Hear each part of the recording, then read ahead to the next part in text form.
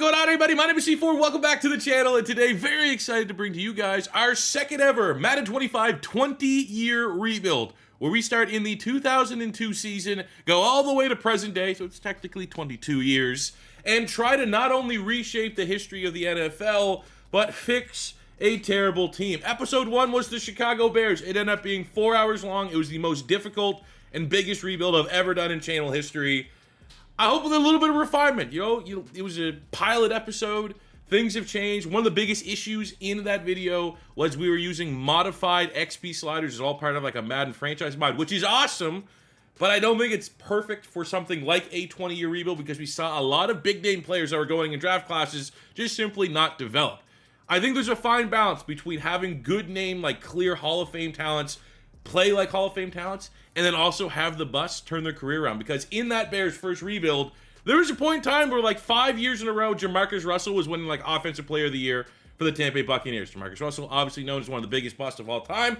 So I think there's like a fine middle ground balance between really good players being really good players and also busts having an opportunity to live up maybe to their college potential. And there is no team that knows busts more than the Cleveland Browns. This was the most requested team off of that Bears video, and we'll use that as this opportunity to let me know in the comment section below what team should be our third 20-year rebuild team. I had a couple on the fences, you know, like the Houston Texans and Carolina Panthers at this time. We're still relatively new franchises. That could be kind of cool, but there's any team, I'm completely open to do it. Just let me know in the comment section below. And as always, while we're here just for the cheese YouTuber stuff, hit that like button. That is what helps push this video out in the YouTube algorithm. If you think this series is awesome and you want to get as many eyes on it as possible, all you can do in return is just kind of do the things that the YouTube robots really appreciate, and that is likes and commenting what team you want to see me rebuild next. Subscribe if it's your first time stopping by, and let's get into this. We are in the year 2002 with the Cleveland Browns. I'm going to be honest, not super familiar with a lot of the players that we have here on the Browns. The Browns are, I think, the third worst team at this point in time. We have at quarterback here Tim Couch, who I brought up. Tim Couch was a first overall pick. He was the guy that I believe got selected ahead of Donovan McNabb. Tim Couch went pick 1-1. Donovan McNabb went in pick number 2. You had Edgerrin James, Ricky Williams, Torrey Holt, Champ Bailey. Those are like all the guys that kind of went around Tim Couch. And this is one of the ones that like I feel like you could give a pass a little bit to the Cleveland Browns. Yes, of course, classic Browns meme where like literally everyone else picked for the most part in that top 5, in that top 10, went on to become an excellent player except their guy. But Tim Couch in college was really, really good. He had, at a time when like college numbers weren't gaudy, he had 37 touchdowns in 1997. He had 36 touchdowns in 1998. Like, I feel like this was a relatively decent draft position. I went ahead and looked at, and for these ratings and rosters, I'm trying to use, this is roughly Madden 2002. Like, you know, there are files that show you what the roster ratings were for 02. And Tim Couch was in the 80s. I feel like it's like a fine middle ground here. It's like high 70s. Enough of a opportunity for him to develop into a quarterback, maybe never a franchise quarterback, but a good quarterback, maybe even a good placeholder quarterback until we can properly draft a successor. Wasn't overly familiar with the running backs, but this Green guy, William Green, this is a rookie campaign. So in hindsight, at the end of this season in real life, his rookie, he had 1,000 yards on the dot. 1,000 yards, 7 touchdowns. So I was like, okay, well, like that's pretty interesting. And these are probably players that if you're like a diehard Cleveland Browns fan, you might know them. Jameel White. I thought that was Urkel. But this guy here, man, he had almost 70 catches out of the backfield. He had almost 1,000 yards from scrimmage as well. So the Cleveland Browns had some productive running backs. There wasn't too much crazy elsewhere, though. Receivers, Johnson was a couple years removed from a 1,000-yard campaign. He was a 78. For the most part, I'd say like 85 to 90% of these ratings are in line with the base roster ratings from Madden 2002. You have Sean O'Hara. He's the only guy hurt on the O-line. He went on to become a center for the New York Giants.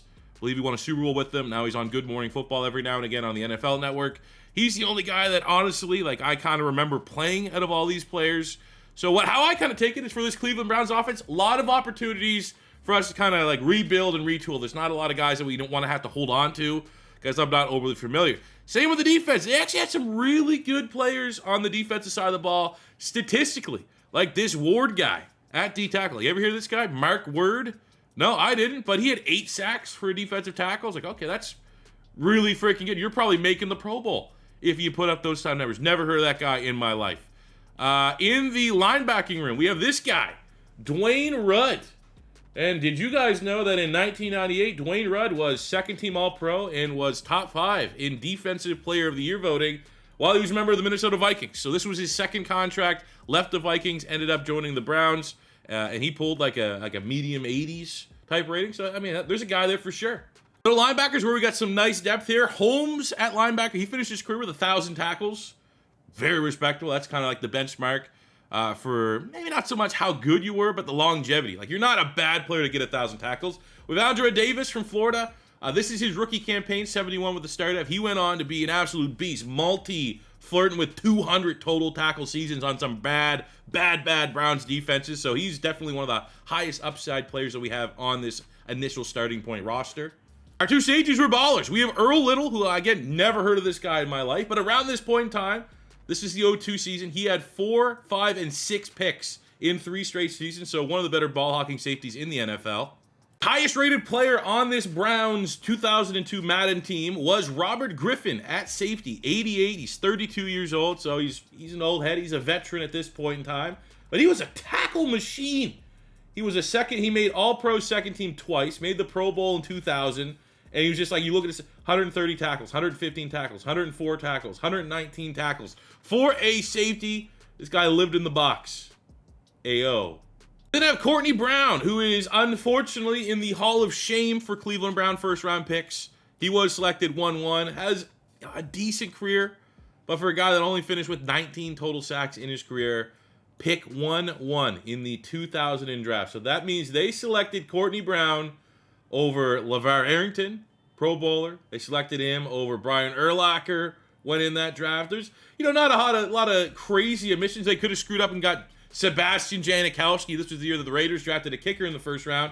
But, with Courtney Brown, another one where you can kind of just say, unfortunate luck for the Cleveland Browns. Because at the point in time when Courtney Brown left Penn State, he was the all-time NCAA leader in quarterback sacks. He had 33 sacks and 70 TFLs. He was 280 pounds, and at the combine had a 37-inch vert, 26 reps on the bench press, and ran a 4.52. So he's a physical specimen that had production, and in today's NFL, that guy absolutely is going top 3, and there's not going to be a whole lot of complaints if he doesn't pan out that you made a bad decision or you had a bad process. So for Courtney Brown, there's a chance here at redemption. 89 speed, 90 acceleration on a 285-pound defensive end. I hope he's a beast. I hope him and Tim Couch both pan out and kind of reverse the curse of them being Cleveland Brown busts. The craziest player on this roster, Anthony Henry at corner. You guys ever hear of Anthony Henry? Well, do you know what he did? He's been in the league for 1 year. His rookie season with the Cleveland Browns, at rookie, he came runner-up for Defensive Rookie of the Year. 54 tackles, 17 PBUs, had an interception for a touchdown. Pretty good numbers. 10 picks! He had 10 interceptions as a rookie. I feel like that's historic numbers for a rookie. Never heard of this guy in my life. Now, maybe you're, again, OG Brown fan, you know everything about Anthony Henry. But, yeah. Excited to see what this guy can do. 10 picks, knowing that's his standard. 84 superstar Devin, 25 years old. Let's see more of that. Shut some guys down, force a bunch of turnovers. The very first piece of recreating Cleveland Browns history is at this point in time, Bruce Arians, who went on to win Coach of the Year with the Indianapolis Colts and be highly regarded as one of the better offensive minds in the NFL. I'm going to go ahead and just make him the head coach. Sorry, I think Butch Davis was the original coach. Who the hell is that? We're going to go Bruce Arians as our head coach, and I think he's going to get this team. I feel like we could probably finish around 500 here in year number 1. Well, I honestly thought there was a chance we were going to go the whole season with a winless record. We were getting beat pretty handily, but then I know where we beat we'll call them the Commanders at this point in time. 35-7, belt to ass with Tim Couch, you Google any NFL all-time bust, he's probably on the top 20 of all time with a 4-touchdown performance. Again, it's, the win-losses aren't where we want to be, but if we can get development at the quarterback spot, it'd be nice to not have to invest our early pick in our very first draft class at the QB spot. Because looking at this draft class, a reminder of the 2003 class headlined by Carson Palmer, Heisman Trophy winner. You have Charles Rogers, Calvin Pace was a stud. That's who's actually getting projected us. You have Andre Johnson, Terrence Newman, Kevin Williams, part of that Williams wall, T. Sizzle, Terrell Suggs, Peanut Tillman's a top 10 pick, Dallas Clark. We got Jordan Gross, Byron Leftwich, who had some epic games at Marshall. Barnett and Henderson were really nice, productive NFL linebackers. Nnamdi Asomugha, who gotta just ignore everything that happened with him in Philadelphia, was pretty damn elite for the Raiders. Drayton Florence. We got Troy Polamalu, Anquan Bolden sneaking into the first round as well. So there's plenty of options, but I'd love to be in a position to not have to go quarter. Terrell Suggs. We got a 3-4 defense. He'd be a perfect fit on the outside rushing the passer. We have no wide receiver. I would absolutely jump at the opportunity to bring in one of my favorite wide receivers of all time in Andre Johnson. But if we continue to suck, we might have to consider pulling the trigger on a quarterback. Coming out from our bye week, 2-7. It's a rebuild like this, never terrible to be bad, because you got plenty of opportunities to hit on known upcoming picks. Looking at some free agents we got pending. $196 million. We have Tim Couch at quarterback. I'm gonna tell you right now, we're very much. I'm gonna sabotage our deal. I'm gonna franchise tag him. I feel like that at minimum for a bust. Rating's good. Age 25, 80 overall. I've seen a lot worse, but I don't want to tie ourselves down to a guy that's leading us to 2-7 start. I think outside of that, we got a lot of guys here looking for big time paydays. I think Mark Word at D tackle is kind of decent, but these guys here are just absolutely not looking for any bargain deals. So the interview number 1, we go 5-12, which is kind of expected, for the state of this team not being particularly good, kind of loaded with busts at multiple levels. Tim Couch goes for 20 touchdowns, 12 picks. Yikes. You don't really have much of a run game to write home about. Andre Davis was the 2nd round pick. He actually had a dev trait on this roster. Our team was so barren. I was like, all right, I'll keep it as is from whoever made this starting point roster. He had a decent campaign. Finishes his rookie campaign as a 79 star, and certainly the most upside pass catcher we have on the roster. Defensively, Earl Holmes and Andre Davis both have over 100 tackles. We get 8 sacks from Mark Word, 7.5 on 17 TFLs for Courtney Brown, 7 sacks Kennard Lang. And we get some nice interception numbers, but definitely not anywhere close to the 10 that Anthony Henry had a year ago. To just give you a lay of the land of the players that are around at this time. Michael Vick wins the MVP, beating out Donovan McNabb, Brett Favre, Jeff Garcia. That's not Jeff Garcia. Peyton Manning making the top 10. Steve McNair's there as well. 2002 Super Bowl. Nice. Look at the most recent mock draft. I can live with Terrell Suggs at 5. So for the offseason, as I stated, we will franchise tag Tim Couch to a 1-year, $12 million. Man, that's awesome. That's the franchise tag number for a quarterback. And we'll see what he can do with one more year here. So the Cleveland Browns are on the clock with the 5th pick of the 2003 NFL Draft. Kind of funny, in a way, that Andre Johnson ends up a Houston Texan here in this scenario. And at pick 5, all the mock drafts had us selecting a pass rusher. We all know went on to become an absolute legend in this division for a different team in T. Sizzle. Look at the quarterbacks. Byron Leftwich is available, knowing that we have our current quarterback playing on a franchise tag. I made my 3 focus scouts wide receivers that we potentially could target in the 2nd round if they're there. Anquan Bolden, Nate Burleson, the Canadian, White Lightning, the actual true originator. I call a lot of guys White Lightning, but White Lightning was Kevin Kurtz's nickname. Was an awesome defense. Actually, really surprised to see him get that 1st round talent. But let's not beat around the bush. This Browns team, we're using a 3-4 defense. If I'm going with Bruce Arians, the coaching bubble that aligns with him is Mike Tomlin's defense, which is a 3-4, and Dave Canales, who's the head coach and OC of the Panthers, was a part of that tree. So that's kind of what we're rocking there. We're rocking that 3. We do not have a 3-4 outside linebacker. So this is a perfect year. Even if he wasn't T. Sizzle, that we know and love, he probably would be the perfect actual pick here for us. And he ends up being number 10 in true value, selecting him at pick number 5. Let's go. Over to the 2nd round. As you can see, the first player there, Jeff Finey. Remember that? I actually kind of remember him. He was actually the first round pick of the Browns in real life that year. So we could have replicated that if we want to. But we are now sitting in the top of the second round. Damn it. I was hoping Anquan Boldin would be there, but he's got to sneak into the first round. I think we go White Lightning, Kevin Curtis. Ooh. Ooh. Now, that's not great. You know, we set house rules here so that we don't just overdraft all the fun name players.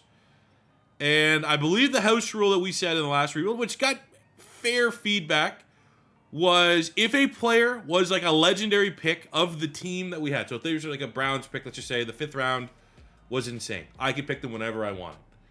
Or as long as whatever pick is within the round. So we were going to go 32 picks of our given selection. It's not me necessarily overdrafting. That's the guy's the first round. So we do have some name value here for sure. Willis McGahee as the top running back of the class. We could go Kevin Curtis, who we do have scouted as a first, second round talent here at Utah State. But let's be honest, if, you know, the best pound for pound weapon is likely going to be Jason Witten here at tight end. Falls in line with where we can drive. We got Baldy there. Let's go with the face scan. Number 16 in true value, getting him at 37. Outstanding first 2 player. We did not have this kind of role when we started our Chicago Bears rebuild. Ooh, in the third round, we get Antonio Garay, who I think played for the Chargers. I'm not going to lie, only picked him because he's a 3-4 defensive end. Number 91 in true value at 69 at 6'4", 320. And he also pulls a dev trait. So here's a look at our draft recap. And Terrell Suggs in the first round at pick number 5, 76 overall with the dev trait. Kind of surprised he doesn't have a face scan in this game, but we all know T-Sizzle, power rusher. If he could follow that trajectory, he's going to be an absolute beast. We got Jason Witten, 77 hidden dev in the second round. Instantly becomes our top receiving option. No ifs, ands, or buts about it. We get Garay in the third round, 66 scheme fit for our 3-4 front with a dev trait. I got Matt Walters because he was 371-pound nose tackle at a Maine. Sure, looks a little slim there. And then we finish up with offensive line help, just some depth there. Now, the only thing I didn't get a consensus on feedback-wise from our first video is how, like, I do feel like it's worth showing where some of the big-name players that we know and love as we go throughout the years end up going to their different team, because obviously you're going to have scenarios like Andre Johnson going to the real team that drafted him and he established up, but there's also going to be other scenarios like Carson Palmer being the quarterback of the Chicago Bears. Kevin Williams going to the Denver Broncos. We got Nnamdi Asomugha going to the Cardinals. We have Peanut Tillman to the Saints. Byron Leftwich to the Dolphins. We have, way down here, Dallas Clark's a 49er. Troy Polamalu is a Colt. Anquan Boldin goes to the Raiders. But I don't really want to spoil the overall ratings. I don't really want to see them. I like it better when it's kind of like blind picking. So, I mean, I think the method we used last time was I just looked at the final mock draft, because the final mock draft's almost a lock of the order that these players go. Now, it could change as soon as I draft who I want. But I just feel like there was just as many people saying the mock draft's fine as it was just showing everyone the ratings, because everyone knows how good these players are anyways. So again, second wave, regathering some feedback on this option. I think for me personally, because it was so in the middle, I'm going to go just with the mock draft so I don't see any of the ratings. As we start year number 2, the 2003 NFL season, very excited with the addition of Jason Witten on the offensive side of the ball. I am, full disclosure, I'm going to start him out in the slot as far as our depth chart is concerned, because I just think that is the easiest way to make Jason Witten the focal point of this offense, which you got to stack him up against all the other names we have here. That's what he would be. Absolutely. So we're kind of going to hack the system there a little bit. But honestly, the biggest thing I want to see Terrell Suggs get after the quarterback. I want to see double-digit sacks. I want to see him and Courtney Brown wreak havoc on opposing teams' defenses. There's the exact reason why we want to prioritize franchise tagging Tim Couch is that the 2004 draft class, pretty good at quarterback. We got Eli Manning. We got Phillip Rivers. We got Ben Roethlisberger. Outside of that, you have Larry Fitzgerald, who put up like record-breaking numbers at Pitt. You got Sean Taylor, the late great. D'Angelo Hall was a legit dog from this class. Vince Wilfork, Jonathan Vilma. We have a little bit later on in the class. You got Ben Watson, who went on to have a really, really nice career. Steven Jackson, one of the most underrated running backs of all time. You got Bob Sanders, who was a defensive player of the year. So it's a stacked draft class, but focusing on where we're probably, as a team, top 10. Not to undersell it. We could surprise, but I'm going to say it's going to be likely we're picking in the top 10. We will have a great opportunity to land an absolute baller. The midway point of year number 2, and things are not good. We are 1-6. We have a top 10 defense. That's about all we can hang our hat on. So the good news is we are likely going to be picking very, very high, and we'll have 3 quarterbacks to choose from. First resigning, we're going to bring back Sean O'Hara on a 4-year deal. And fork in the road of who we want to continue to try to develop as a bust, Tim Couch or Courtney Brown. At least Courtney Brown offered us some freak athleticism, so we're going to get him back on a 4-year deal. A huge development here. Week 10, Andrew Davis had 7 tackles and a pick. And got Defensive Player of the Week and went up superstar dev trade. That might be like that second or third time that's happened to me all Madden 25 season long. And I mean, for how bad our Browns team is, we will take it. And at the end of year number 2, the exact same record that we had at the end of year number 1, 5-12. Our defense is almost a top 5 defense, which is awesome. But the offense is absolute butt cheeks. Take a look at Tim Couch. It's just not good enough, man. We know, and I know, this Dave Canales Panthers offense can work. It's just Tim Couch isn't working, which is bizarre because he's an 82 overall quarterback, which is like, from a Madden rating standpoint, like the average solid NFL quarterback will get an 82. But we are not getting average production out of Tim Couch, and the things that have doubled down on that is like we're not even getting running back production. 11 touchdowns for Green. He's solid, but like there's nothing special about that. And if you're going to have a quarterback that plays like that, you need at least a run game that's getting you 1,300 yards and 20 total touchdowns. And unfortunately, we are not. Morgan led the team as far as yards, but the rookie Jason Witten led the team in receptions, 850 yards, and leading the team with 8 touchdowns. And we got a great role here, man. He finished his rookie campaign as an 85 superstar. Now, there's a chance that, honestly, we could go 10 years. This might be maybe the whole rebuild and not have as overpowered a class as what we got year 1 by being able to add Jason Witten and Terrell Suggs. So, like, don't worry that year 1 we're catching a couple freaks. It was just because we were so bad. And eventually, maybe a couple good drafts, we'll start playing really, really well. We'll pick in the teens, and all the really, really good guys are going to be gone. So let's actually appreciate while we're down the gutter the fact that, we were able to take advantage a little bit and get 2 absolute studs. Jason Witten there ends as a superstar on the defensive side of the ball. Holmes and Davis. And obviously, we highlighted Davis getting that dev trade in season to a superstar is gigantic. Both those guys going over 100 tackles. We got 12 sacks from Dwayne Rudd. We have 10 TFLs, 10.5 sacks from T-Sizzle, Terrell Suggs. And I was shocked to see that he is an X-Factor dev trade. I figure if Witten had a superstar, we'd get at least a superstar with T-Sizzle. But the fact, 20 years old, superstar X-Factor, 98 hit power, 94 power move. Absolutely disgusting. Now, 39 is weird. I get it. But if I edit that number, I'm going to lose the player portrait. And I think from an emergence standpoint, having Terrell Suggs' player portrait is 10 times more important than having a somewhat accurate number. No, he's making level 30. He's going to make number 39 his own. He's going to make 39 historic and an iconic football number that you will always associate with Terrell Suggs. Anthony Henry leading the team with 3 interceptions. I don't know. Happy with our defense. That's all we can say here year 2. Michael Vick ends up winning back-to-back MVPs. Good God, hopefully we never play Atlanta. I suppose for what it's worth, we did pass on White Lightning Kevin Curtis to go get Jason Witten, and he wins Offensive Rookie of the Year. Terrell Suggs wins Defensive Rookie of the Year. And I think, actually, I saw a comment that said maybe this was the best way to see, like, kind of where the big players got drafted because, if they're most likely a good, strong player, they are going to show up here anyway. So I think that's kind of cool, and maybe this will be, like, the fine middle ground that we could utilize to kind of recap who went where. Antonio Gates on the Patriots, which is really, really bizarre. Defensively, yeah, we knew Troy Polamalu went to the Colts.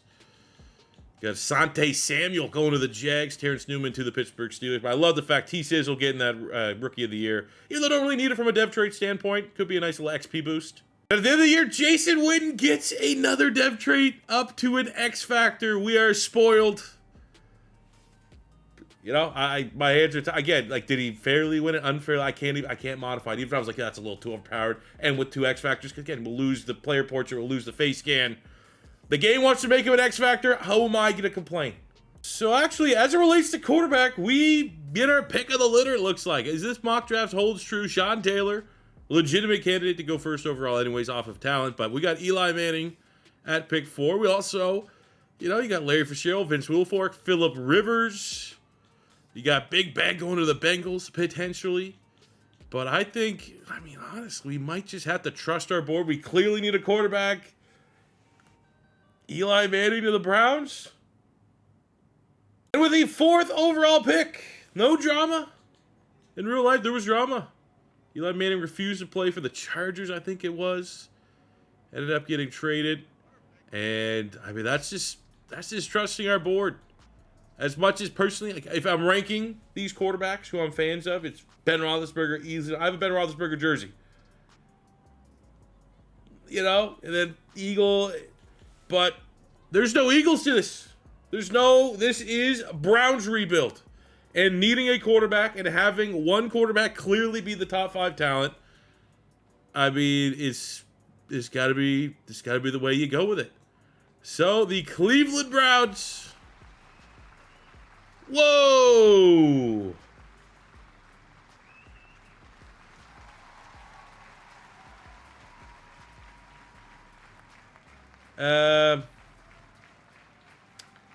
We'll fix that. But we'll get I mean, obviously he's getting the dev trait, and be interested to see what the rating is overall. Just a brutal roll to start the second round as Steven Jackson, who I would have drafted, Bob Sanders, who I absolutely would have drafted, go right ahead of our selection. We don't even have the opportunity to go with who the Browns went with in real life. We wouldn't need to anyway. That was the year they got Kellen Winslow, the tight end out of Miami. I mean, applying our own house rules, we can pick within the top 66 picks. So if that's where we're working with, Randy Starks at D-tackle, Darnell Dockett, that could be interesting. 6'3", 297, so it'd be a great schematic fit for our front 3. You have Nick Hardwick at center, Carlos Dansby at linebacker, off-ball linebacker. We are getting a little old there. You got Sean Andrews on the interior of the O-line. Oh, I don't know. I mean, honestly, who has the best stats of these guys? Looking at Dansby at linebacker, we have A tackle, A zone coverage, and he ran a 4. Ooh, okay. Okay, Carlos Dansby is starting strong for where we're going to go with this pick. We have Hardwick at center. I wish we knew if there were some A's in there. Probably, maybe. He was a really good center for a minute for the Chargers. Or we look at Darnell Dockett, who has B power, B block shed, double C's. Combine is pretty solid. You know, you like to see a guy under 300 pounds run a sub 540. So I think best player available. And he's going to be shift inside. He's a, you know, more of an off-ball linebacker than he would be a pass rusher. Carlos Dansby, come on down. Number 20 in true value, getting him at pick 36. And he rolls with a dev trade. Now, this is one that's right on the dot. We have to make a pick between 120. My math's good as shit, but like 130, we'd say. And look at this. In my opinion, I've gone on the record saying the most underrated Madden running back of all time was Michael Turner when he was on the Falcons. We got A break tackle, B carry. He's a power back. We don't need running back, but I think the value is absolutely there. That reminds me of the Jason Witten pick, where like maybe I don't 100% need that position, but I know that there's a great role. It's almost destiny that we make that selection. So Michael Turner's going to come in, probably not be RB1 right away, but writing's on the wall that he'll eventually be the leader of this backfield. Take a look at our draft recap. Eli Manning comes in at a 76 hidden dev overall. I mean, it's what, over all the other options, Phillip Rivers, Ben Roethlisberger, there's going to become a time that we'll get through these rebuilds enough that we can compare those careers. But we have to trust that we made the right decision in going with Eli Manning. Carlos Dansby at the top of the second round was also tremendous value. We got Isaac Sopoaga, true nose tackle, 330 pounds, 69 normal dev. Michael Turner, 71 with a dev trait in the 4th round. Long ways to go for him to be a starter, but I think I might just outright make him our power back as a rookie so he can get on the field and get some nice XP. A couple depth moves there. We got George Wilson, who I think was pretty solid for the Buffalo Bills for a minute. In the 7th round, 69 normal devs, so some pretty good value there. But this draft class will always be defined on whether or not we made the right decision by bringing in Eli Manning.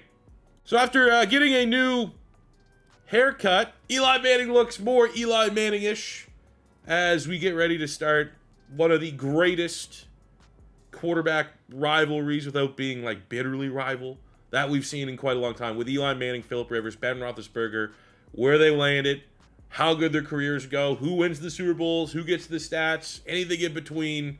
We'll be sure to keep eyes on that. And we gotta at least hop in. Home opener, first game of the Eli Manning era for the Cleveland Browns. We got a winnable matchup, too, against the Titans. Not like we're taking on some juggernaut. This is absolutely going to open itself up to an opportunity for Eli Manning to look very impressive in his NFL debut. Come on. Let's go, Eli. Let's go, Alicia. Let's go, Eli. First completion, Jason Witten. Oh, welcome. Welcome to the NFL, kid. Keith Bullock, big sack. Damn. For the 3, taking a shot. Oh, God damn it. That is PI. Our touchdown's going to go to Witt. Oh, come on, you're an X Factor. Grab that shit. Andre Davis. Hey, here we go. Eli Manning's first NFL touchdown took a lot longer than expected. But we get one in the first half. Dude, this is... Let's go. Come on, come on, come on, come on, come on, go, go, go, go. It's close to the 1. Takes Davis over 100 yards. We're able to punch this one in with Green. And the defense can get us a stop. We might have a chance to go get this dub.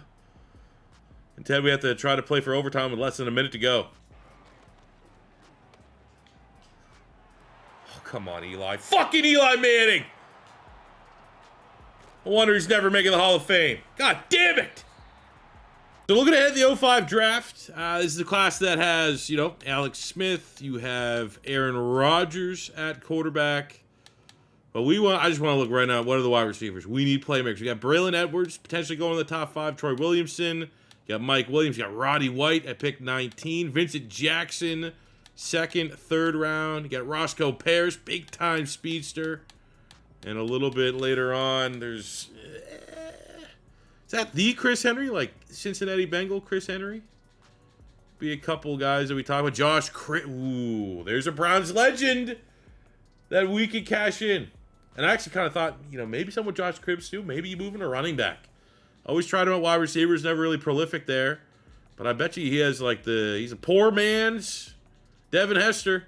So we'll look at bringing him in.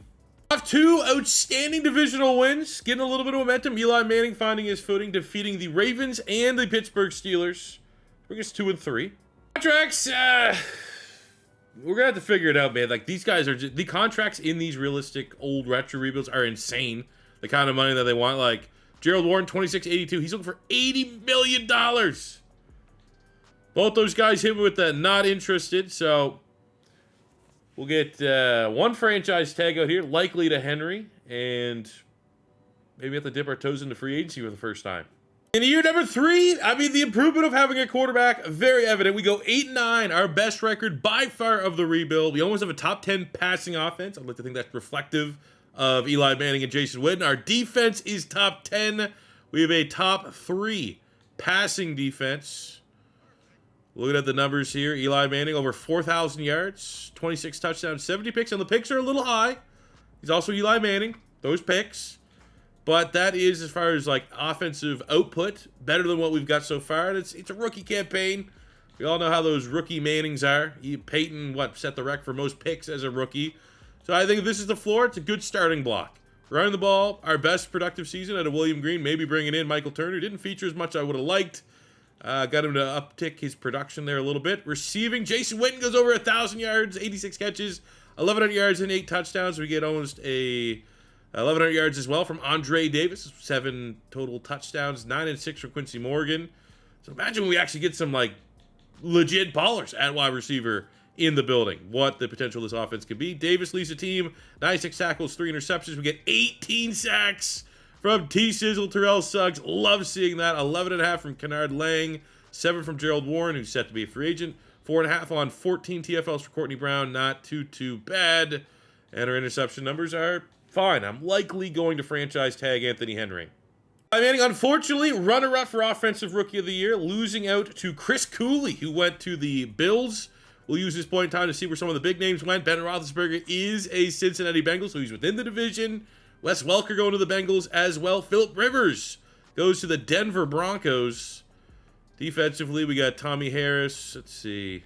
Bob Sanders goes to the Texans. Vince Wilfork to the Jets. We have in the NFC, nothing too crazy. D'Angelo Hall goes to the Chicago Bears. Jared Allen goes to the New York Giants.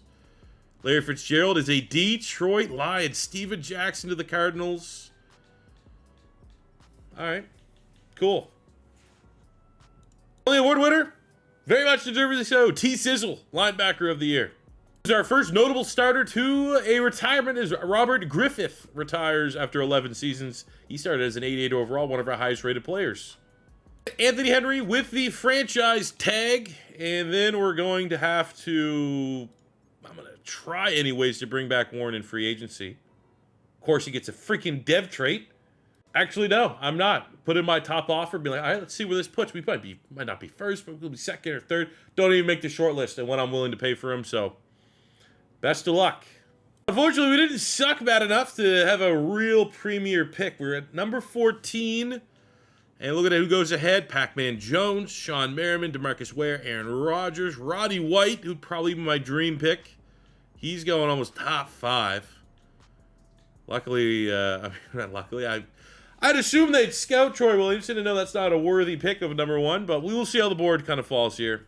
All right, so we are on the clock at pick 14 of the first round. So that means we can pick anyone within, the top 40.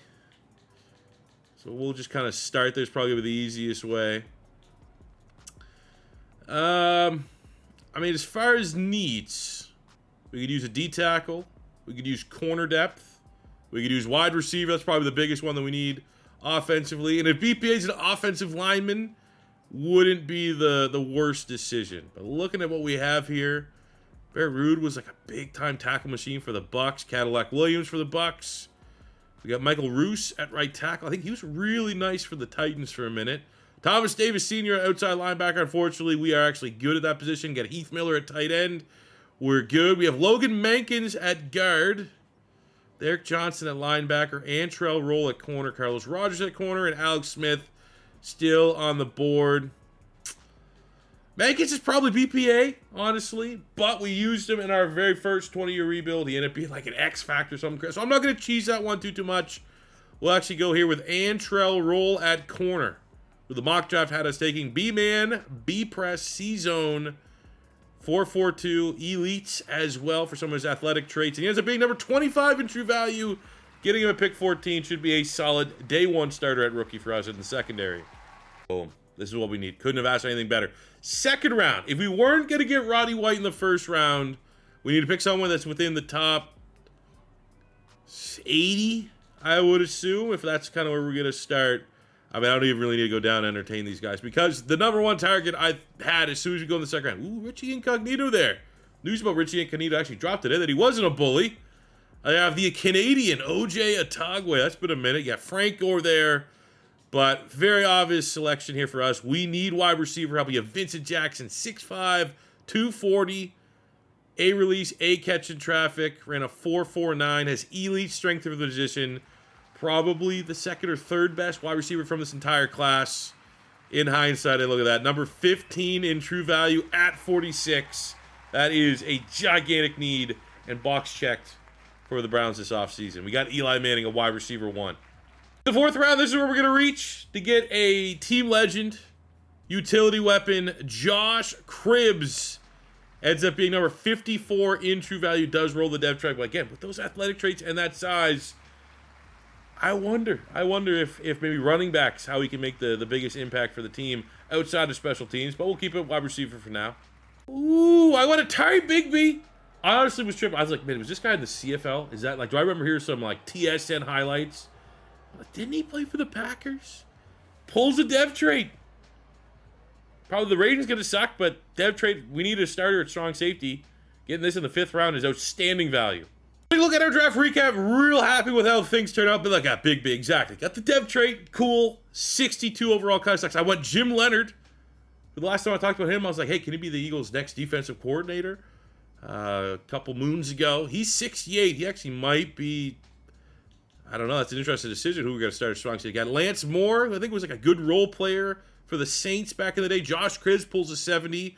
I got Todd Harriman from our Philadelphia Eagles, 73. Normal Dev at right tackle. He also played guard. I think that's where he played. I think he was right guard for the Eagles. Vincent Jackson, 75 with the dev trade. And Antrell Rolls, 74 with a dev trade. All in all, very, very good draft class. And we got multiple guys that, if not aren't going to start as rookies, will be starting sooner than later. On to year 4 for contracts. You got to pay pretty penny. Contracts are, for whatever reason, like a little more expensive in this series than they would be like in a regular rebuild. So we got Andre Davis coming back on a 5-year, $100 million deal, which is a lot for a middle linebacker. But we'd have to pay that, or else he's walking, and we've seen enough talent just leave the team. We got to start retaining some of our guys. We're going to bring back Anthony Henry on a 3-year deal for the superstar corner. Dwayne Rudd's been a very, very solid for us at outside linebacker, kind of in that pass rush, off-ball hybrid role. We got him on a 3-year, which will keep him for the remainder of his prime. And the two tough decisions we have, one is William Green at running back. I mean, the rating is solid, but he's never played at a really, really high level, and we have Michael Turner sitting behind him on a rookie contract, so I think we're going to get cheaper at running back. And then we have Andre Davis, who 26, 84 star dev, all of those things are checking out, except a $100 million contract. This is, no, we got Vincent Jackson, Jason Witten still like our primary receiver. $100 million, if that was half, maybe. And it might have taken us 4 seasons, but we are finally in the playoffs, 9-8, a win better than where we were a season ago. We are led by elite defense. But like every other week, man, we are just putting up disgusting sack numbers. We're getting a defensive player of the week. Offensively, still trying to find a rhythm, and I'm not going to lie, I'm kind of closer than not on the fence of maybe looking for a new offensive coordinator in the foreseeable future. I'm not saying that we have to have, number 1 offense, but we've kind of been outside top 10 by a decent amount this entire rebuild. And if we can challenge to get at least something, give me something good, either our passing offense or our run game. But we'll keep on keeping on here. Looking at the stats, Eli Manning. See again, he's more talented than that. We clearly have a scheme that is hindering the talents of our quarterback. That's where I'm at. 86 superstar for Eli Manning, and he's struggling to get over 20 touchdowns. Not ideal. So that'll be something we will revisit come this offseason, depending on how far the playoff run we go. William Green, in his final year as a Brown before we move on, still can't get over 1,000 yards, but done a bad season at all with 14 touchdowns. We got 5 for Michael Turner, who likely is going to be RB1 unless we want to get creative with Josh Cribbs, which I might. I feel like that could be kind of fun. From a receiving standpoint, Andre Davis, who also is going to be a free agent, under 1,000 yards and 7 touchdowns, 877 and 5 for the rookie Vincent Jackson, 830 and 6 from Jason Witten, 400 yards for Zagowski, William Green in there. Wow, 3 catches for Josh Cribbs, not ideal. Defensively, Andre Davis over 100 tackles with 3 interceptions. We got 14 sacks from Dwayne Rudd, 12.5 from T. Sizzle, 12.5 from Courtney Brown. Let's go. He's putting it together. We got 6 from Kennard Lang, 3 picks, Dansby, Andre Davis, 2 for Roland Henry. I mean, our defense has been what's carrying this team. Let's kind of get home. That is the 3rd straight MVP for Michael Vick. Good God. Terrell Suggs is our only award winner, getting linebacker of the year for the 2nd straight season. And look at where some of the big names went. We have Aaron Rodgers is the Pittsburgh Steelers. So we have Aaron Rodgers, Ben Roethlisberger within the division. Darren Sproles going to the Dolphins. On the defensive side, we have Justin Tuck is a Buffalo Bill. Thomas Davis is a Jacksonville Jaguar. In the NFC, we got Derek Johnson. Demarcus Ware ends up with the Cowboys. That is interesting. Trent Cole, Eagles great, goes to the Green Bay Packers. We have Offensive Rookie of the Year. Actually, Williamson, who was a bust, went pick 1, panned out. I mean, it's going to be one of those great scenarios where a known bust has an opportunity to live up to the expectations that they had living college, which I do love to see. Alex Smith goes to the Bucks. Roddy White is a Chicago Bear. Heath Miller is a Ram. We got Cadillac Williams going to the Panthers. Braylon Edwards to the Commanders. Marion Barber to the Vikings. And Frank Gore to the Green Bay Packers. I'm expecting a very low-scoring game here, but one thing we know, and we have to give credit to Eli Manning, he is a player that knows how to win in the playoffs. And this is definitely a manageable. If you like, whatever quarterback gets fucked, we got, oh my God, we got smashed. Dude, 36-6 was never close. I mean, Eli, that was one of those ones you see a score like that, like, oh my God, he had 4 picks. Eli did his best of trying to protect the football. Just Chad Pennington with a different haircut Really, really tough to stop. They got Ronnie Brown, the rookie, just killing us. Lavernius Coles, who also has went on a diet, bulking diet. Almost 200 yards and 2 touchdowns for him. Our very good defense absolutely did not show up, and our offense did nothing. Not going to win a lot of football games that way. And at the end of the season, our team's good. Like, on paper, we are, doing the rebuild right. As far as dev traits are concerned on the offensive side of the ball, both Josh Cribbs and Vincent Jackson are star devs. Michael Turner, star dev. I mean, I think we keep Josh Cribbs at wide receiver until we can, if we draft another one, because Davis is going to hit free agency, so that means Vincent Jackson, Josh Cribbs might even have to be our wide receiver 2 next year. So let's not do that. But I want to we'll go one more year. One more year, we'll see if the offense does a little bit better, see if we can get Eli Manning closer to 30-plus touchdowns. And we'll decide around that. On the defensive side of the ball, unfortunately, we lose the superstar dev on Rudd. He's still playing at a decently high level. He's just at that age, unfortunately. No other dev traits up or down. I thought Courtney Brown had an opportunity to reach that superstar potential that so many thought he had leaving college. George Wilson actually went up dev trait. He was normal. Oh, there we go. There's a way. At least someone's going in the right direction on the defensive side of the ball. Contracts being so ridiculous, I'm actually going to accept the 5th-year option for Terrell Suggs because his contract's probably going to be like $40 million a year. So it's one extra cheap year before we have to pay the piper. Everyone else, I think it's going to be in the best interest of this roster to get a little bit younger. Man, I would love to actually bring back Davis, but just not at that number. That is insane. Just to update, I'm not skipping free agency every year. Free agency early on in these rebuilds, I'm never going to be active in because, one, everyone that's there is old and expensive and not particularly good. 2 is a lot of the players have wrong player portraits and stuff like that because a lot of times I have to go in and modify the roster that I'm controlling to make it look halfway decent. It's just the nature of such an old roster. So it's going to be a couple years till free agencies flourish with real players that are becoming free agents from all the realistic drafts that we're doing. So that's just kind of the update on that. Our needs, looking at our team right now going into the draft, you can make the argument a wide receiver 3 that could push potentially to be a wide receiver 2. Certainly needs to be considered. Across the offensive line, I mean, both Tucker and Verba are at 30. So they're pretty much at their ceiling as tackle. So an upside tackle would certainly be nice. Defensively, I mean, a nose tackle. Soapwag is a solid role player, but could you get more upside? Could we find more upside? Maybe, potentially. Rudd's at his ceiling where he's already regressing. We did just give him a contract extension, but a younger pass rusher, if that's BPA, certainly could be in play. Same with free safety. Little is, 30-something now? 33, so it's about time we get his successor. We also could look for a nickel corner. For the final mock draft, this was the year the Browns, they got Cameron Wimbley and DeQuell Jackson with their first couple picks. DeQuell Jackson actually ended up being a really solid linebacker for them, so could potentially draft, overdraft him. Wimbley is going top 5 as it stands. This was the first draft that I started really paying attention to the draft. Not to age myself a little bit. Got Mario Williams. This is really the big pick at number 1. It was the Houston Texans. Should they pick Mario Williams? Should they go Reggie Bush? And that's kind of the decision they went. We got Vince Young in this class. DeBrickashaw Ferguson, Haloti Nata. That's who we drafted in our very first 20-year rebuild with the Bears. And he was absolutely incredible. We got A.J. Hawk.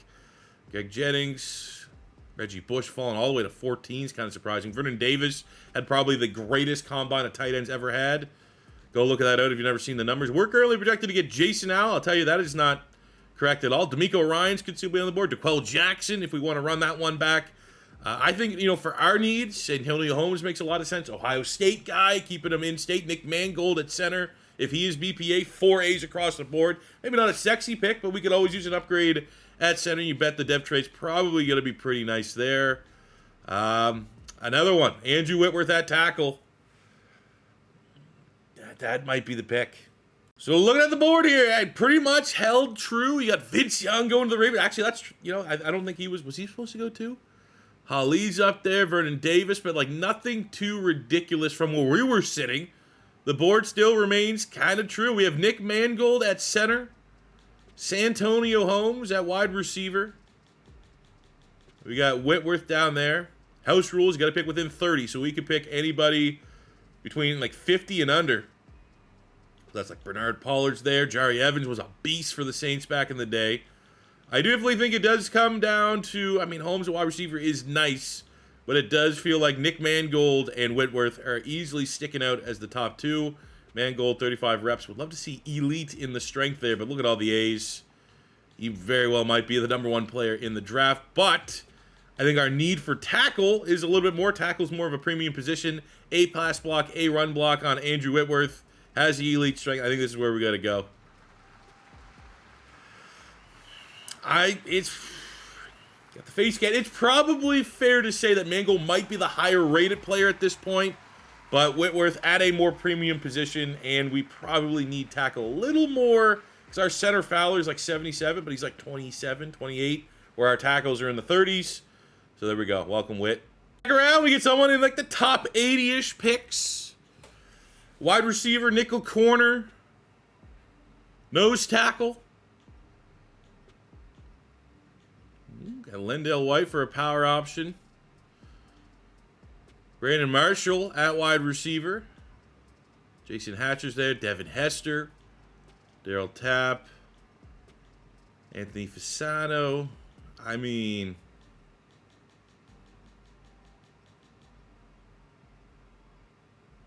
I feel like, honestly, even if you're just, again, these are all fake names.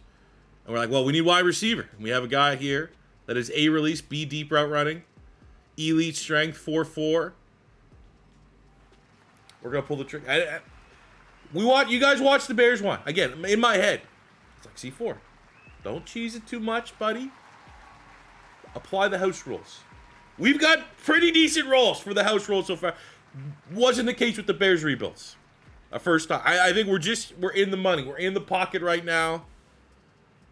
There's going to come years, especially the more we win, the higher our pick is. We're going to have all these good guys going before ours in the projected. But we're going to, I feel like, take advantage. Take advantage because it's not always going to be like this. And adding Brandon Marshall, big time talent, 6'4", 230. Instantly, you pair that with Vincent Jackson, who's 6'5", 230. Good luck. Hey, look, at our draft recap, feel real solid about a lot of the picks. We got Brees a lot of times too, especially when we get to day 3. I'm just picking guys that have portraits because it just helps, get the immersion, get the full roster looking good. A couple whiffs here. We got Reed Dowdy, 64. We got John Jolly, who will be a depth nose tackle, 66.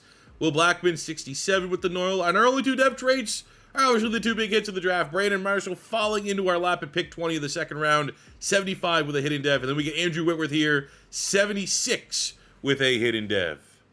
Go to your number 5. Generally feel real good with the defense. Defense is playing at a high level, but this will be a pivotal moment for the offense. If I don't see any signs of progression, adding Brandon Marshall and Andrew Whitworth, if we are still like 20th offensively, I think this will be the final year that I give out, this Dave Canales offense a chance. Now in year number 5, aka the 2006 season, we're going to bring back Garay on a 3-year, very actually manageable deal. He's a role player on that front defensive 3. The big get is Jason Witten, 6-year, $120 million deal. He's our best playmaker still. And I think now that the offense, I'm going to show you something here. We just got him locked in. Our salary cap's finally starting to look a little shitty. We have Eli Manning's contract. But look, we are 6-2. That is what we need. Offensively, top 10 passing yards. Defense still playing at an elite level. Finally, we're getting that balance. Might be able to go on a run here this year. What were we? We were 5-2. We finished 8-9. 6-2. And we finish. That's. You know what? You know what that means? You know what that says to me? Writing on the wall. That says to me, it's time for something different as an offensive coordinator. I don't know what it's going to be. We'll wait till the offseason, but it's time for a change. Go to the stats. I think Eli Manning was honestly at like almost 20 touchdowns through 8 games. And I mean, the turnovers have cut down a little bit, but it's just what we saw last year. Not playing up to the level. I don't need him playing like an MVP. I need him playing at least like a, 89 superstar quarterback. Before we have to back up the Brinks up and pay him, I have no idea what it's going to cost. We got to at least find an offense that can optimize the talents that he does have. Michael Turner's first year start. I mean, our run game's also been non-existent. We have yet to have a plus run game. Brandon Marshall crushed it. We did play him in the slot this year. 104 catches, 1,300 yards, 12 touchdowns for the rookie wide receiver who ends his campaign as an 85 superstar. So that is a gigantic piece to the offense alongside Jason Witten and Vincent Jackson, who was solid, and Witten there was solid as well. Josh Cribbs didn't really do a whole lot outside of just getting a lot of touchdowns. 7 total touchdowns on the year for Mr. Cribbs. Defensively, Davis over 100 tackles with 3 picks and 13 TFLs, 14 sacks, 18 TFLs for T-Sizzle. Rudd has been a big-time playmaker, 21 TFLs, 10.5 sacks, 10 and 8 from Courtney Brown. Garay with 6.5, got him on that 3-year. Honestly, for that production, I got him on a steal. Davis with 3 picks, leading the team as well. 4 straight MVPs for Michael Vick. 3rd straight Linebacker of the Year award for Terrell Suggs. Rudd right behind him at number 2 as well. Brandon Marshall wins Offensive Rookie of the Year. Easily. Crushed it. Look at the rest of the class. Reggie Bush going to the Bengals. So it's kind of weird, man, that a lot of the top names for these classes are going in our division. We've already seen, Ben Roethlisberger in the division, which is annoying. We got Jay Cutler on the Raiders. Vince Young on the Ravens. So it's another big day. Greg Jennings is on the Raiders. Got Mercedes Lewis, MJD on the Texans. Defensively, Mario Williams is a Patriot. D'Amico Ryans on the Steelers. Jonathan Joseph on the Chargers. Devin Hester is a Steeler as well. And from the NFC side, we got Haloti Ngata as a Seattle Seahawk. AJ Hawk, the Buccaneers. I thought I would say Jared Allen. We got Kyle Williams from the Giants. He was a all-time great for the Buffalo Bills. Offensively, D'Angelo Williams is a Falcon. Vernon Davis is a Viking. Delaney Walker. We got Owen Dames, some nice tight ends. Santonio Holmes going to the 49ers. Cool. All right, let's take a look here at the offensive coordinators that are available. We have the Atlanta Falcons. Michael Vick has won 4 straight MVPs. That could honestly be very interesting. And also, you got to think to the level of Eli Manning. Atlanta could work, but would it? Would it work with Eli Manning? We have Buffalo, San Francisco, Cincinnati, the Rams, another Atlanta, New England, Baltimore, Seattle, Washington. I know Seattle, that's a run heavy. Mike McDonald, obviously, let's act like the names aren't the names. Looking from a pure offensive coordinator standpoint, Washington, Philly. We just fired Carolina, so I want something different. Ooh, Dallas, huh? Well, let's welcome Bill Duncan to the squad. Again, for the salary cap, actually, because it's Eli Manning, and I don't think we're sold yet on finding the right fit. I think it's worth picking up the 5th-year option in this case, just so we could see if this Dallas scheme that we're coming in to infuse with Bruce Arians' scheme can get 30-plus touchdowns out of Eli Manning. Because if not, I don't want to be paying him $300 million knowing that our quarterback's a game manager. I think as we look at our lineup, where to go in the draft, Brandon Marshall, after getting Offensive Rookie of the Year and having big-time production across the board, is an X factor that pairs with Witten. So we still technically have room for one more X factor on the offensive side of the ball.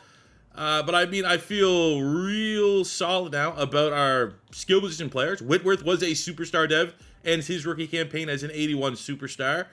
As far as needs, offensively, center's solid, but you could use someone with more upside. Tucker has just started to regress. He's 31 years old, so right tackle would be a need if we want to splurge offensively, which has kind of been the area that's been struggling. Because you look at where we could get better on the defense. Well, Davis is up to an X factor to pair with Sizzle. Rudd's getting a little bit younger, but his production's still at a high level. We could look at a higher upside strong safety. Could look for a higher upside nose tackle and or slot corner. Antrell Roll goes from a star up to a superstar. Which, I don't really know how he got that, but I am not going to complain one bit. But there are a couple team needs, but as you kind of looked across the board, a lot of it's more so future-proofing because, we're pretty solid across the board. Still, man, how did we... 8 and 9, unacceptable. Looking at the final mock draft, this was a gigantic draft, but a huge draft in the history of the Browns. As this was the year they got Joe Thomas, who is, in terms of pure talent, unfortunately, no success. Maybe the best player with the least success in NFL history. But this is one way reshaping the NFL, the history of the Browns, because we went Whitworth. Even if we were in range to get Joe Thomas, might not get him. I don't think either one of those guys want to play right tackle. But Joe Thomas is projected to go first overall here. We have Adrian Peterson, Jamarcus Russell, who last time we did these rebuilds, Jamarcus Russell actually emerged as a top 3 quarterback in the NFL. Revis Island going top 5. Megatron somehow slipping to 7. That would ever happen. Patrick Willis going at 13 right in front of our pick. That is Unfortunate, because if he was there, I don't even care about the Chiefs. I would be still hammering home these absolute studs. But looking at who is available, like looking at our needs, Marshawn Lynch is there, but we're good at running back. We're good at tight end. Joe Staley at tackle could be interesting. He's a first-round talent. We have Ryan Khalil at center. I've got it 4 A's. We could get younger at center for sure. Slot corner out there. Paul Posluszny at linebackers, a first-round talent. 4 A's across the board. He could be our Rudd replacement, successor, however you want to look at it. All right, so let's take a look here. We got Joe Staley, 4 A's, A impact, pass block, run block. Didn't go to the combine. Has elite speed for the position and great strength. I believe he was like a converted tight end, I think. I heard Lane Johnson talk about it. We have Ryan Khalil at center. Also has those A's. Elite speed, big time athlete. He was a great center for the Carolina Panthers for quite some time. Or we have Paul Posluszny, the man with the greatest neck in the history of the NFL. 4 A's at linebacker. Kind of slow. I kind of want to go Posluszny. Yeah, Brady Quinn scouted. You know, whatever direction we go, we are still technically, no matter what way you cut it, passing on beast mode and Greg Olsen. I think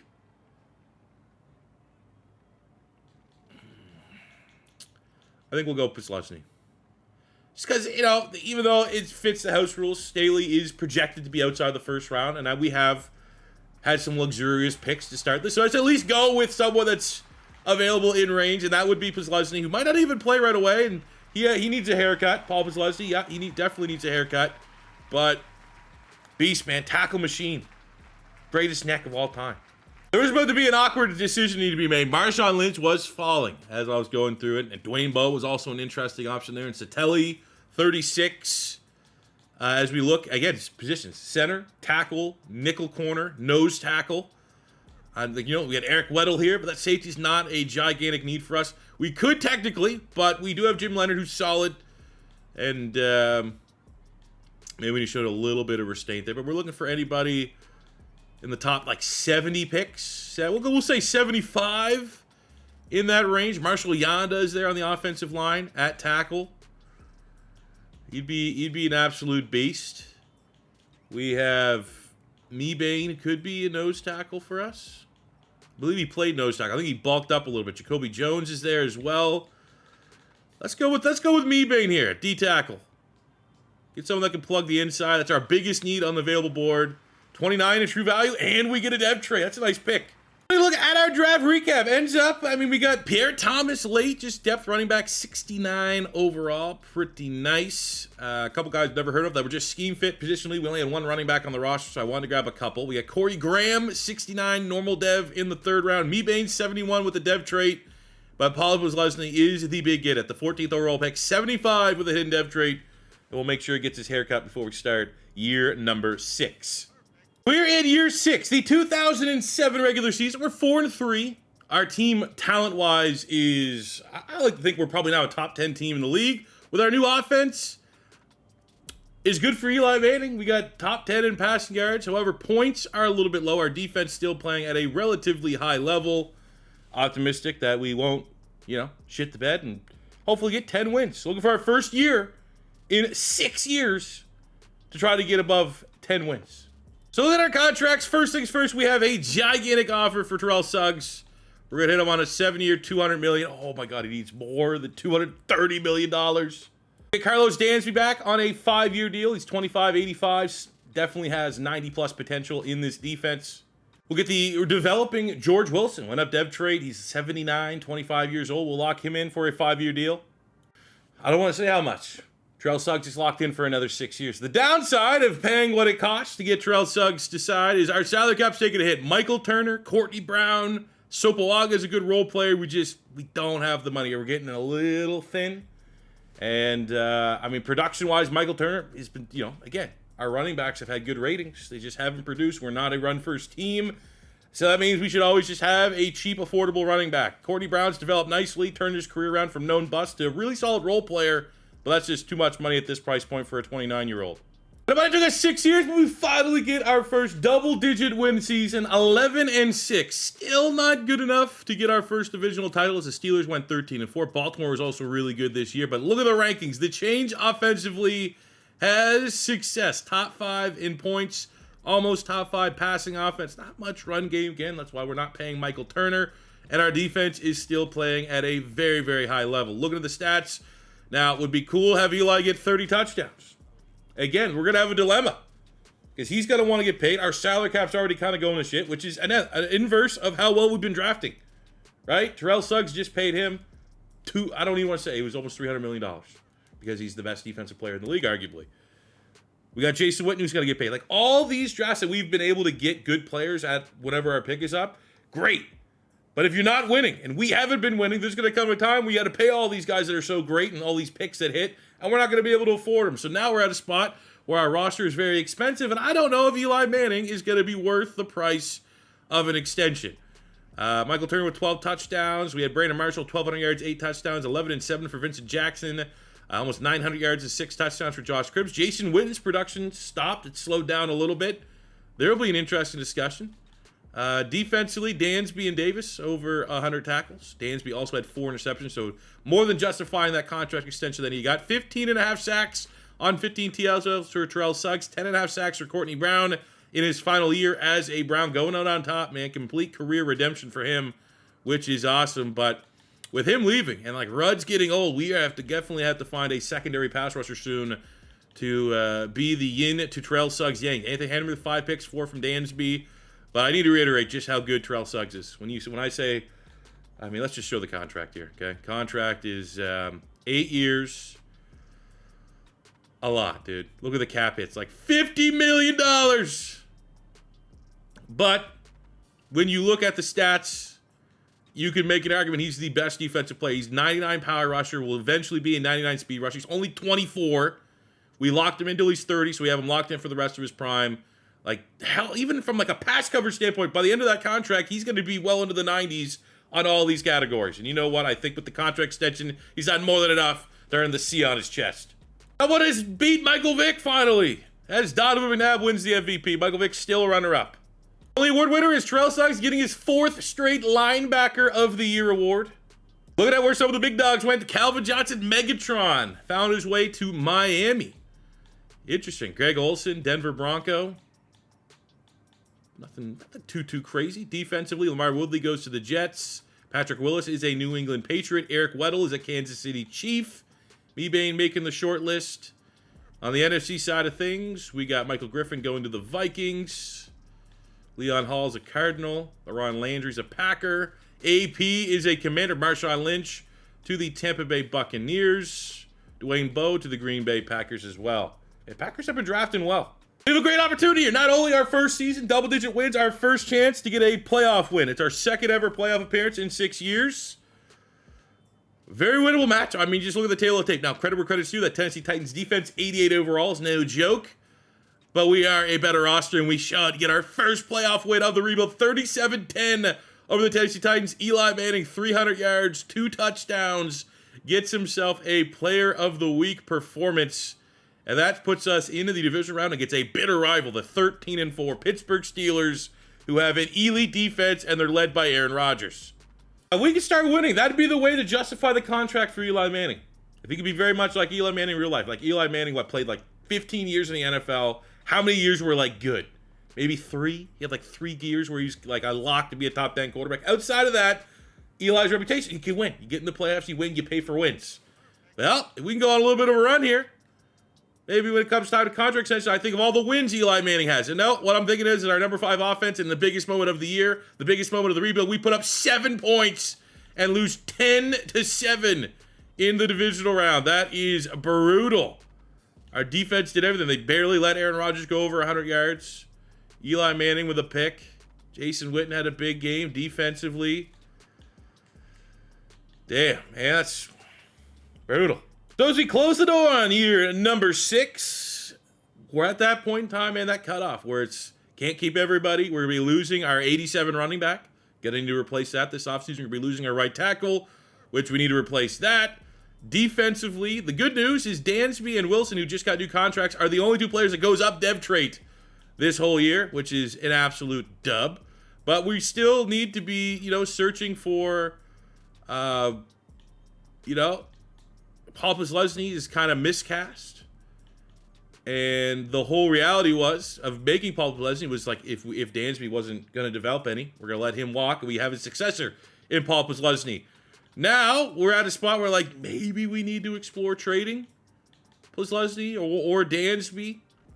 It'd be something that would definitely, we got to keep an eye on. We're going to be losing Brown here on the defense, so we're going to need a new 3-4 defensive end. I mean, Dansby could play a little bit outside. You look at the skill set.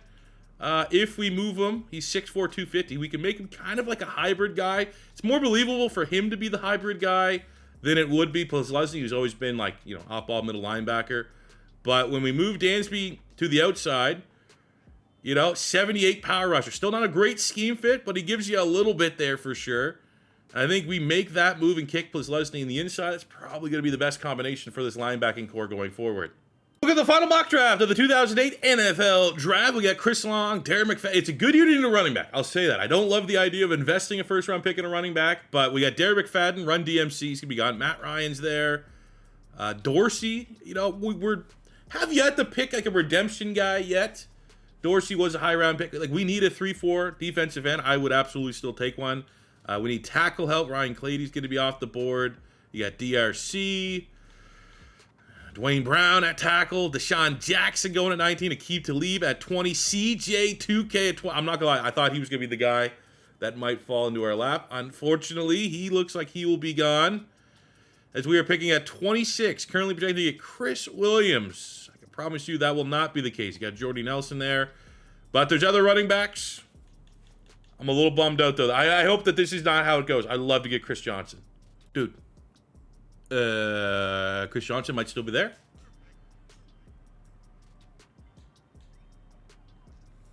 Yep. Run this one to the podium. Run it up. If we're going to find someone that can save our run game that has been bottom 5 this whole fucking rebuild, it's going to be CJ2K. Our next pick needs to be house rules in like the top 90. And for our team, we need right tackle. We need a 3-4 defensive end. Those are probably the 2 biggest options at tackle. We got Chad Reiner, who I'm pretty sure was decent for the Titans. Cliff Averill, but I mean, he's not a scheme fit. We got Kendall Langford, who is a scheme fit. 3rd, 4th rounder. That's actually not, with all, everything that you're considering here, that's not a brutal selection. We have John Greck, who I actually think was a pick of the Browns, or I know he was on the Browns eventually. Who's Merling? Is he a 3-4? Yeah, it's a little... Let's go here with Langford. Don't know if we'll have a dev trade, but B power move. Perfect scheme fit size. 80 true and true value at 58. Damn. Got to do it. Peyton Ellis is in this class. Browns legend. 29 in true value. Absolutely. We'll find a way to get him involved. I mean, perfect power back complement to CJ2K. So take a look at our draft recap. Real happy with how everything kind of unfolded here. A lot of depth moves. Ruben, 64 normal, was a Brown, I'm pretty sure. We got Peyton Hillis with an 80 overall. Now that's cheese because he has running back type numbers as a fullback. You move him to running back, he's probably going to fall down to like a 72, 73, which I think is more in line. We got some nice 60-plus depth moves across the board. Langford, 69, might have a chance at starting, but CJ2K in the first round at pick 26. We've had no run game. If we don't have a run game with adding Chris Johnson and Peyton Hillis, it might just never happen. Here in year 7, things are trending in a good direction. 5-2. Offense is top 5. Passing offense is top 5. And a rushing offense that has been bottom 5 is trending towards middle of the pack. That is the kind of influence a rookie Chris Johnson has. Now, the downside is, like, out of nowhere, our Ely defense has not been great through the first half of the season. Hopefully that changes and they tighten up as we hopefully get ready for a playoff run. Contracts are looking expensive. Like Rudd likely is going to leave. He's been a solid contributor. I'm going to try to bring back O'Hare on a 1-year rental, but if it gets too pricey where he's going to price himself out of a contract, I think for Anthony Henry, writing's likely on the wall, but we will see how much money we have left because he's only looking for a 1-year deal. I'm fine with 1 year, even if it's like 12 and a half, because even if he regresses, we'll still be an 80-plus player. Leonard's a little expensive for a guy that just hasn't really shown that he'll go up dev trait. Harriman's on the offensive line. We got Cribbs, we got Vincent Jackson, but it's all around Eli Manning. Looking for 195. We'll see if he takes this right away. If things get a little pricey, honestly, I think we see where he's at in the year. If he goes over 30 touchdowns, I'll re-sign him. If not, we might have to make it tough to say. And it's not like there's a great quarterback class coming up. This is one that has like Mark Sanchez. Now, Matt Stafford is QB1, but we're not going to be picking. He's going first overall. We're not going to be picking up that high. Nor do I want to try to trade for that pick. I'm going to be honest for our team. Vincent Jackson hasn't gone off. It's been the Brandon Marshall show. We don't want to just let our wide receiver room walk, but I think Josh Cribbs has done more in his limited opportunities. Plus, he kind of means more to this Browns team. I think we are going to, and it makes more sense to keep Josh Cribbs in the building. He's developed a little bit as a wide receiver, has got a lot of touchdowns, and of course he wants to get paid a little bit more, but I think we'll let Vincent Jackson walk. All right, we got Josh Cribbs signed in for a 4-year deal. I got Sean O'Hara back on a 1-year rental. Henry hits us with the, I want to hit up free agency versus a 1-year rental. Okay. Need to go find a new corner as well. Now, we're not at the end of the season, but we still got 4 games left, and Eli Manning has gone over 30 touchdowns, 3 picks. Like, that's looking like, okay, that's what we need to see. I think before the price gets more expensive, in which it could. It's already gone up about 20 mil. I think it's definitely worth committing to Eli Manning. So let's hit him with 4-year, 200 mil. That was 204. He'll probably take 207. So then year 7 we go 10-7. Still searching for our first divisional title. But, I mean, the offense top 10. Passing yards outside the top 10. But like a good balance, I think, between our passing and rushing yards. Rushing yards infinitely improved from where it was a year ago. Our defense has dropped a little bit, but I think the box score stats still are pretty good. Eli Manning finishes with 33 touchdowns, 4,100 yards. I'm not gonna lie, it wasn't very productive to kind of close the season out, but we got him locked into a contract, we think, soon, and it's going to be what's best for the team. We got 1,000 yards, CJ 1K for the squad, 12 touchdowns there. Not bad. I'd like to see maybe a little bit more Peyton Hillis involved, all things considered. 1,100 yards, 11 touchdowns for Brandon Marshall. 11-9 for Vincent Jackson, soon to be free agent Vincent Jackson. 8-9 for Jason Witten. 500 yards from Cribbs. 300 yards at the backfield for CJ2K. Plusney, over 100 tackles. We got 14.5 sacks from T-Sizzle. 6.5 Meatbane, 6 from Danzy. 5.5 for Garay. The rookie Langford with 9 TFLs and 4 sacks. But we kind of do, going into this, that like Dansby's playing out of position as a pass rusher. We don't really have that true other threat to help out T-Sizzle. As Leonard, who's also set to be a free agent, leads the team with 3 picks. My God, how does he keep winning? There you go for Sizzle. Wins linebacker of the year again. We also win offensive rookie of the year, going to Chris Johnson, which is huge. Look at the other rookies. We got Matt Ryan's a Jacksonville Jaguar, Joe Flacco to the Colts, Jamal Charles ends up in Kansas City, Deshaun Jackson to the Titans. We got Peyton Hillis making the short list.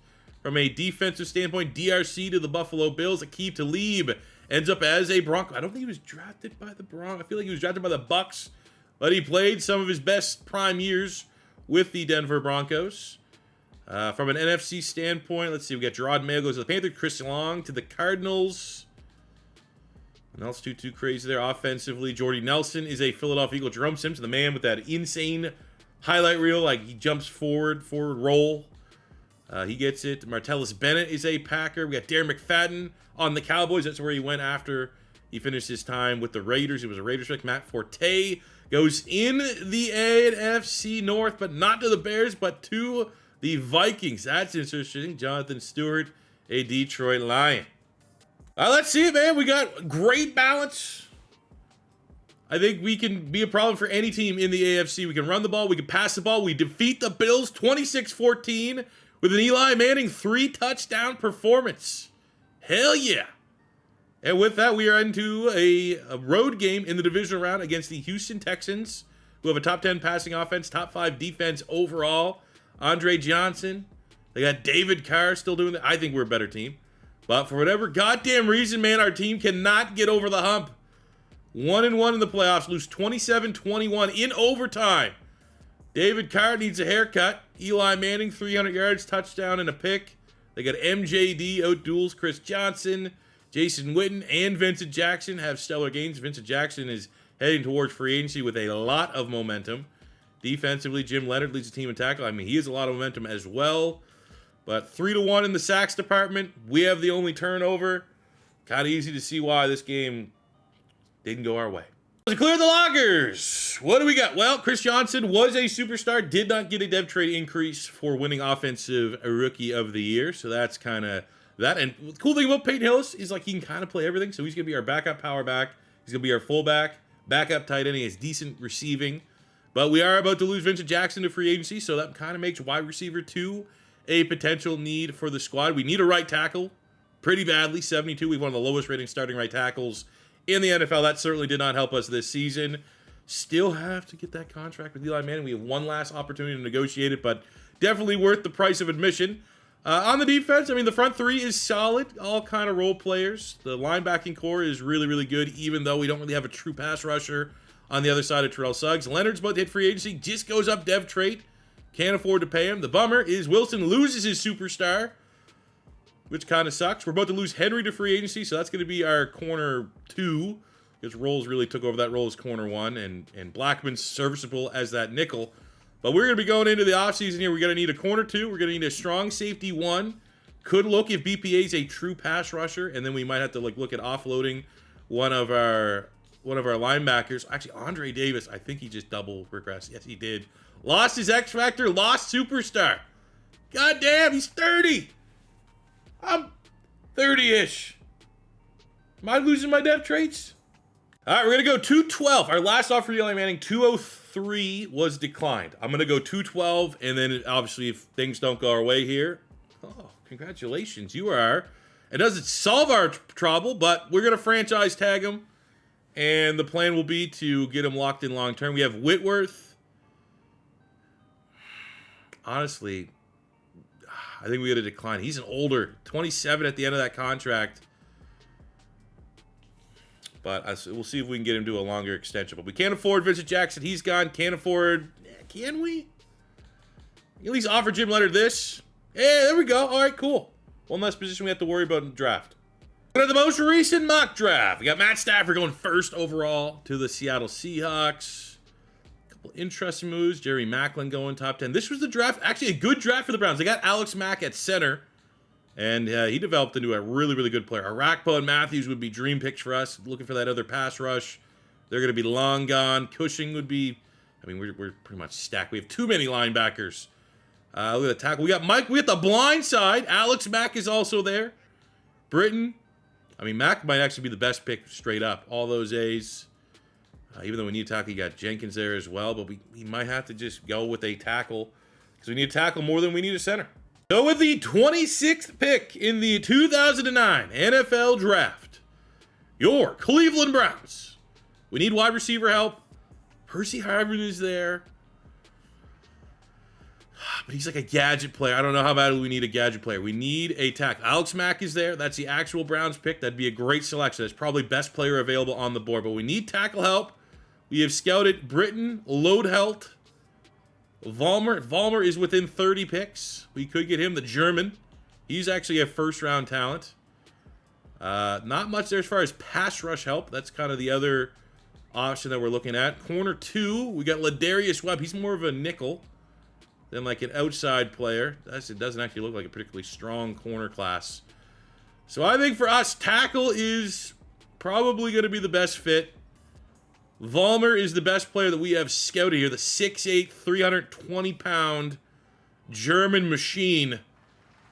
So I think we will forego going Alex Mack. We'll bring in Vollmer, 22 in true value. Not a you know, it's all going to be about what that dev trade is. Because I bet you Alex Mack's dev trade's a superstar. In the second round, we're looking for players within the top 90. We are looking for, at this spot, center. We could look at a corner. Corner's probably the big wide receiver. We got Kenny Britt there at wide receiver. Pot roast at nose tackle. I mean, we got Mebane. Levy's an outside linebacker. Jarris Bird at safety. He was a baller.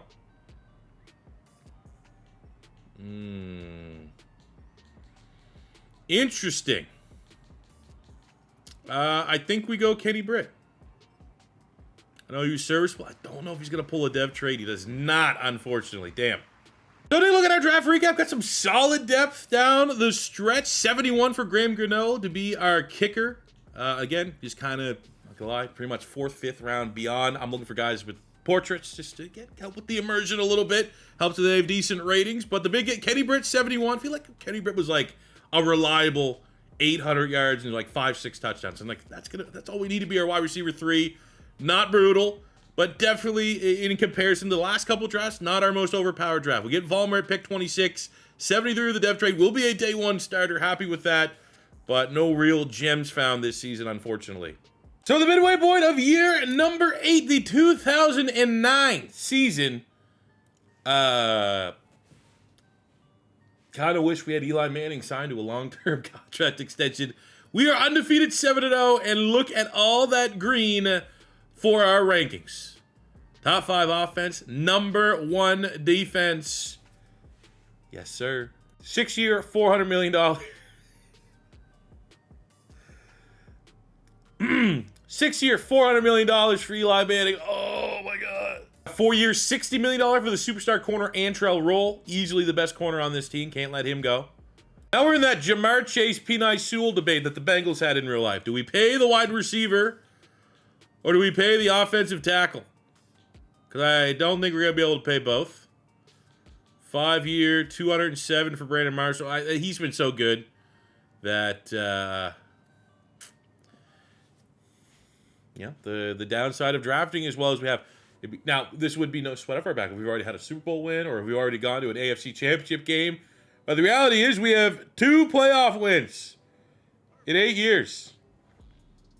So seeing this amount of talent just unable to be retained with no real success, brutal.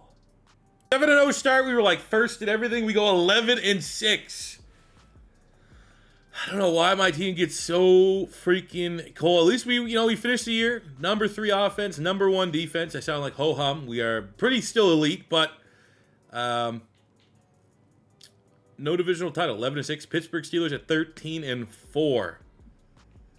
Looking at our stats, Eli Manning. Hey, there we go. That makes you feel good about the $400 million deal for Eli Manning, but he's playing like a beast right now. 4,600 yards, 36 touchdowns. You're very happy with that. We get our 1,000 yards and 12 touchdowns for Chris Johnson, which is great balance because we have, usually when you have like 4,500 plus yards, that's when your running backs, almost understandably get less than 1,000. But happy that he's still CJ 1K to start this rebuild. Brandon Marshall, 1,400 yards, 13 touchdowns. Clearly, we had to bring him back.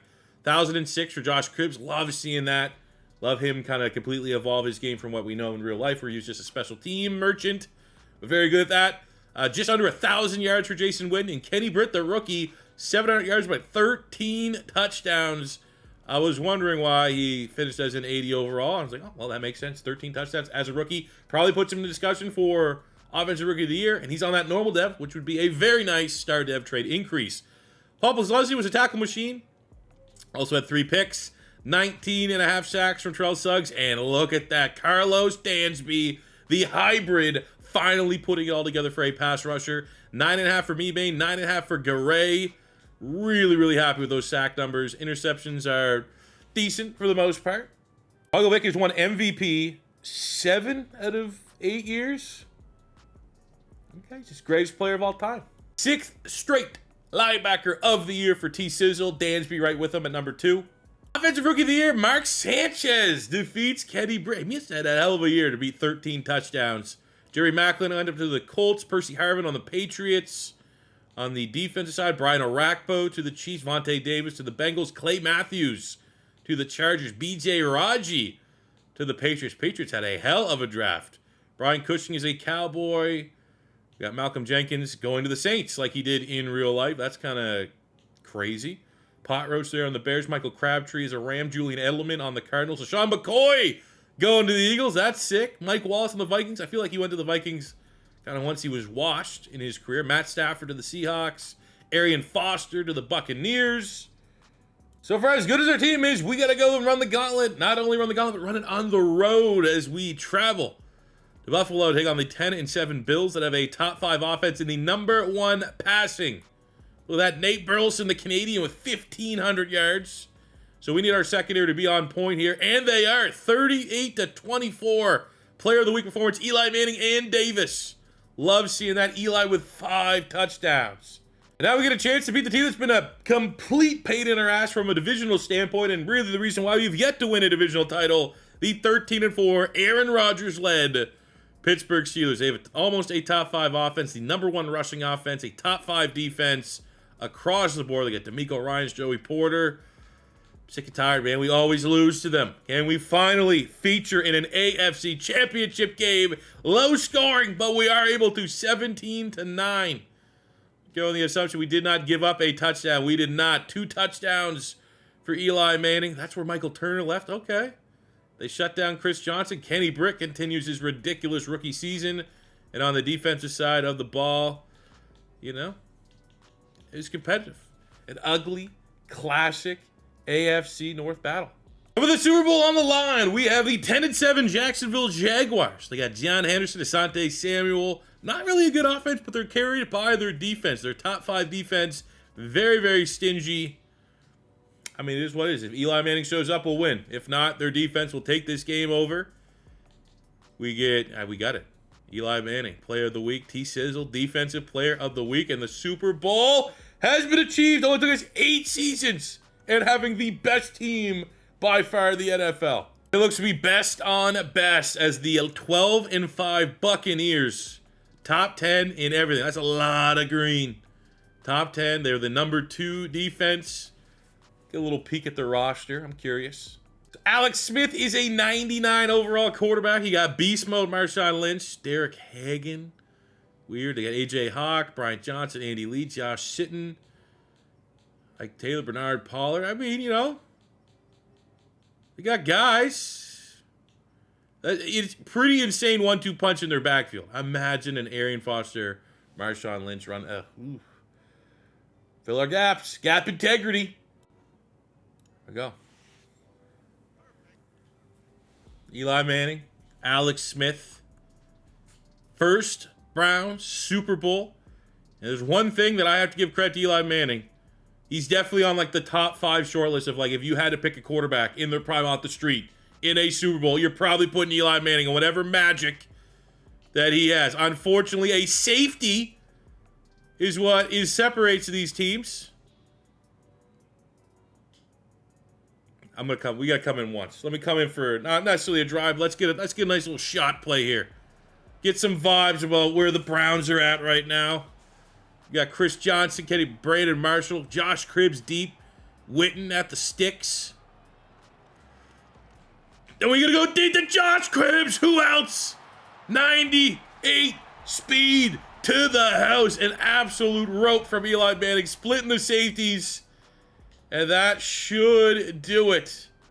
A dominating performance. Only 7 points, and we get the garbage time score to let you know it's not even close. 8 seasons in, and we finally get our first Super Bowl. Eli Manning, fresh off of, 2 months earlier, getting $400 million. Us committing to him as our franchise quarterback. And the Cleveland Browns are Super Bowl champions. First of hopefully many. We're not even at the halfway point of this rebuild. It'd be pretty cool to get a couple of them. Wow. I mean, we're at that point where we need to be winning. We are at that end game. Can't afford to keep our good players in-house anymore. You need to be winning. You need to be going on deep playoff runs if that's your roster. Look at that. MVP probably going to Eli Manning. 220 yards, 3 touchdowns, no interceptions.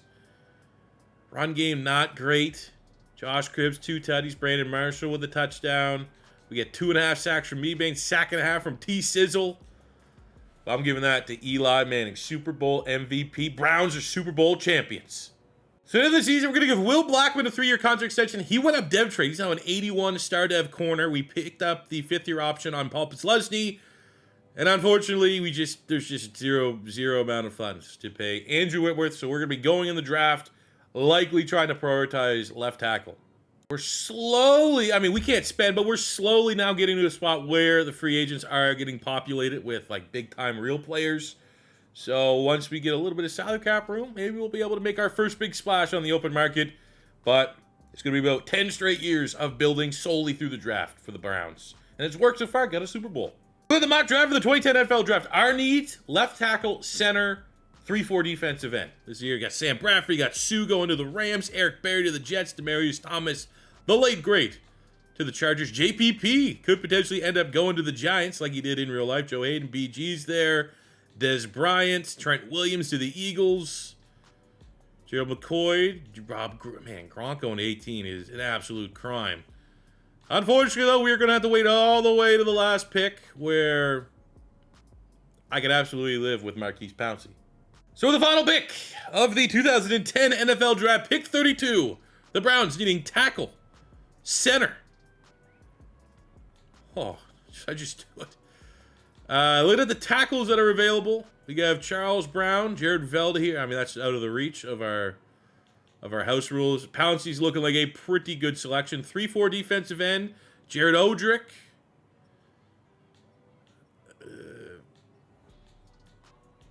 Yeah, not really much else there.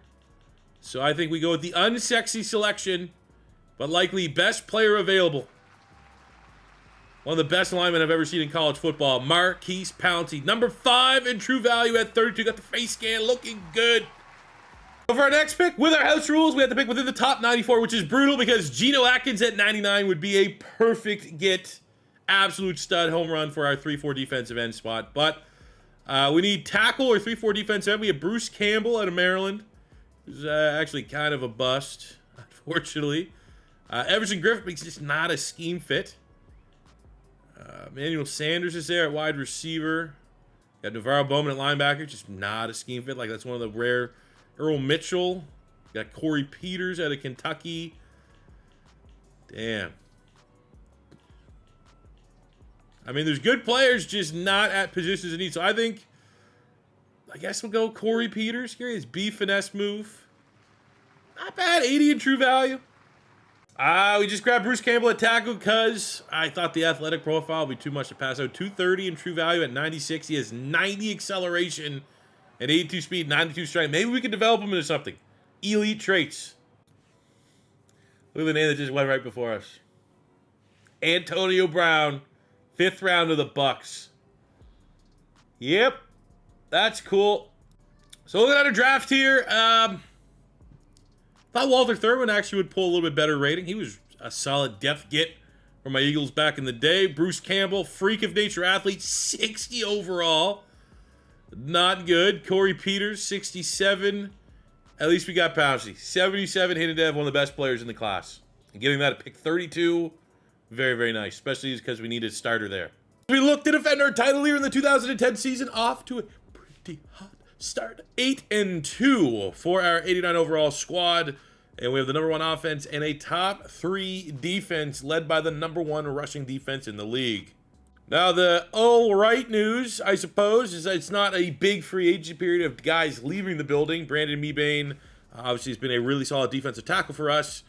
The bad news is we are $27 million in the red. So that's something. So for a, honestly, too expensive team for the rules of the NFL, we at least play like it, going 13-4, number 1 offense, number 3 defense, our first AFC North title of the rebuild. Only took us 9 years of this rebuild, but hey, makes us appreciate it that much more when it's not a foregone conclusion. 4,400 yards, 33 touchdowns, only 4 picks for Eli Manning. He is justifying his contract extension a year ago. 1,200 yards, 21 touchdowns from Chris Johnson, who's been absolutely incredible in this rebuild. Receiving 1,200 yards, 12 touchdowns for Brandon Marshall. We go over 1,000 for Jason Witten, over 1,000 for Josh Gibbs. Kenny Britt gave us some nice role play numbers as well. Defensively, Davis and Puzzluzny, over 100 tackles, 20.5 sacks by T-Sizzle, 12.5 by Dansby, 10 from Langford, 9 from the soon-to-be free agent, which I'd love to keep him. Can't afford to have him, Brandon Mebane. Antro Roll leads the team with 3 picks. Could have more interceptions. Michael Vick's getting washed as Phillip Rivers wins the MVP. He's part of that draft class with Eli Manning. Maybe we didn't make the best decision. But we got a Super Bowl. I don't think they do. Chris Johnson wins running back of the year. Look who ran up right behind him. Our former running back, Michael Turner. Happy that he's doing well. Not so happy that's in our division. Back of the year, I mean, who else could that have been? And where the rookies went. We got Victor Cruz on the Broncos. Dez Bryant goes to the Kansas City Chiefs. Gronk as a Colt. Demaryius Thomas.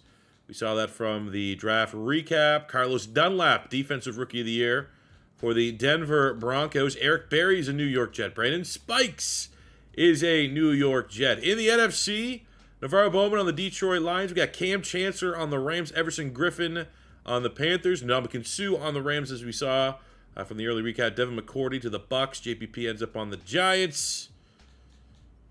I mean, yeah, some interesting landing spot. I still can't believe the Bucks sniped Antonio Brown a pick right before us in the 5th round last year. We're going to kick our feet up during the wild card round. Now in the division round, we get the 9-8 Indianapolis Colts. Troy Polamalu, Dwight Freeney. They do not have Peyton Manning anymore. Who's their quarterback? Just out of curiosity, because that would be a pretty huge changing of the guard. And they move, oh yeah, right. So they move on from Peyton Manning. They draft Joe Flacco. He's been there for 2 years, up to a 92 overall. So he is thriving there in Indianapolis. But I like to think we can stop a Joe Flacco-led offense. And we do, 31-21. And we get a Player of the Week performance. T-Sizzle with 2 sacks. With our second Super Bowl on the line in a row, we have the 10-7 in Buffalo Bills. We have the #1 passing offense, a top 10 passing defense. So they are always a tricky out. Beat them in the playoff run last year, I'm pretty sure, if my memory serves me correctly. And I think that is another dub. Eli Manning, 4 touchdowns, 300 yards. And the Browns are back in the Super Bowl. Wasn't even close. Belt to ass, 32-18. Eli Manning, 4 touchdowns. He was perfect on the day. Ignore our run game, 171 yards, 2 touchdowns for Brandon Marshall. Defensively, nothing too crazy. But Eli Manning said, I'll carry you guys back to the Super Bowl because I'm a winner. And the Super Bowl is best on best. The 1 seed in the NFC against the 1 seed in the AFC. We know what we bring to the table. The Tampa Bay Buccaneers, top 5 offense. Pretty medium defense, but it's a rematch from last year's Super Bowl. This is our era. This is our time to sweep them, dominate them, make it 2-0. We better win, because I think to get under the salary cap, maybe very tough decisions need to be made for the standpoint of our roster, established veterans. And what is not is 0 points in the first half. Our defense is doing their job. There we go. We scored, open up the second half. 4th quarter at an all-time snooze-fest Super Bowl. 38 seconds. What can Eli do? Okay, we're not going to play it. We're going to watch it.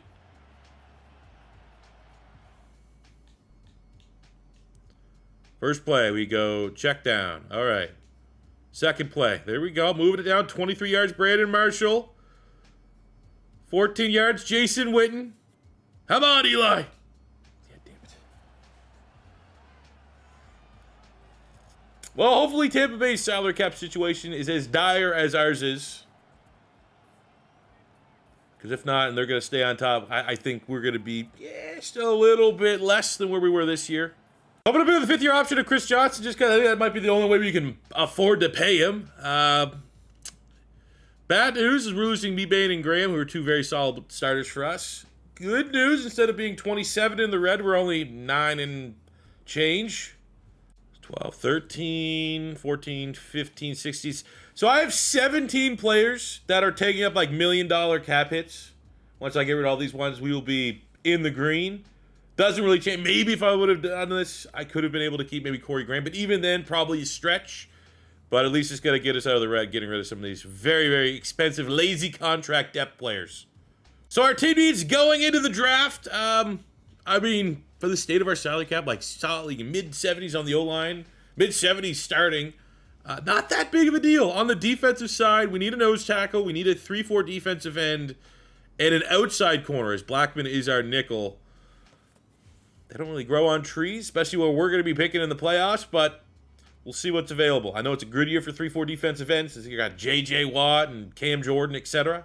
Looking at the most recent mock draft, Julio Jones going to the Texans. Man, pairing that with a veteran Andre Johnson. Kind of scary. Pat Pete to the Giants. Ryan Kerrigan. We got A.J. Green there going to the Dallas Cowboys. Von Miller to the Lions. Darius to the Vikings. Jordan Cameron to the Dolphins. J.J. Watt, top 5. overall talent, which I don't even know why I bothered scouting him. He was never going to be in range, but he's going to the Baltimore Ravens, so that's going to be fun coming to the division. The mock draft holds true.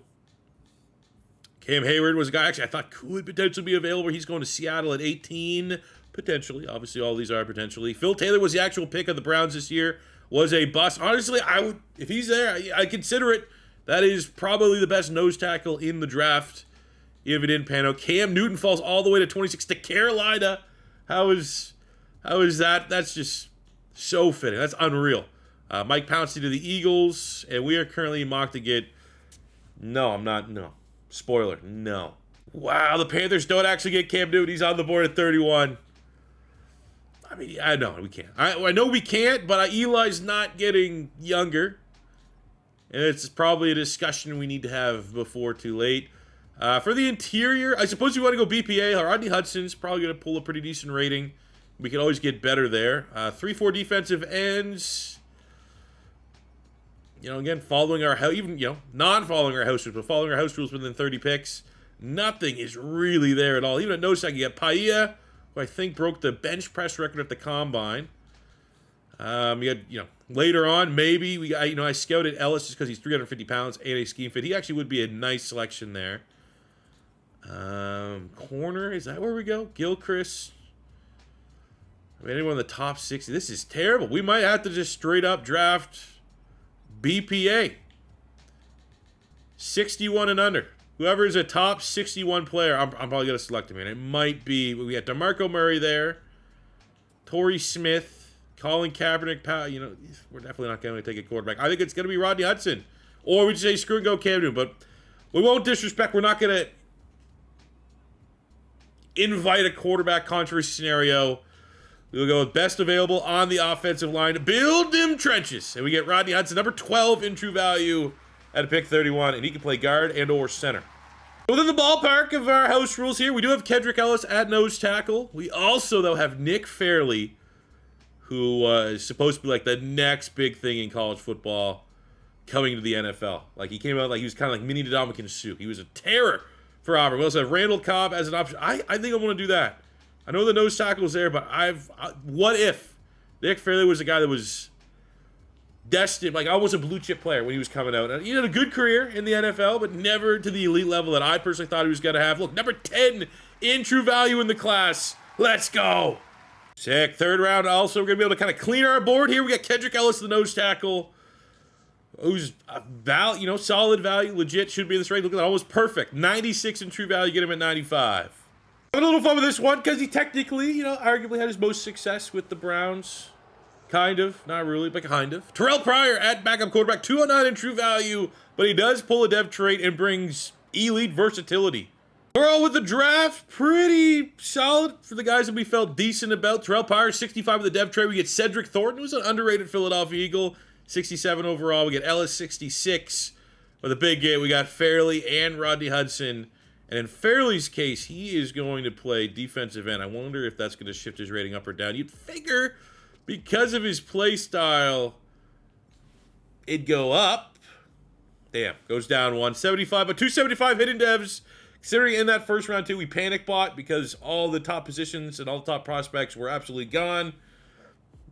Could do a lot worse than Rodney Hudson. Year 10 for a revenge tour off the Super Bowl loss. Still really freaking good. Even with the losses, even with this bad salary cap situation, your Cleveland Browns are 6-1. Bad news is the salary cap situation. In the red. Now, I'm foreseeing at the end of the season we'll probably be in the green. How far in the green? I don't know yet. Peyton Hillis. We got other guys that are starters. Paul Posluszny. Like, I don't know. I'd feel just wrong not trying to make Peyton Hillis retire and be a lifer in this rebuild. I got no money. Something cool that I found, though, just looking through the stats before we get into the playoff run, is Andre Davis, who is going to a probably for sure final season here. I don't think I'm going to have enough money to pay my top priority guys, let alone the feel-good veterans. But he has gone over 1,000 tackles in this whole rebuild. He started as a rookie, so that's kind of cool. That's pretty badass. So we end up 9-8. For a 91 overall team, that seems like underperforming. Offense, like literally middle of the mall and everything for the most part. Not sick, dude. T-Sizzle up there for sacks, which is cool. But man, oh man. Oh, great. Yeah. There's my 400 million, billion, $1 trillion quarterback. 23 touchdowns. Very nice. CJ 1K. Solid. Brandon Marshall, reliable. Britt was, fair. Witten was solid.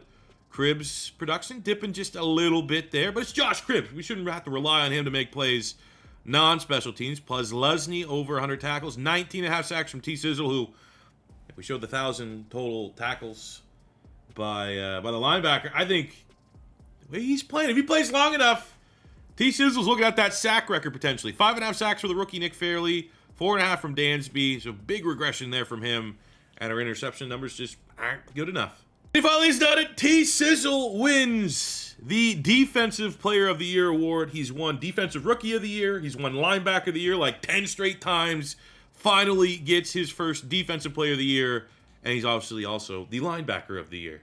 Snapshot of where some of the rookies went. We got Randall Cobb going to the Dolphins. Mark Ingram on the Raiders. Julio Jones, Texans, as we saw from the draft. Defensively, J.J. Watt and the Ravens. That mock draft spot held true. Cam Jordan on the Dolphins. Wilkerson on the Bills. Nick Fairley. Let's go, man. Top 5. Other guys are drafted a lot higher. So I feel like, in terms of value, getting top 5 there with some of those big-time names, feel pretty decent about that. Of course, that's exactly what the Chiefs need. Richard Sherman. Cool. Von Miller on the Vikings. Justin Houston on the Falcons. Pat Pete on the Giants. Cam Hayward on the Seahawks. Chris Harris. He's like a UDFA for the Saints. Absolutely killing it. Offensive Rookie of the Year, DeMarco Murray on the Saints. So the Saints got a great young core there. AJ Green on the Cowboys. That's gross. No, don't give them a weapon like that. Oh, that's so annoying. Kansas City, who doesn't need any help ever from playbook standpoint, gets Richard Sherman, and the freaking Cowboys get AJ Green. Unreal. So the first round of the playoffs, get the 12-5 Denver Broncos, who actually on paper have a better defense than us. Better defense than a lot of people. Number 1, and they have a top 10 offense. It's a tough draw, man. Very, very tough draw, but we're able to handle business 31-22. Eli Manning does his job, 4 total touchdowns. T. Sizzle does his job with 2 sacks. Ooh, and we put a hurting on the Raiders, 42-36. Not gonna lie, I don't know if I thought we were gonna lose that. I feel like it was gonna be over. Double overtime win for the Browns. Eli Manning 3 touchdowns. Chris Johnson 100 yards, 2 touchdowns. Brandon Marshall and Anquan Bolden going toe-to-toe. 2 of the greats from Justin Smith to 2.5 sacks. He was an absolute problem back in the day for the Niners and Bengals. And the NFC Championship game, the Houston Texans with Andre Johnson. Why do they get it? With Julio Jones, MJD, probably one of the most explosive offenses of all time. They have the number 1 rushing offense. They stand between us and a 3rd straight Super Bowl appearance. Well, Tampa Bay. We bet Tampa Bay the last 2. They didn't make it. So it makes me feel like kind of halfway decent that we didn't make. There's no how what? We had offensive and defensive player of the week and we didn't win? Oh my God, that should be illegal. What? It's good news is we did lose to the eventual champion, or whatever silver lining that brings. Oh, the bad gets worse as Paul Posluszny earns X Factor upgrade after leading the team in tackles. We have $12 million salary cap. Oh, we are so close. We got Jim Leonard, Vollmer 5th-year option. I mean, we'll decline that under the assumption like it'll be cheaper than him playing on the franchise tag, the long-term extension. There's Davis, team legend, over 1,000. I think, like, could we franchise tag him? Like, if he doesn't want that. Oh, come on, let me hit him with a low ball. What's the tag? Please, it can't be much more. 20 for a Let's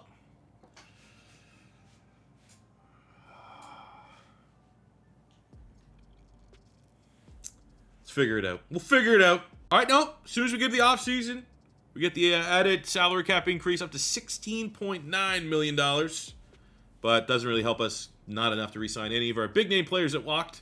That means looking ahead at the 2012 draft, you could make a legitimate argument. Well, right tackle still a big need. Wasn't able to find one last year, so that is certainly up there. And we don't have great clarity around the future of Vollmer. We're kind of just hoping that we can get him signed to a contract extension. So tackle is a big need. Nose tackle, 3-4 defensive end, middle linebacker, strong safety. I mean, we're going to have a lot of options for when it comes our time to pick. The final mock draft has Andrew Luck going to the Jets to be their savior. Stephon Gilmore, top 10. RG3 to the Panthers. Chandler Jones. Got Luke Kuechly going to the Ravens. Can the Ravens stop getting the best players? Sick and tired. Man, this division is such a pain in the ass.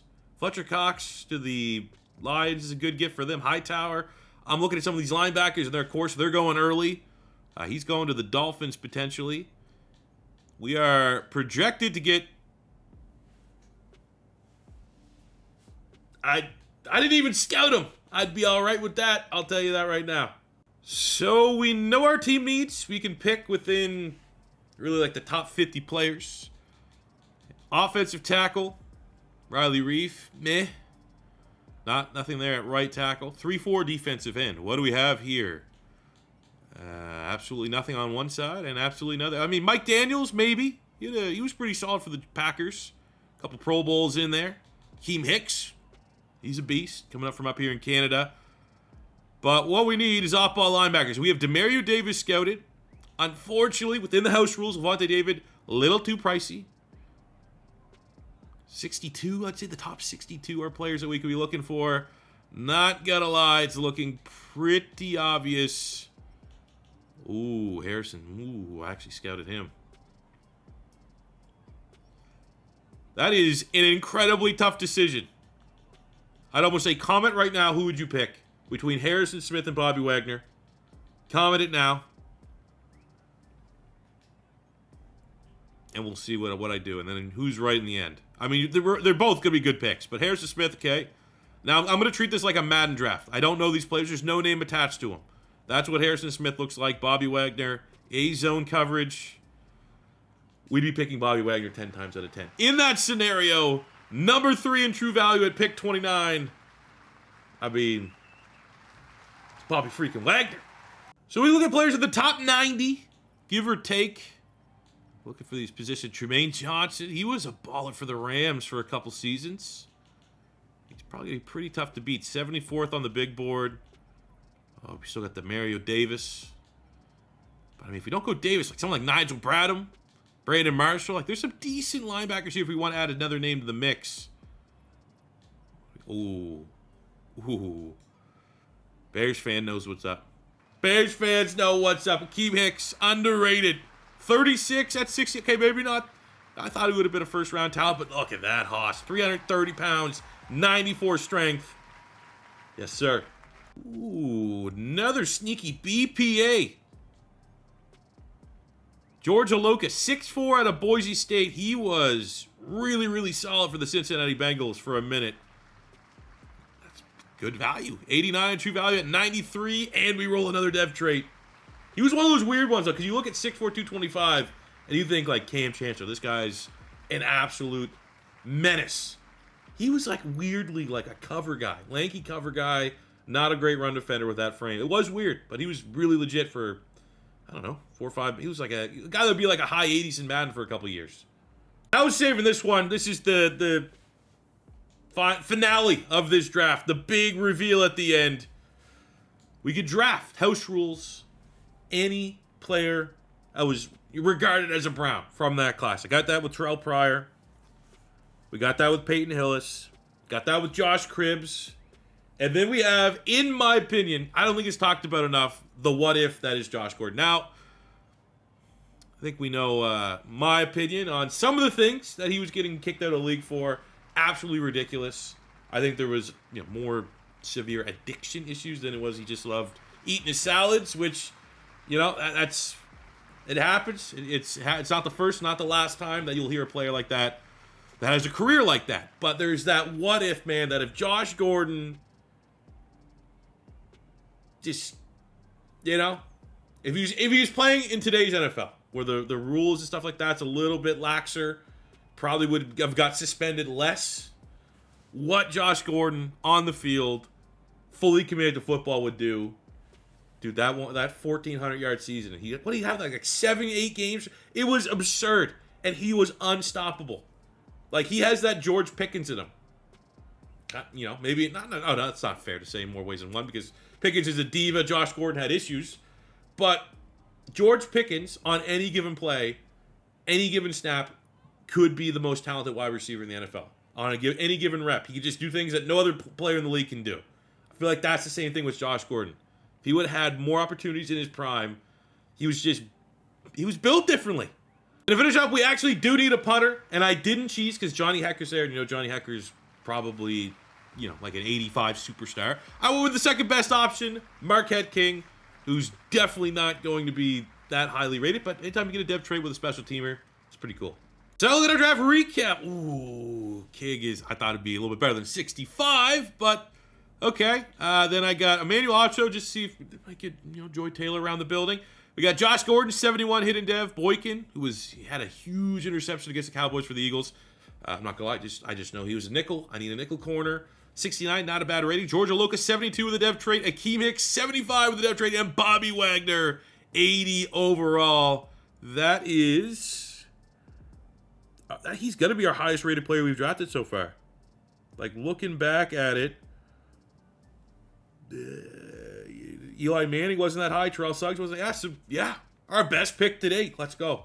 So, take a look at our draft recap. Feel pretty good about this draft. Oh, feel really good about this draft. Bobby Wagner, 80 overall with the dev trade. That has got to be our highest overall first-round pick so far. I don't think, we had T. Sizzle, Eli Manning, Andrew Whitworth. None of them boys. CJ2K were above an 80 overall, I don't think. Could be wrong, but I don't think I am. So what better time than going into year 11 of a 20-ish year rebuild than to hit on, your best rated player. We got Akeem Hicks, 75 with the dev trade. Aloka, 72 with the dev trade. Got Brandon Boykin to be our nickel corner. Josh Gordon gets a 71 hit it down. That's going to be a fun project. Got Emmanuel Ocho, just see if that maybe brings Joy Taylor around the facilities. And then we got Marquette King, 60. Ooh, that's a little bit lower than I thought it would be. I feel like at his peak, Marquette King was regarded as a top 5 punter in the league, but dev trait. He'll grow, he'll develop. And come week 8 of the 2012 season, better known as year 11 of the rebuild, we are an undefeated 6-0 with the number 1 offense and number 2 defense in the NFL. Smells like a Super Bowl team. Now, we actually have a tough dilemma here. Finally have a little bit of salary cap space. Do we pay the running back or not? Chris Johnson's been getting better. We could get him on a contract that's for the remainder of his prime. He's not going to regress. We're going to have a 99 running back. I feel like it's a yes. Honestly, I think if we're picking and choosing, we get a little more production out of Chris Johnson than we do from Jason Witten if there's only so much money to go around. So we'll give a 5-year, $100 million deal to CJ2K. Paul Posluszny, 5-year, 76, Dunzo. Jason Witten, we got Will Blackman, Dansby, Josh Cribbs. Oh, Cribbs. Why is Cribbs going to want that? I can't pay that. This is how it's going to end. We turned his career around. We got Kenny Britton, limited. I think the addition of Josh Gordon, and full disclosure, I have Josh Gordon in the slot, so he's getting a lot of targets this year. I kind of feel like that's going to be our direction. So we got Vollmer here. 4-year, $100 million at tackle. Nice. I feel like you got to pay the tackle in this situation. We have Todd Harriman's the Todd father. He's been solid, but I don't want to overpay too much. I mean, it feels nice finally having salary cap, but just like that in a blink of an eye, it is all gone. Dansby, I'd love, but for 3 years, I don't know. And his play's been spotty over the last couple seasons, where you got Jason Witten. We can't even afford him. Damn. So at the end of year number 11, we go 14-3, and I was like, oh, man. Did we not win the division? No, we won the division. We just didn't have. Why are we playing in the wild card round? 14-3. The Bills go 17-0, completing a perfect season. Of course, there's a undefeated Mark Sanchez-led Bills team. God damn it. I mean, offensively for us, Eli Manning over 30 touchdowns. Interceptions are low. CJ2K justifying the contract, man. 1,400 yards, 23 touchdowns. We're finally getting some of that Nick Chubb production here in a Browns uniform. Josh Gordon is our only player to go over 1,000 yards. 7 touchdowns, 9-7 for Britt, 9-7 for Marshall. That's weirdly a drop-off in production for Marshall. He was our wide receiver 1. I guess unable to win on the outside. Jason Witten with a decent season, which could very well be his final season here after 9 great years. I will say in hindsight, because we have Bobby Wagner, could we have let Plesney walk? You know, like Bobby Wags takes over as LB1. Like, do we need 2 X-Factor linebackers? Especially one that's aging. What can you do now? T. Sizzle, 20 sacks, 17. Yes, let's go, baby. Nick Fairley's becoming a thing. Real OGs remember how good he was at Auburn. Oh, that's sick. We get 11 sacks from Dansby, who we can't afford. 6.5 from said Thornton. Akeem Hicks, 18 TFLs, 4.5 sacks for the rookie. Oh, I love seeing that, dude. Oh, man. Nick Fairley, for me personally, is one of my what-ifs. Georgia Local, the rookie, leads the team with 2 interceptions. But, you know, I feel like we might have to find a missing piece in that secondary. I feel like we need a ball hawk corner at some point over these next couple drafts. Terrell Suggs wins Defensive Player of the Year for the 2nd straight season.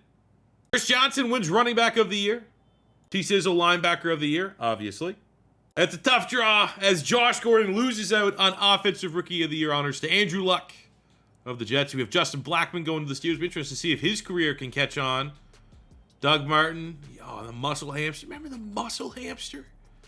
Chandler Jones goes to the Titans. Luke Kuechly's a Charger. Akeem Hicks in the top 5. Bobby Wagner in the top 5. Georgia Loca making the short list. Stephon Gilmore's in Jacksonville. Casey Hayward with the Colts. Looking at the NFC real quick. We got Crabtree on the Rams. Beast mode. Oh, wait. Sorry. That's... Ooh, okay. Try this again. From the NFC side. Alshon Jeffrey on the Commanders. That's sacrilege. He's an Eagle. Russell Wilson's a New Orleans Saint. Trent Richardson, that's a kind of a Browns. We're not going to go down that memory lane. Got Michael Kendricks winning it. It's cool to see. Former Eagle. Harrison Smith of the Seahawks. Fletcher Cox of the Lions. Levante David of the Rams. Josh Norman of the Falcons. Melvin Ingram went to the Commanders. Some interesting change-ups there in the NFC side. Now, just in case I can't re-sign him, and if I do, this is just a little recap of where he's at in his career. Jason Witten, just under 800 total receptions, 8,600 yards, and 56 touchdowns in his 9-year career.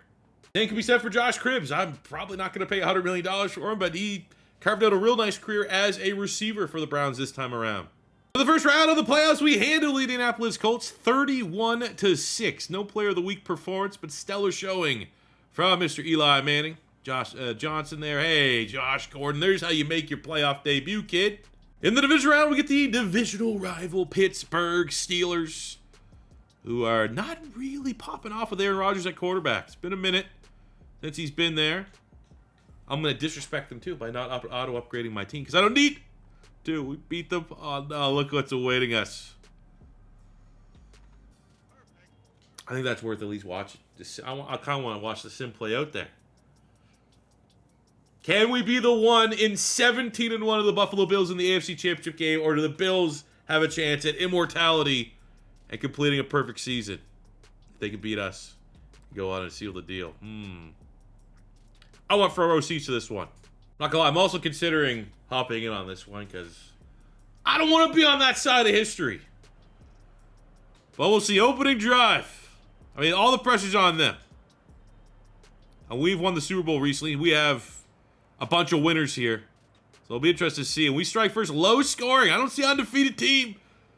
Took them almost 75% of the game to get 1 touchdown. But they seem to have all the momentum going into the 4th. Able to score 2 straight. Oh, come on, dude. Are we punting? 54 seconds. I'm gonna take one shot to Josh Gordon. Who knows?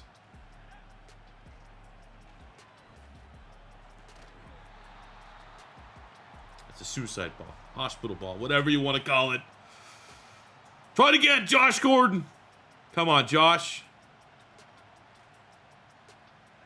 Okay, we got no timeouts.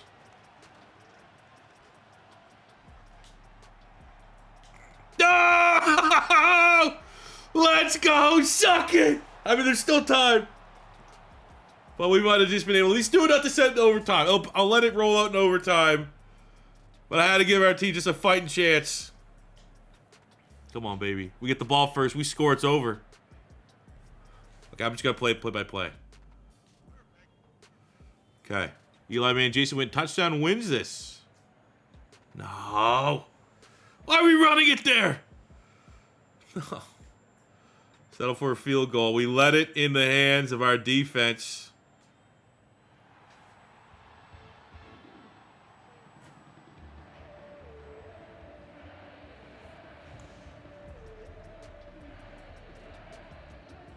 Well, shit. You know, we went to the Super Bowl twice against this Bucs team. That's the collective that's still there.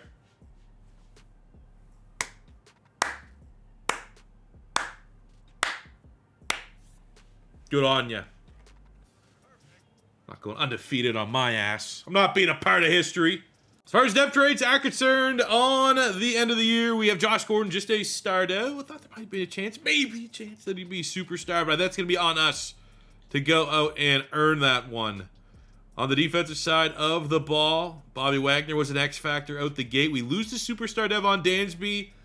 He's about to hit free agency. Maybe that's, you know, a decent role. I thought Nick Fairley got robbed, though, out of a superstar dev. Kind of year that he has. Come on, man. Robbery. So for what we've lost, honestly, we might have to call on Terrell Pryor at wide receiver, which, you know, that's kind of interesting. That's an interesting dynamic.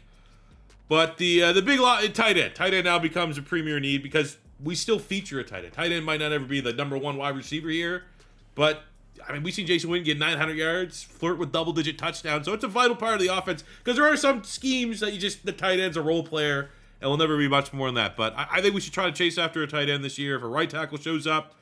Even though Bruce Cable, fun project. Freak of nature type player, 92 strength, 82 speed, 90 acceleration. Kind of put it all together, slow burn. But if there's clearly a guy that has all pro potential at right tackle, we can't ignore that position. But tight end's a huge need. 3-4 defensive end. We need some corner help. We need another pass rusher on the other side there after losing Dansby. We need a free safety. Much like last year, man, bunch of positions that we need, so it should open up for a lot of opportunities in the draft. You can't make this up. Jason Witten goes to the Cowboys in free agency. Dansby, we'll see where he ends up going, but oh, come on. Really? Predictable. The final 2013 mock draft is in. Some interesting names. Xavier Rhodes going top 5. Lane Johnson, probably pound for pound the best player from this class, sneaking into the top 10. Kyle Long's there. We got Zach Ertz. Manti Taylor's name I haven't heard in a minute. DeAndre Hopkins going pick 23 potentially to the Falcons. That's the last thing Michael Vick needs, even an aging Michael Vick. Le'Veon Bell might find his way back to the Pittsburgh Steelers. Travis Frederick to the Commanders. We are projecting. Hey, I can live with Slay. That's how this board falls. Absolutely. Top 5 talent every day of the week. So look at the board of players are there. We have Slay. I also scanned Kenny Vaccaro at safety. Eric Reed, the top available safety, is still on the board. We need to chase a tight end at some point. Oh. I mean, he's a Cleveland Heights guy, too. I can't draft him because of house rules in the first round. But I can in the second round if he's there. I'll make that happen, I think. But I think we're about to have a pretty potent draft here. I think we trust the mock draft. They have us going Slay. I think in a perfect world, and this is just me personally, Honey Badger would be real fun. It'd be funner for Honey Badger, I think. But Slay's Super Bowl champion. Best corner I've seen for my team in my lifetime. And maybe he'll be the best corner for us in Cleveland. Number 2 in true value at pick 30. And I have a chance that maybe with the second round pick at a Cleveland Heights, we might get the number 1 player. I had to do it. I can't mess around. I got to make this happen, even just for the thumbnail. Okay, I'm thinking thumbnail, but I'm also thinking yes, this matchup has to happen. It is a perfect role. I missed out on Jason Kelsey because he went very high, and I was picking late in the round. I think he went in the 5th round. I'm not missing out on the other one. So to move up 30 spots in the second round, it's going to cost me my 3rd round pick this year. I'm on top of my second, so we're moving up 30 spots. They're getting our second. Our 3rd round this year, our 3rd round next year, 5th round next year, 4th round in 2 years' time. I feel like there's a little bit of divisional rival in that cost. But absolutely got to. even bending the rules a little bit. This has to happen. And there you go. Number 1 player in the class, Travis Kelce, is a Cleveland Brown. I wasn't too sure if any draft class, as far as like just bringing in big time S-tier talent, was ever going to top our year 1 draft. Where we got Terrell Suggs, who's chasing the all-time sack record right now, and Jason Witten. But our 2013 draft class with Darius Slay, number 2 in true value, 78 hidden dev, and then landing after trading up Travis Kelce, number 1 in true value. That is the new standard for us for a single draft. We got Chris Thompson as a backup running back. He was a great receiving back. Kruger, I feel like, was like an okay rotational Brown pass rusher back in the day. But it's all about these two. Very top-heavy class, but quality over quantity. Just to know, too, because we brought Travis, Jason Kelce is currently a decently regarded center for the 49. And to take a quote from the Philadelphia Eagles, head coach Nick Sirianni during this last Super Bowl run, I think it applies a lot to this Browns team. We can't be great without the greatness of others. And I think us chasing greatness, undefeated at 6-0, feels great. Steelers are ahead of us. It feels like every year we've been good, there's been a better team. Last year, undefeated Buffalo Bills. We've constantly put up big-time records. There's a reason why. We only have 2 AFC North titles going on year 12, and we've had some really good teams. There's always a team that seems to be better than us. I feel like that motivates you a little bit. We can't be a great franchise without some other good teams pushing us to be great. As the Bills are just, I don't know, Mark Sanchez, they built a different beast over there. But focusing on our own house, we regressed. Our team was like 90-plus overall. Then also, now we're at that period we just can't afford to keep everybody, so we did downgrade a little bit. But I'm still happy to see that our 89 overall offense is chugging along, undefeated 6-0. We're going to bring Bruce Cable back on a 3-year developmental deal. Absolute bargain, less than $2.5 million a year. We're going to keep the superstar dev Marquise Pouncey with a 4-year deal. But with that contract, it now has us in a very tight salary cap situation where we're unable to offer Antrell Roll, our 90 superstar corner. He's looking for a 1-year, $20 million deal and cashing out. We ain't got the money. I guess if there's a slight, from a roster management standpoint, we probably at that jump-off point anyways for regression. Hit that wall. We'll get an unjust regression this offseason. So, he's been here for a minute. Appreciate everything he's done, but we are poor.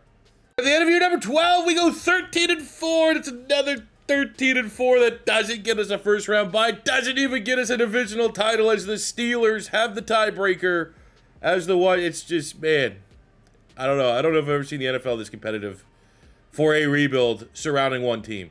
We end up with top 5 offense, top 5 defense. Look at that. Eli Manning, second most passing yards in the league, gets 30-4. So, Eli's probably never going to win an MVP in this rebuild, but he can certainly lead our team into the playoffs, deep in the playoffs, if not to a Super Bowl every year. We got 1,300 yards, 23 touchdowns for Chris Johnson.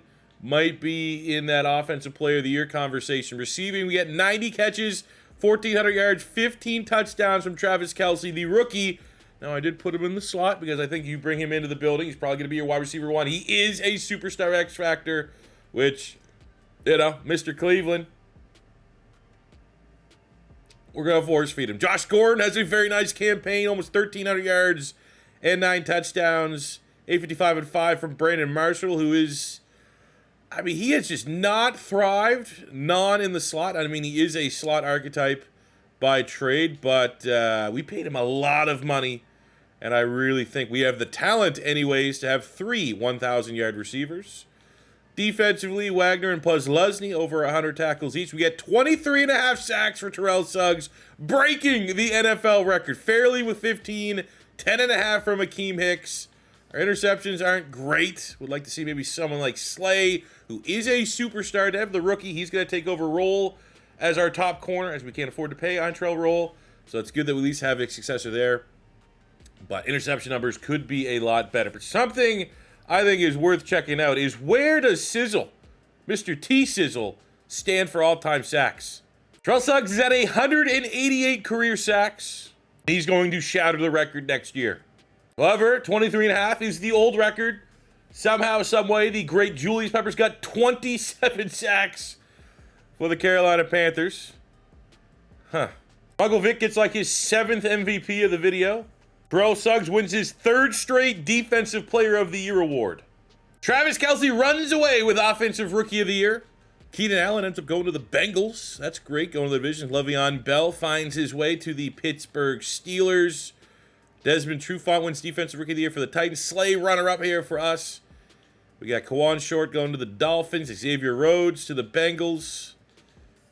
Man, just keep seeing, like, every year, teams within our division are just landing studs. Honey Badger goes to the Dallas Cowboys.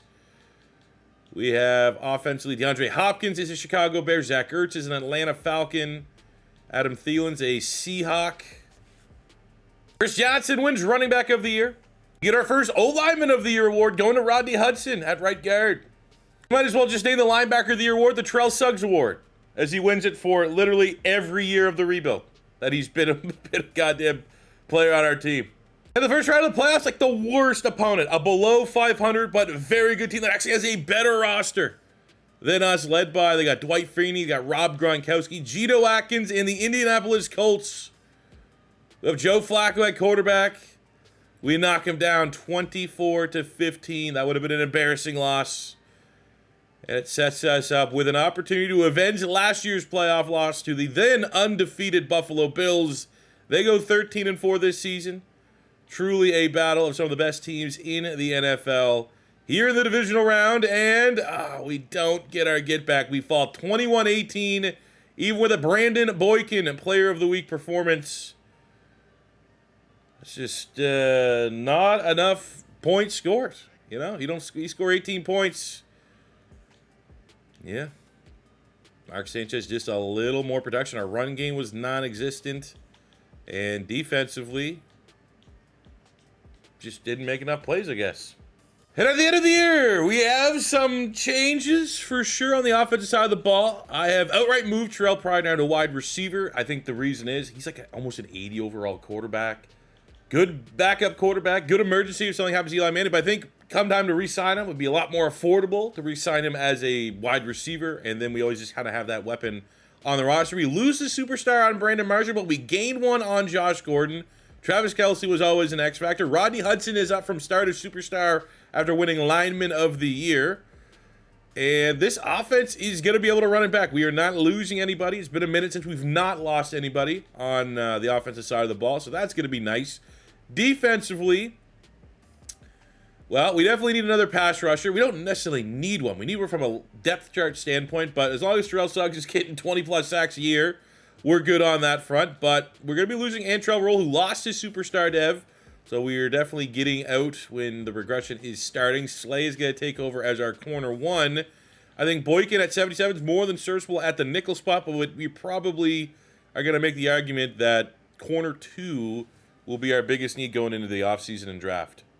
Final look at the 2014 mock draft has Khalil Mack going first overall to the Cowboys, Clowney to the Lions at 2, Mike Evans top 5 pick, Zach Martin a top 5 pick, OBJ to the Texans, so they just need, I guess, Andre Johnson, Julio Jones, and Odell. Yeah, keep getting wide receivers. That'll solve the issue. Aaron Donald somehow is going 11 to the Chargers. It would be cool if he's not in the AFC. I mean, some nice names, some notable names for us. Again, our need corner. I'm definitely not reliving the Eagles' bust of drafting Marcus Smith, one of the worst picks we've ever made. But also, there's a run on the top corners are going to be well gone before our selection. Verrett. I mean, maybe Fuller. Kyle Fuller's in this class. He's still on the board. All right, so looking at where we could go. Joel Bitonio just got drafted. He's currently one of the best players on the Browns. That would have been cool to bring him back. Looking at where we need to go. So we need 3-4. We need an edge rusher. We have Tank Lawrence, who could absolutely end up being best player available. He could definitely play on the other side of Terrell Suggs. You could use a 3-4 defensive end. Timmy Jernigan could potentially fill that role. We have Van Noy, but he's a run stopper. But, I mean, another one, schematically, you know, he can kind of, he's a hybrid. Corners, what do we got? Bradley Roby still on the board. At safety, we still got some options. We need a strong safety. Haha, Clinton Dix. Ooh. I mean, he might be the best player, but what's Roby? What do we got here? We got B press, B man, 4-3. Ohio State, pulling at the Ohio State heartstrings. Do we go with him over Tank Lawrence? We need a corner more than we need an edge rusher. I mean, what do the corners look like in the second round?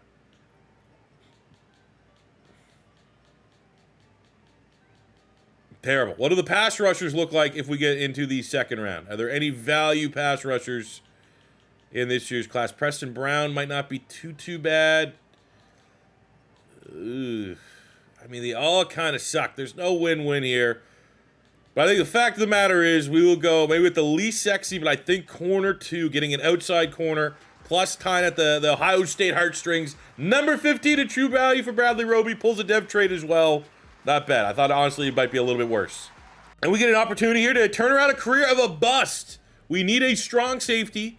Calvin Pryor, first, second round talent. I thought he was going to be the next big thing. Reminded me, honestly, I think I actually have a video where I said he's kind of Brian Dawkins-esque.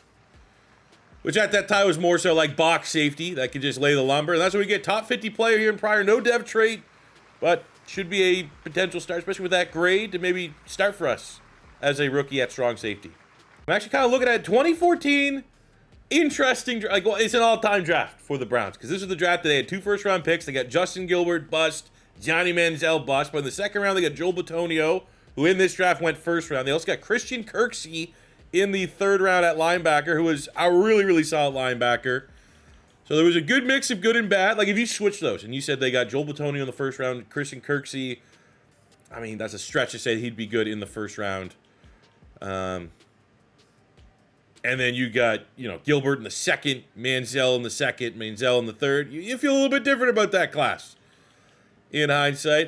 Looking at who's available, I mean, we're still looking for pass rush help. We do have Shaq Barrett, but he's never a member of the Browns, so I can't overdraft him. I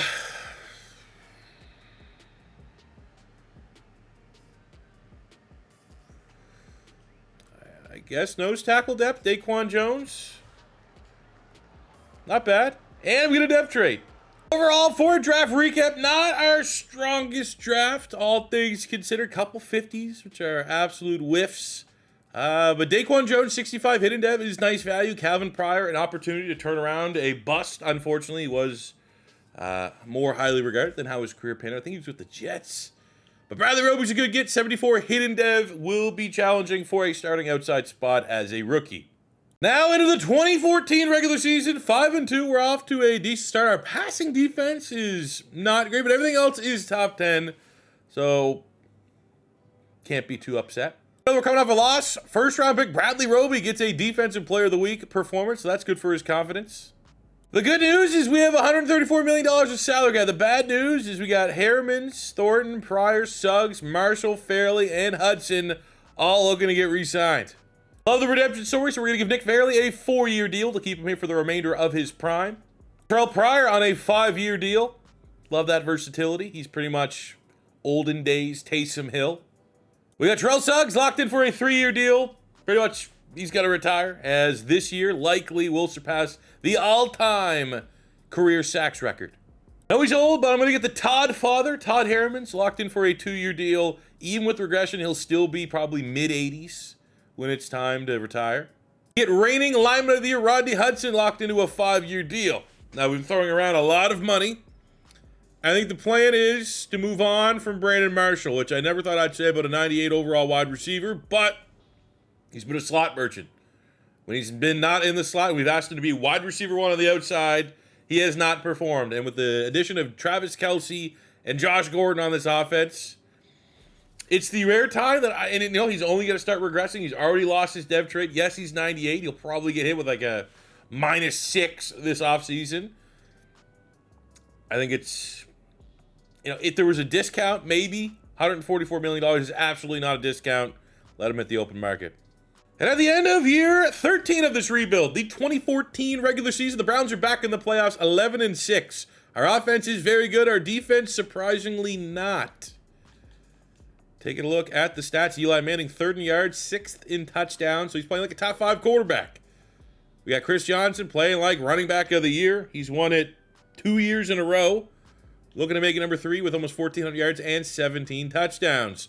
Brandon Marshall in his final year as a Brown leads the team in receiving yards. Also has 7 touchdowns. Hey, that's a hell of a year. And I knew we had the talent to have 3,000-yard receivers. Kelsey was great. Josh Gordon was great. Also had 13 touchdowns. Defensively, Posluszny and Wagner do what they do best. Our sacks, we got 14.5 from T-Sizzle. Maybe starting to show signs of aging just a little bit. 8 sacks from Hicks. Fairly regresses quite a bit after getting the contract extension. That's a bummer. Interceptions have struggled to be good, but with 14.5 sacks, Terrell Suggs is chasing Julius Peppers for the all-time. Is he still playing? 7.5 behind Julius Peppers. Peppers is still playing. Hopefully he retires first, and we get that extra year with Suggs. This is disgusting for Michael Vick. Michael Vick has 1, 2, 3, 4, 5, 6, 7 MVPs. Chris Johnson wins running back of the year for the 3rd straight time. However, Terrell Suggs gets knocked off the mountaintop by Thomas Davis Sr. to end his streak of linebacker of the year. Looking at some of the rookies, Mike Evans goes to the Miami Dolphins. Devontae Adams is a Jaguar. Odell Beckham is a Texan. Get Allen Robinson there on the Raiders. Dre Archer, that's a legend. I can't wait for pink slips for that. Aaron Donald's a Titan. Telvin Smith to the Bills. Van Noy is a Dolphin.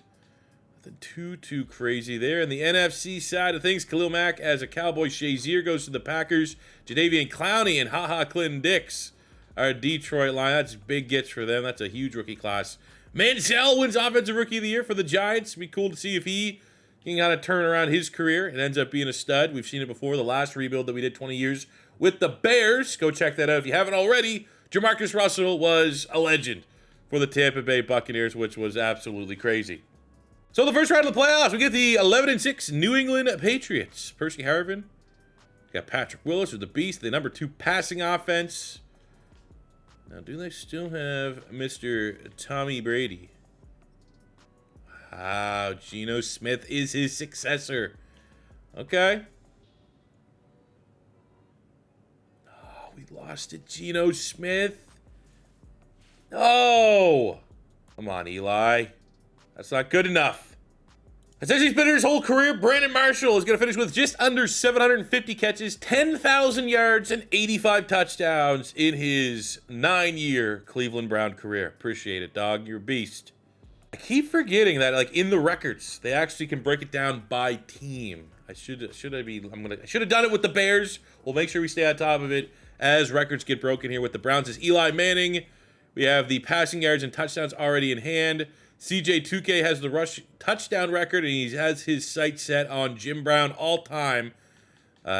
Sizzle there for sacks, interceptions. That might be tough, but you never know. But the reason why I was even checking is just Brandon Marshall. He leaves the Cleveland Browns as the all-time leader in receiving yards and touchdown catches, and is like a season behind catching Jason Witten for all-time receptions. Legend. Franchise legend. Julius Peppers ain't retired. I'm keeping tabs on this. How many more does he got? We're going to accept the 5th-year option for Bobby Wagner just because I think that $13 million per year cap hit's going to be significantly lower than what the long-term extension is. And maybe, let's just see if we can get a little breathing room with our salary cap. As we see, Brandon Marshall didn't regress too bad, only 2 points. I wish I had enough. What is he looking for per year? Can I? No, I can't. Not even close. Ooh, as far as dev traits, Eli Manning regressing he's 34. He's an old man at this point.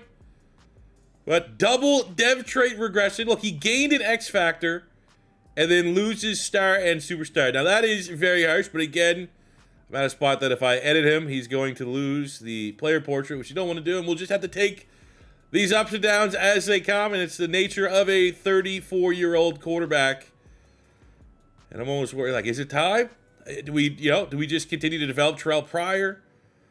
I don't know what, because we have other needs that I mean, we're going to have to get another wide receiver ASAP.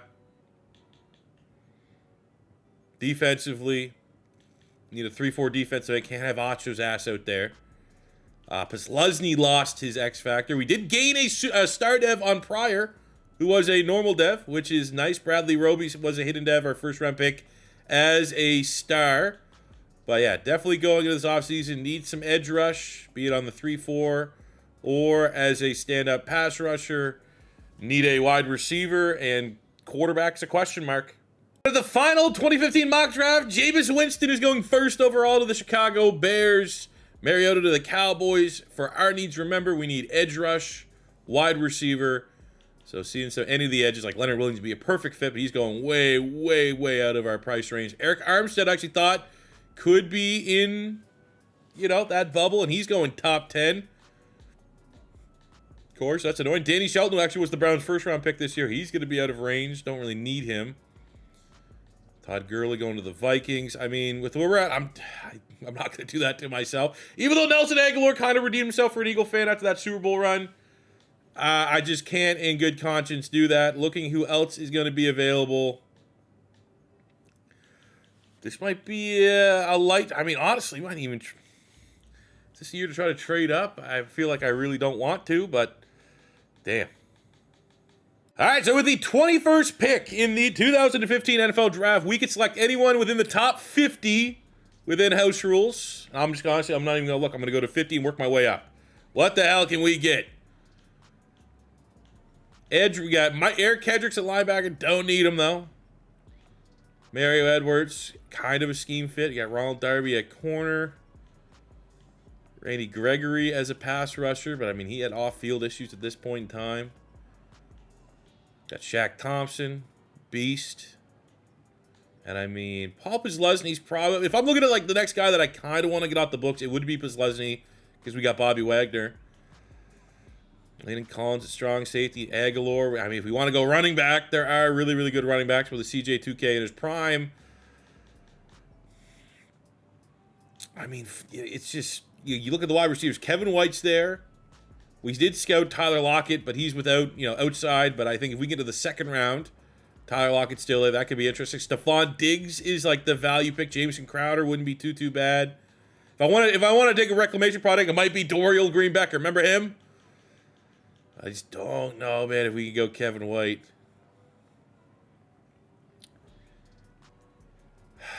But you know what? There's also an element of, if there was no names attached to this, I know I needed a wide receiver, and you're telling me I pick at 20, a top 5 projected wide receiver that is 6'3" and ran a 4.29 with the elites. I'd be taking, you know what? It's been a minute since we've taken a bust in the first round. I mean, we took a bust last year, actually, in Terrell Pryor. But let's see if we can make something out of him. So now we need to take someone that's within the top 80 selections. I think this is where we get our good karma. Now, Jordan Hicks is here. He is a member of the Browns roster. Would be a nice fit. But we need edge rush help. And Danielle Hunter out of LSU follows the same trend of Kevin White. Hunter had literally zero production at LSU. But it's like he's a freak athlete. That was 20 years old at the time. So like super young, high potential. There we go. We got ourselves a pass rusher developmental that can learn a thing or two, understudy Terrell Suggs, and then be his successor. So take a look at our draft recap. We end up with, all right, pull. We get Quentin Spain in the 6th round, 67. Damon Wilson, 66. But the big gets here. Kevin White, I mean, not bad. If I'm going with a bust, wasn't punished too hard. Yeah, normal dev, but he gets a 70 overall, and he's going to be on the field enough as a rookie to likely develop and get an opportunity to maybe turn his career around. But Danielle Hunter is the belle of the ball in the 2nd round. 74 overall with that dev trait. Likely will be starting and getting after the quarterback right away as a rookie. Year 14, the 2015 season could be the last. We're officially on potential retirement watch for Eli Manning. Was he 38, I think, when he retired in real life? So hopefully we get a couple more years to go. But if not, I mean, could be Terrell Pryor, which I wouldn't hate potentially seeing that. Kevin White is going to start at wide receiver alongside Josh Gordon. Hopefully gets enough targets to maybe get off that normal dev trait. But if not, I mean, our offense is still going to run through Travis Kelce and Josh Gordon, as well as CJ2K. Defensively, well, the chase is also on. Terrell Suggs trying to chase down Julius Peppers for the all-time career sacks. We got Daniil Hunter starting on the other side, which should be, he should be an absolute beast. No other weaknesses on the defense. Very confident we will be good again and go on a deep playoff run. But out of our bye week at 5-5, little concerning. No, don't make me choose. We're going to start with a 6-year contract extension for Josh Gordon. See if I don't pay Eli Manning. That gives me money to pay both Akeem Hicks and George Aloka. Akeem Hicks in particular. I think we can get him locked down on 4-year. Probably get him for 4-year 86. Aloka, 4-year 40. I mean, he wants more as well. So we're getting kind of bent over there, but I should be able to get both of them. I'm not going to put Terrell Pryor in yet. We'll let Eli Manning finish this year out. Hopefully he does the right thing and just retires a Brown. We get Akeem Hicks locked in for 4 more years. However, George Aloka sticks his nose up at our final offer and says he wants to hit free agency. We will explore the franchise tag, but we might have to let him walk.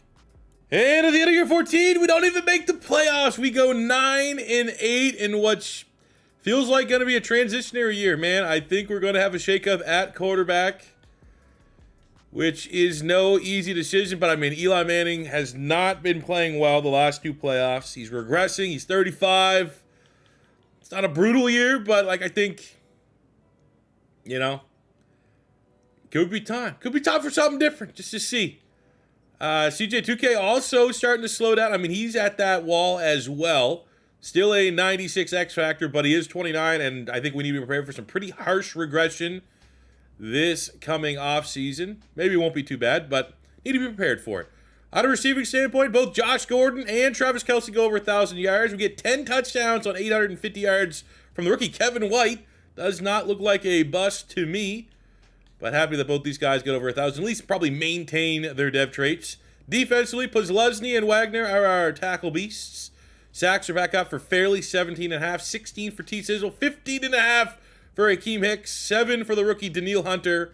So we're really happy with those sack numbers, especially with the fact that we extended Akeem Hicks, kind of almost picking him over Eli Manning, and at least he earned it.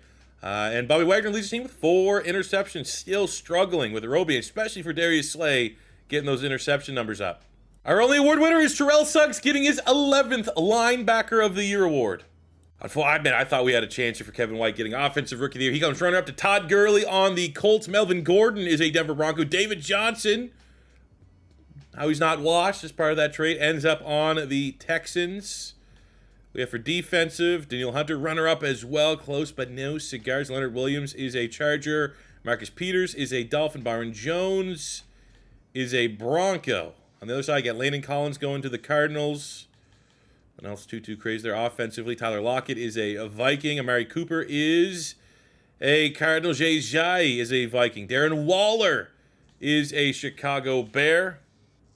To appreciate the career that was, Eli Manning finishes his Browns career with 51,000 yards passing, 351 touchdowns to 94 interceptions. He also, to give credit where credit is due, had some okay rushing production with over 2,800 yards and another 42 touchdowns. For comparison, in real life, Eli Manning finished, he played till he was 38, so that's 3 more years than where he's at right now. 57,000 yards, 366 touchdowns, 244 picks. Safe to say, even though we only have the 1 Super Bowl as opposed to the 2 Super Bowls, statistically, Eli was a lot better for the Browns than he was in real life for the Giants. And breaking news, Terrell Suggs has taken over the lead for all-time career sacks, 218. Suck it, Julius Peppers. So we're going to decline the 5th-year option for Slay, with the idea that early next season we will get that contract extension figured out. I'm going to let Aloka, franchise tags, 20 mil. As we let Eli walk, oh man. It's only for $6 million bucks.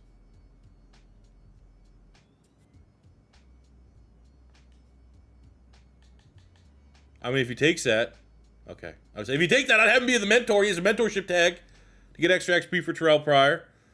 And the franchise tag is absolutely not. But you know what? I don't hate that idea for Aloka. We'll do that.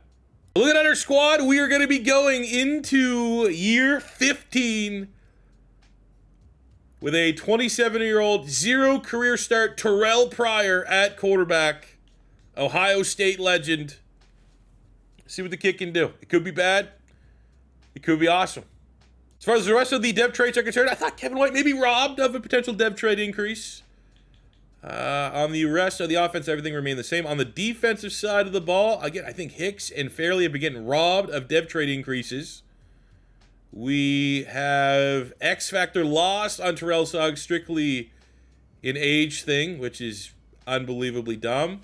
And Jaleel Hunter was only a star dev? That's weird. And Eli Manning is going to finish his career as a Chicago Bear. Looking at our final 2016 NFL mock draft, because we sucked, we're going to have a decent pick. Bosa is going to the Bears. Jalen Ramsey to the Cowboys. Zeke going there, top 5 still. Jared Goff, first quarterback off of the board to the Panthers. DeForest Buckner would be one of our top picks. He's going top 10, unfortunately. Got Ronnie Stanley, be another one of our options. He's going 13. Carson Wentz to the Texans. We are picking at 18, and we're currently projected to get Will Fuller. But I'll be honest, we are absolutely going best player available, which could be Mr. Gas Mask himself, Laramie Tunsil at tackle. For the 18th pick of the 2016 NFL Draft, your Cleveland Browns. I mean, Michael Thomas, Ohio State, keeping the Ohio State true, but we also drafted Michael Thomas in our Bears 20-year rebuild. I don't want to reuse players. I think Tunsil's looking pretty good. It's going to be pretty tough to beat for me to want to draft elsewhere. Decker also not a terrible option, and it's the Ohio State pipeline. I mean, there's no one here that's really a true. I thought Kenny Clark might be better in terms of pure talent. As far as pass rush, you get Leonard Floyd there. We have Miles Jack and Darren Lee, but off-ball linebacker Xavier Howard at corner. Kevin Byard safety. No, I don't think we overthink this. We go out, we get the best lineman possible. We're going to protect our asses off to make Terrell Pryor a thing. And Tunsil is number 11 in true value with the dev trade. I'm going to grab the actual, probably only good player from the Browns draft in real life that year. That was Joe Schobert, who definitely emerged and developed into a really nice off-ball. Oh my God, he sucks. Well, we got a dev trade on him. His Paul Leslie's not getting any younger. And then the third round, why not keep the Ohio State freak shows together? We got Braxton Miller, 47 in true value. Why not? And overall, looking at our draft recap, we got Tavon Young in the 5th round, 70 normal dev. We got DeValve, who was a tight end for the Browns. We got Braxton Miller, 74, which is kind of insane for the former Ohio State quarterback. Very similar to Terrell Pryor. That's why we wanted to bring him in. Joe Schobert, 66, but he does have the dev trait. And I wonder if this rating goes up when we move him inside the middle linebacker, because he is going to be the understudy and future successor for Paul Leslie. Doesn't really go up any, but high enough ceiling. And then Laramie Tunsil at pick 18. Slam dunk. For our team, he is going to slide across and be our right tackle, taking over for the Bruce Campbell project, which was nice. But there's just a franchise tackle on the roster. You got to take it in the draft. Now I have no idea, or can even really set expectations for what we're going to get here at a year 15, the 2016 season with Terrell Pryor, first-year starter at quarterback. But if we're terrible, and this is our worst decision possible, and we should have brought Eli Manning back, and we are dog shit, not a bad first overall pick, especially for a Browns rebuild, with Myles Garrett at A&M. Oh, shit. 5-2. We have top 10-ish offense, and our defense is playing their ass off. This could be one of those things where, like, people are getting a little sick and tired of Eli Manning, and they're excited. And Terrell Pryor at quarterback seems like a guy that would rally the locker room, and they want to play, and they want to win for him. And that's what we're seeing. We are overachieving. We have a decent amount of salary cap. However, tough decisions are going to be made. I think it's time to move on from Harriman's $20 million on a 1 year. Is going to take up way too much of our available salary cap. I think, honestly, same for Vollmer. I mean, that one there I'll be a little bit open-minded to, but worst case, we could just put Laramie Tunsil at left tackle long term and kick the right tackle can down the road a little bit.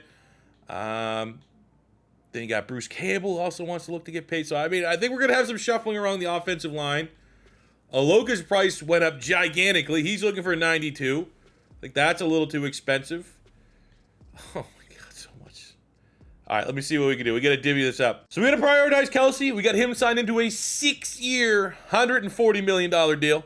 We got Slay returning on a 5-year deal. And we got Bobby Wagner returning on a 5-year deal. Unfortunately, I mean, you got to prioritize our best playmaker, our best linebacker, the quarterback of the defense, and our shutdown corner. Unfortunately, the 97 superstar center is getting the short end of the stick. So we're going to need a new starting center, a new starting strong safety, a new swing tackle, a new left tackle and or right tackle. We'll put Tunsil at one of those spots, and a new guard. Damn. So the end of year 15, the first year of the Terrell Pryor era, asterisk, question mark. You know, who knows if you're going to be here long enough to, like, earn the title of having an era. We go 9-8. We have a top 10 offense, top 10 passing offense. Defense is solid. 9-8 sometimes can get you into the playoffs, but not usually with how competitive the AFC North has been this entire rebuild. Terrell Pryor played real well. First year as a starter, 4,400 yards, 33 touchdowns, under 10 picks. Also gave us another 7 rushing touchdowns. Now, absolute bummer on the Chris Johnson front, but that's 40 touchdowns in his first season as a starter. So there's a little bit of magic right there. Josh Gordon, 1,200 yards, 7 touchdowns, 11-8 from Kelsey, 7-9 from Kevin White. And on the defensive side, we have Wagner and Paul Posluszny. We get 17 sacks from T. Sizzle, 13 to Akeem Hicks, 5.5 to Neil Hunter, which is definitely on the low side. Only 4.5 sacks for Fairley. So he's kind of bipolar with his production. Interceptions there, not too brutal. Definitely just can't get Slay going there from a pick standpoint. Brett Whitworth in year 1, Terrell Pryor top 5 in MVP voting. And on top of winning the Linebacker of the Year award for the 12th time, Terrell Suggs is Defensive Player of the Year for the 4th time in his career. Legend. But at some of the rookies, Corey Coleman, who actually was the first-round pick of the Browns this past draft in real life, goes to the Ravens and wins Offensive Rookie. They got Michael Thomas. Just every time we fucking look at this, like the big names are finding their way to get into the AFC North. Over it, Tyreek Hill is a Colt. Defensively, you got Miles Jack, Jalen Smith. Nothing too crazy. From the NFC side of things, Joey Bosa is a Bear. DeForest Buckner, Carolina Panthers. Jalen Ramsey's a Dallas Cowboy. Gross. Offensively, Sterling Shepard gets the award. Zeke Elliott on the Cardinals. Nothing else too crazy. A lot of role players there. No! No! I mean, legend. Terrell Suggs retires 235 career sacks. Would have been cool to see the tackles. I think he got over 1,000 tackles. I just didn't see it retiring this early. Well, I'm going to say this early, but I thought we might get another year or two out of him. Why are the numbers different? Either way, legend. Now, as we look at our squad, there's a lot to take in. Offensively, we're going to be losing the right-hand side of the line. Harrimans and Vollmer are gone, as well as Campbell. So we are going to need a new starting right guard, new starting right tackle. Chris Johnson, the regression has hit hard. It is not too early to look for a replacement at running back, as he's still going to be our starter. He's chasing down the Jim Brown records here with Cleveland, but we got we need to have like a god draft. That's honestly the point blank period. But the good news, Terrell Pryor in his first year as a starter, 40 touchdowns, 28 years old. So the bad news is not much left of his prime, but even if it's just a short-lived time, I like what I saw in year 1. I think there's definitely potential for him to, at minimum, help us make the playoffs. Also, I forgot that we're going to be losing Pouncey at center. Where's all our money? Now, with the retirement of Terrell Suggs, we might actually be able to try to retain, like a Pouncey. But, damn, man. And then we need Daniil Hunter, who's been whelming, to say the least. I mean, he was drafted as a project player, but he's going to have to step up. We got Wagner, Posluszny, Schobert, ready to be a successor, but we need another edge rusher. Aloka's leaving. We need a strong safety. Yeah, man. Heading towards a little mini rebuild here. About $60 million of cap, so we got a huge boost with Suggs retiring. So we're able to bring back Sebastian Vollmer. So it's one last position we have to worry about replacing on the O-line. We're able to bring back Marquise Pouncey on a 3-year deal, so we keep our highly rated superstar center in the building. So free agency's finally starting to look and populate with like real players, and everything's looking good. Not awesome to know that like it was about 15 years of a rebuild for free agency to start looking somewhat viable. For our squad though, it's Sheldon Richardson actually would be a slick piece of business here. But we need like an outside pass rusher. We have just veterans that I'm not overly worried about wanting to pursue. We need a guard, and there's just not a whole lot there at guard as well. So I think we just gotta focus on the draft. Same with the running back. Nothing too crazy there. Let's just draft very, very well. Let's get a god roll of the drafts.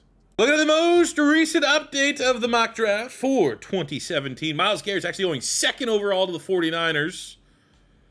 Oh, this is where I'm going to close my eyes. There's a couple players that look like they should be in range for us. No! That might be a trade up. That close. All due respect to Marlon Humphrey, but we need a true replacement for Terrell Suggs. And looking at the guys, Jamal Adams, we need a strong safety. That would not be a bad get, but knowing that it's one freaking pick, and you have Njoku, who ended up being a great player for the Browns. I'm gonna put a phone call in. Jesus, guys, all these guys are good. I'll see if the Bucks want to switch. How in love are they with TJ Watt? Look, he's only a second round talent. That's a average first round pick. They were in love with the too much. Straight up a swap. I threw in my third round pick this year, and I'm able to jump up one spot. Now it takes two to tangle. The mock drafts aren't the be all end all. There's absolutely a chance that when we get to our selection of pick number 16 in the 2017 NFL draft, that he's gone. But it looks like he is still on the board. We can't get Myles Garrett, but we are able, and we are we are passing on the unknown at this point, which is Patrick Mahomes. Terrell Pryor just had 40 touchdowns. Okay? Within context of what we're building. But we have Hassan Reddick on the board. Jamal Adams is there. But TJ Watt is scouted, is recruited. And that is going to be number 27 in true value, huh? Interesting. Thought he'd be a lot better. Great news in the second round as well. We need a guard, and Dion Dawkins is still on the board at a Temple. A pass block, a run block. Now to run this one up to the podium. 18 in true value at 49. No dev trade. BPA right now on the board could actually be a sneaky dev trade. Larry Ogunjobi's been a great interior pass rusher. Will be great on our front three as a defensive end. No dev trade. We finished the draft with a stud at kicker. Jake Elliott, 100 in true value. Pulls a dev trade, 91 kick power. Ooh, okay. Feeling this draft. We got some good name values. Jake Elliott, 73 hit a dev kicker in the 7th. We got Chuck Clark, solid safety, 67 normal. Ogunjobi, 68 normal. We actually need to switch some of these guys around. So we're going to take Chuck Clark, and he is actually going to try his best to potentially be our George Aloka strong safety replacement. Larry Ogunjobi is going to be a 3-4 defensive end in our scheme, and I don't know if his rating will be going up or down. Yes, let's go. Goes up. We have Rasul Douglas at corner, fan of the channel, 69. Dion Dawkins, no dev trait, but in the second round, pick 17, getting a 79 overall is huge. And then we have TJ Watt. No pressure. You just got to come in and replace the all-time leader in sacks in a career. No pressure. Actually, I ended up having a really, really nice draft. Looking at our team, Dion Dawkins is going to slot right in, starting at right guard. Got to keep an eye on the aging CJ 2K. Could be his final year with the team. We'll see where the contract stands. Love to see Kevin White and or a Braxton Miller get some nice production and pop a dev trait. But ultimately, all eyes are on Terrell Pryor. Can he repeat last year's success of 40 total touchdowns? Defensively, the front three is solid. The linebacker core, TJ Watt comes in to replace the legendary Terrell Suggs. We got him and Hunter need to step it up. I'm actually going to go Tavon Young, depth DB at strong safety. And, I'd love to see Darius Slay finally get some interceptions here in year 16, better known as the 2017 regular season. At the midway point of year number 16, the 2017 regular season, a game above 500, everything to play for down the stretch. Finally, not a disgusting amount of free agents that we have to deal with. We have Paul Posluszny here looking for a 1 year, but I think it's time to get Joe Schobert on the field full-time to maximize that dev trait. We have Chris Johnson looking for a 2-year deal. Daquan Jones has been a decent rotational starter. We have Calvin Pryor at safety as well. Might as well throw some contracts around. Yeah, Calvin Pryor on a 4-year contract extension. Daquan Jones, the start at nose tackle, on a 3-year contract extension. I'll let Chris Johnson retire as a Brown. Give him the 2-year contract that he wants. And like at worst, if we can go find another running back, he'll be a solid RB2, part of a rotation. But I'll see if we can have him catch up and pass Jim Brown's rushing records here in Cleveland. At the end of year number 16, we go 13-4. We win the AFC North for the first time in 5 years. And we are pretty dang prolific. All things across the board. Terrell Pryor, top 5 in passing yards, 33 touchdowns to 7 picks. But he also got himself another 7 rushing touchdowns. So that is back-to-back 40 touchdown seasons for Terrell Pryor. 1,000 yards, 10 touchdowns from Chris Johnson. CJ 1K, 3,000-yard receivers. Josh Gordon and Kelsey's not surprising, but Kevin White going over 1,000 yards. A challenge. One of these normal dev wide receivers have a good year to go up depth trait. That bodes well for Kevin White to potentially be a star dev. Defensively, Pazlesny and Wagner are our tackle beast. 15 sacks from McKee Hicks, 14 from Fairley, 13 from the rookie TJ Watt, and 10 from Daniil Hunter. Kind of takes a community to replace Terrell Suggs, and they did a great job. Interception numbers, not the best, but Pryor leading the team with 3 picks. Happy we got him down on a contract extension this season. For our only award winner, TJ Watt getting Defensive Rookie of the Year. Now, you need to remember, we drafted Terrell Suggs in our very first draft of the rebuild. He won Defensive Rookie of the Year his first year, and then he went on and became an absolute legend. Hopefully, we're going to get the same career path here from TJ Watt. Looking at some of the other players, Hassan Reddick goes to the Patriots. Jamal Adams is a Colt. Budda Baker is a Raider. Offensively, Patrick Mahomes is the quarterback of the Jacksonville Jaguars. Joe Mixon to the Dolphins. CMC to the LA Chargers. And in the NFC, Cooper Kupp is a Chicago Bear. Man, I feel like the Bears have just been hoarding talent. Alvin Kamara is a Dallas Cowboy. David Njoku's a Lion. Jabril Peppers wins Defensive Rookie of the Year for the Bears. Myles Garrett, 49ers, as we saw. Marlon Humphrey goes to the Eagles. Trey White goes to the Panthers. Marshawn Lattimore on the Cardinals. Just in case he retires, he's on that line. We are still not caught up to Jim Brown's rushing yard record. CJ2K kind of running away with the touchdowns. We are just under 1,000 yards away, so if he returns for one more season, he'll be the all-time leader rushing in every category for the Browns in history, and that's a franchise that had some outstanding legendary running backs. Paul Pazlesny's final year, he's gone over 1,000 tackles in his career as a Brown, 58 TFLs, 26.5 sacks, and 13 picks. Also, kind of funnily enough, the last Bears rebuild we did, Jamarcus Russell was killing it. Look at Johnny Manziel having a hell of a career, finishing with 4,900 yards and 40 touchdowns for the Giants in what would be his, second year, third year? He's killing it. Oh, Jesus Christ, 95 superstar. Hell yeah, he's killing it. So the first round of the playoffs, we're looking for our first playoff win of the Terrell Pryor era, and we're going up against the #1 offense led by multi-time. I believe he's won the last 2 MVPs, Andrew Luck. They also have Kenny Britt there, who was a role player for us way back in year 7. He's been crushing it. Here we go, first win of the Pryor, 35-24 over the Jets. Terrell Pryor with a 4-touchdown Player of the Week performance. Love seeing that. It's a great confidence builder going into the AFC Championship game. Super Bowl on the line. Steelers versus Browns. Aaron Rodgers still there doing his thing. They got Le'Veon Bell, Calais Campbell. We got TJ Watt on the inverse. I will show them respect by auto-upgrading our players, but I think 2A roster, we have a much stronger team.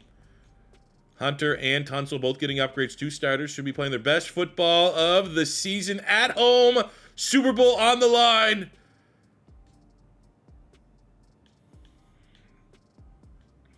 Damn.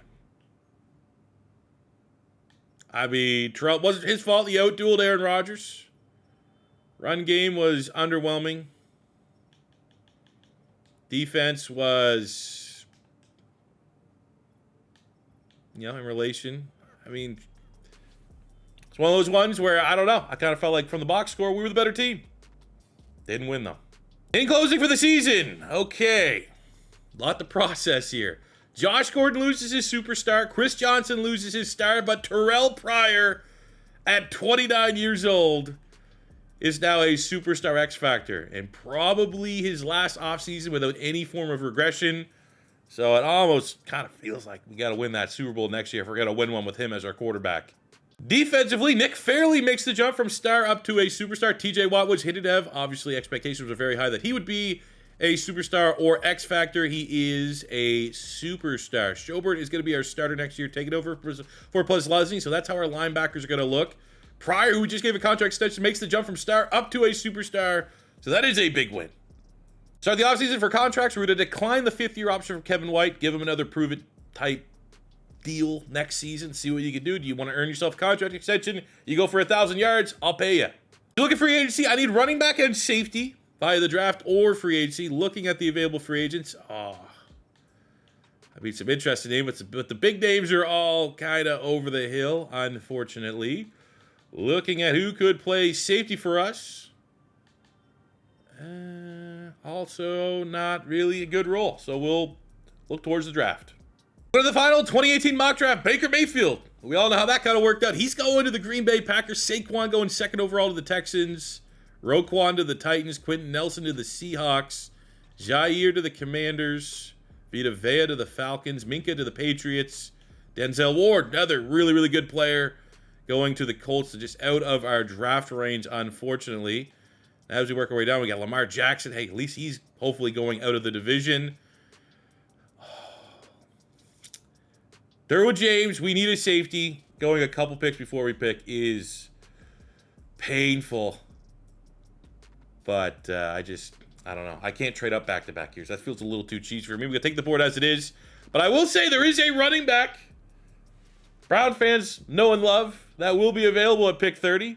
With the 30th pick in the first round of the 2018 NFL Draft, Derwin James painfully goes at 27, who would have been our dream pick.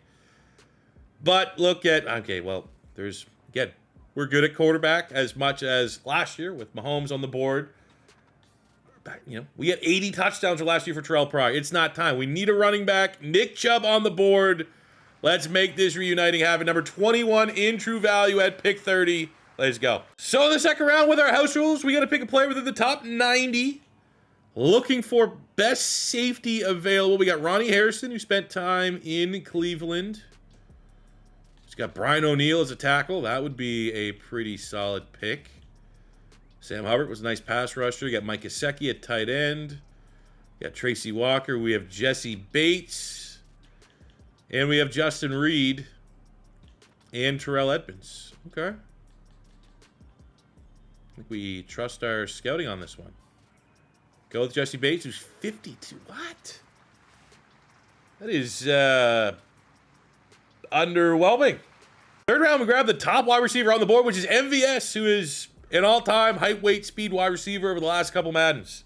And he surprisingly pulls a dev trait.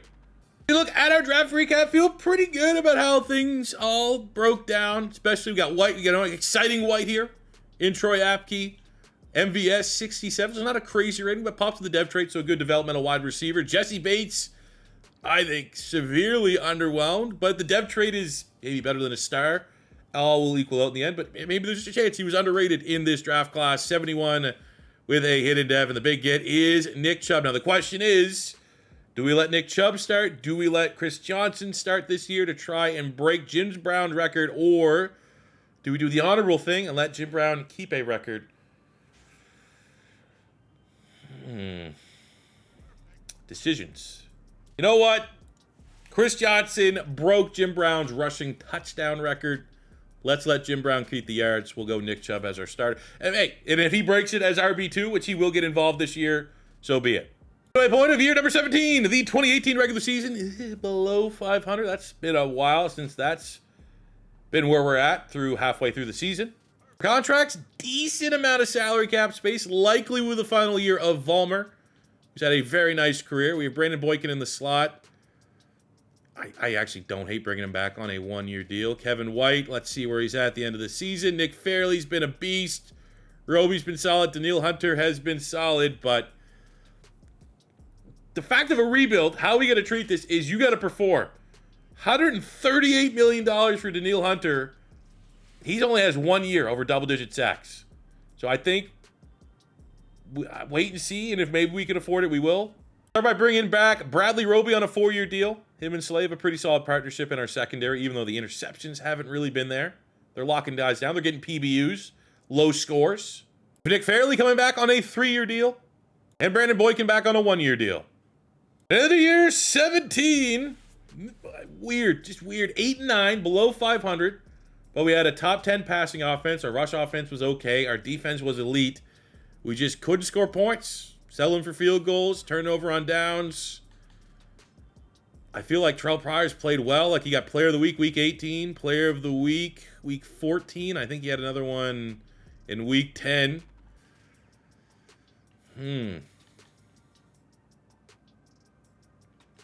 4,400 yards, 31 touchdowns. Interceptions are up for Terrell Pryor. Whoa, our run game got nuked. Not the start we were hoping for out of Nick Chubb.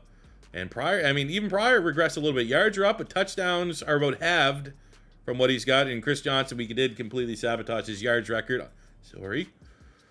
Travis Kelce killed it, though. 112 catches, 1,300 yards, 10 touchdowns, 11-5 for Gordon. Just under 900 yards and 8 touchdowns for Kevin White. Defensively, Bobby Wagner over 100 tackles. We got 20 sacks from TJ Watt, 16.5 from Nick Fairley, 9.5 from Hicks, 8 from Daniil Hunter, so that's why we're letting him walk. That's not $100 million production, no matter what way you cut it. TJ Watt, like his predecessor, Terrell Suggs, wins Defensive Player of the Year, as well as Linebacker of the Year. Lamar Jackson beats out Nick Chubb, even though Nick Chubb was whelming, still runner-up for Offensive Rookie of the Year. Lamar Jackson on the Broncos. Dallas Goedert goes to the Steelers. Saquon Barkley on the Texans. For defensively, Denzel Ward on the Colts, which we saw. Derwin James on the Jets, which we got sniped on. Minka is a Patriot. Jesse Bates making the short list. Fred Warner is on the Raiders. On the other side, we know Jair. We got Darius Leonard. Not washed Darius Leonard on the Eagles. Last time didn't really work out. Roquan Smith is a Seahawk. Offensively, Baker Mayfield on the Packers. Mark Andrews is a Seahawk. Calvin Ridley on the Saints. We have a lone retirement as Vollmer, who was going to go to free agency anyways, retires after 10 very serviceable years here as our left and right tackle. Very versatile. As far as dev traits are concerned, as we clear out our lockers here at the end of year 17, Nick Chubb was a superstar dev. Hopefully he starts playing like it. Terrell Pryor keeps his X factor. Not so much worried of production standpoint of it falling off, but he is 30, so it happens, father time to everybody. But going into the offseason, we're going to let White hit free agency, so we're going to be looking for a wide receiver too. We're going to be looking for a right tackle. We have the blindside Michael Orr, but not really a long-term option. On the defensive side of the ball, Watt is up to an X factor. Calvin Pryor, unfortunately, lost his superstar. Same with Slay. And Jesse Bates was only a star depth. But on the defense, we're going to be losing Daniil Hunter, so we're going to be looking for another pass rusher. As my salary cap's been a living hell, I'm going to accept the 5th-year option on Laramie Tunsil's contract to see if I can get a sneaky upgrade at wide receiver. And of course, Kevin White's the top available wide receiver. And unfortunately, it's just not much there. Actually gone on and make history. Our first free agency signing of the video, year 17, we get Andrus Peat, 25.79, a normal dev, and he's going to come play some right tackle for us. With landing Pete, our needs going into the draft, I think wide receiver, even though Braxton Miller could be a cool story to let him go, I think if we can get a true game changer at wide receiver, especially with Josh Gordon already regressing, I think that would be the first big Hail Mary. Secondary, getting that 3-4 outside linebacker, even though I think Fairley, Hicks, and Watt is good enough a pass rush, it wouldn't be terrible to have another option there. Taking a look at the most recent 2019 NFL mock draft, we have the Commanders going Kyler Murray, Nick Bosa to the Chiefs. Okay, phenomenal. Ryan Burns to the Packers. So pass rushers are going early, of course, the year that we have a high pick. But we're projected to get Montez Sweat. Could live with that. Going pass rush, Deebo Samuel's on the board going to the Eagles. He could be our wide receiver option. Josh Allen's also there for a pass rush. So actually, a pretty good spot. Not a terrible year to be bad and have a good pick. So on the clock with the 10th overall pick. The board has gone as expected. And I think we treat this because there's a bunch of decent players. There's no names. We need a wide receiver. And this wide receiver is A, catching, B, deep out running, B, catching traffic. Pretty good combine. Not a crazy combine, but we know he's a first-round talent. Looking at pass rush help. We have Montez. I mean, let's be honest. We already know what the combine's going to look like here. 4-4-1. It's. I don't even need to look at Josh Allen. Josh Allen's probably the better player. Definitely the better player. Has had the better career in real life. But in hindsight, we are drafting. It is the draft. And Montez Sweat, number 14 in true value. Anytime you get a 6'6", 260 with 93 acceleration, 91 speed, you know C4's drafting him early. And here's hoping in the second round at pick 10, maybe the wide receivers. We're going to get a decent roll. I know this is the year that DK Metcalf went. So before I even go look, we have to select a player with house rules. It's top 70. Top 70 player. I'm closing my eyes till we get to 70 on the... No. Our house rule is within 32 picks. One full round of our own selection. I might have to do it. Scary Terry's there. But I think the same exact logic that I used to take Montez Sweat over maybe other players that we might assume it's higher rated, I'm drafting them off of freak athletic ability. I'm looking at the top wide receivers that are available. We have two that are real obvious. One is Scary Terry, Ohio State. I have been biased towards Ohio State players. He does have elite acceleration, agility, and speed. But if I was looking here and I said, oh, what's this DK Metcalf guy? Look at this wide receiver, fellas. 6'3", 230, A release, B catching. Didn't attend the Actually, you know what? I might be scared a little bit because there's no elites. They didn't give him elite. Maybe he's dogged a little bit. We've seen some weird things in these draft classes. I think we trust our board here. And we'll go and grab Scary Terry McLaurin, number 12 in true value at 42. Then in our draft recap, ended up with a very, very strong draft, which is what we needed. We got David Long, who's been a starting linebacker for a minute now. Darius Slayton was an ultimate value pick of the New York Giants this year. Got Oruwariye, 69. We got Mac Wilson, who actually was a Browns pick this year. You got Bryce Love, who was a Heisman hopeful during his time in college at Stanford. But the big gets here, we pretty much just follow a Commanders draft. Montez Sweat, 76, hidden dev in the first round. Scary Terry, 76, hidden dev in the second round. Both these guys, easy day one starters for the Browns as we gear up for year 18, aka the 2019 regular season. So last year at the midway point, we were below 500 and missed the playoffs. This year, we are below 500. However, we got momentum, 2-game win streak, just got a player of the week performance at a TJ Watt and a win over the Ravens. With $75 million of contract, it's going to be the end of the road for legendary Chris Johnson. It'd be best if he just retires. Probably not going to bring back Brandon Boykin, so we'll be looking for a new nickel corner, which we might actually have on the roster here in Tavon Young. If he'll take like a contract like this, let's go. Now here's where things get interesting. Braxton Miller, affordable for his rating. Akeem Hicks has been performing, justify of a big contract even at his age. Joe Sherbert, that's reasonable. There's no interest. We have to overpay slightly, but I like the ceiling. Rodney Hudson, that one's tough, but again, he's 30. You probably could give that like a 2 or 3 year deal and not worry about the regression. Same with Pouncey, even though center's a position you don't really want to pay, but he's 99. The big question comes with Terrell Pryor. Regressed hard last year, doesn't look any better this year, is not playing anything like an 89 superstar. Do we have to give him the Eli Manning treatment of, you got to earn your $150 million contract? I think we wait and see. But the problem with waiting and seeing is I want to pay these other guys too, and there might not be enough money to re-sign Terrell Pryor. So we're back. Joe Schobert on a 3-year deal, locked in. I got Akeem Hicks coming back on a 2-year deal. Pouncey coming back on a 3-year deal.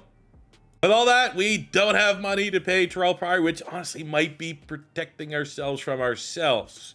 Now, what do the quarterbacks in the draft look like as far as replacements? Not so much like top 5. We're not going to be, I don't think, bad enough to have a top 5 pick. But I'm trying to think this year. I think that's Joe Burrow. Who else was in that class? Ooh. Now, I'm saying all this knowing that I might still end up getting Tua. But Joe Burrow, Justin Herbert, Tua, Jordan Love, Jalen Hurts. There's 5 options to replace. Couldn't have asked for a better role. Oh, for fuck's sakes. We turned it around. We went 10-7. Oh, no. We went 10-7 and I don't... God damn it. 10-7 and I don't have a quarterback. It would be so much easier if I didn't. Pryor, that's not worth the contract anyway, so I'm not worried about life after Terrell Pryor, I'm worried that we played ourselves out of a good pick to get a Joe Burrow, Justin Herbert. Our run game. Where the hell did our run game go? We replaced a superstar running back with a superstar running back. Why are the yards like halved from what they were with Pete Chris Johnson? Gordon and Kelsey going over 1,000 yards. I love seeing that. Scary Terry, 8-5 in his first year. What's the dev trait there on him? Is a superstar. So that's pretty sick. And he got 2 upgrade points. So ends his campaign as this playoff run. Getting a little bit better. Bobby Wagner and Schubert going over 100 tackles. 10.5 sacks from Watt. 10 from Fairley. 9.5 from Hicks. And hey, finally some interception numbers. Big play, Slay with 5. Get some hardware. Jake Elliott gets Kicker of the Year. Slay gets DB of the Year. And your Offensive Rookie of the Year goes to Scary Terry. Look at the rest of how everything else kind of broke down here. Miles Sanders to the Raiders. Defensively, Nick Bosa to the Chiefs, as we saw. Yuck. Jeff Simmons went to the Texans. And the NFC side, we got Josh Allen, the other Josh Allen, to the Giants. Ed Oliver on the Cardinals. Dex Lawrence, Sexy Dexy on the Bears. CJ GJ ends up a Philadelphia Eagle. Rashawn Gary on the Niners. DK Metcalf is a Viking. Debo Samuel on the Eagles. TJ Hawkinson on the Saints. Josh Jacobs is a Cardinal. Because he is done here, Chris Johnson is going to finish his Browns career. Hopefully he retires. But just under 12,000 yards rushing, 155 rushing touchdowns, as well as 3,300 yards through the air and another 13. In the first round of the playoffs, we get the LA Chargers. Kind of actually hoping that we're one and done. And the better pick that we had. Hey, there we go. One and done. The only time I'll probably outright that. So that saves us a couple spots in terms of draft position. If you want to trade up for our quarterback of the future. All right. That was like ripping a Band-Aid off. At least we don't have to go see him play for somebody else as Chris Johnson retires after 12 very successful years here in the NFL. And hopefully now, maybe the pressure's off, anxiety, whatever. Nick Chubb can start playing like a superstar running back. For the offseason, we are going to accept the 5th-year option on TJ Watt. And watch is Terrell Pryor. Great success story, honestly. To succeed Eli Manning when he did. It's just one of those things, man. It just didn't work out. We're also going to be losing Roddy Hudson, who's a former Offensive Lineman of the Year award winner. So before we fully commit to drafting a quarterback, let's just make sure there's not someone interesting here. We got Carson Wentz. Obviously, I have demons against bringing that. We have Michael Vick still playing at 40, 7-time MVP. I don't know. I think the draft's probably going to be our best chance. It's a good year. Fine. Oh, my God. Why are the Ravens always getting... The Ravens and Bengals have been crushing the draft process. Joe Burrow to the Ravens. CeeDee Lamb to the Seahawks. Chase Young to the Raiders. Obviously, Tua going to the Texans. Justin Herbert going 15th. I mean, Justin Jefferson got on the board, but we don't really... We're not desperate for wide receiver help. We need a quarterback. I think if I needed a quarterback, I think I'm calling the Saints. Much as it'd be cool to get Jordan Love or Jalen Hurts, knowing Justin Herbert's falling that far, knowing how I viewed him as a prospect coming out, and I liked him more than Tua, let's see what the Saints would want. Now it takes 2 to tango. Justin Herbert has to fall to 15, but we've traded up to the 14th spot. It costs us our 2nd-round pick this year and our 3rd-round pick next year. Fair price for trading up a couple spots. Oh, oh no. Joe Burrow at 1. Herbert goes at 9. The mock draft lied to us. Fuck! That means, no, I'm not going. I can't go Tua. Absolutely cannot.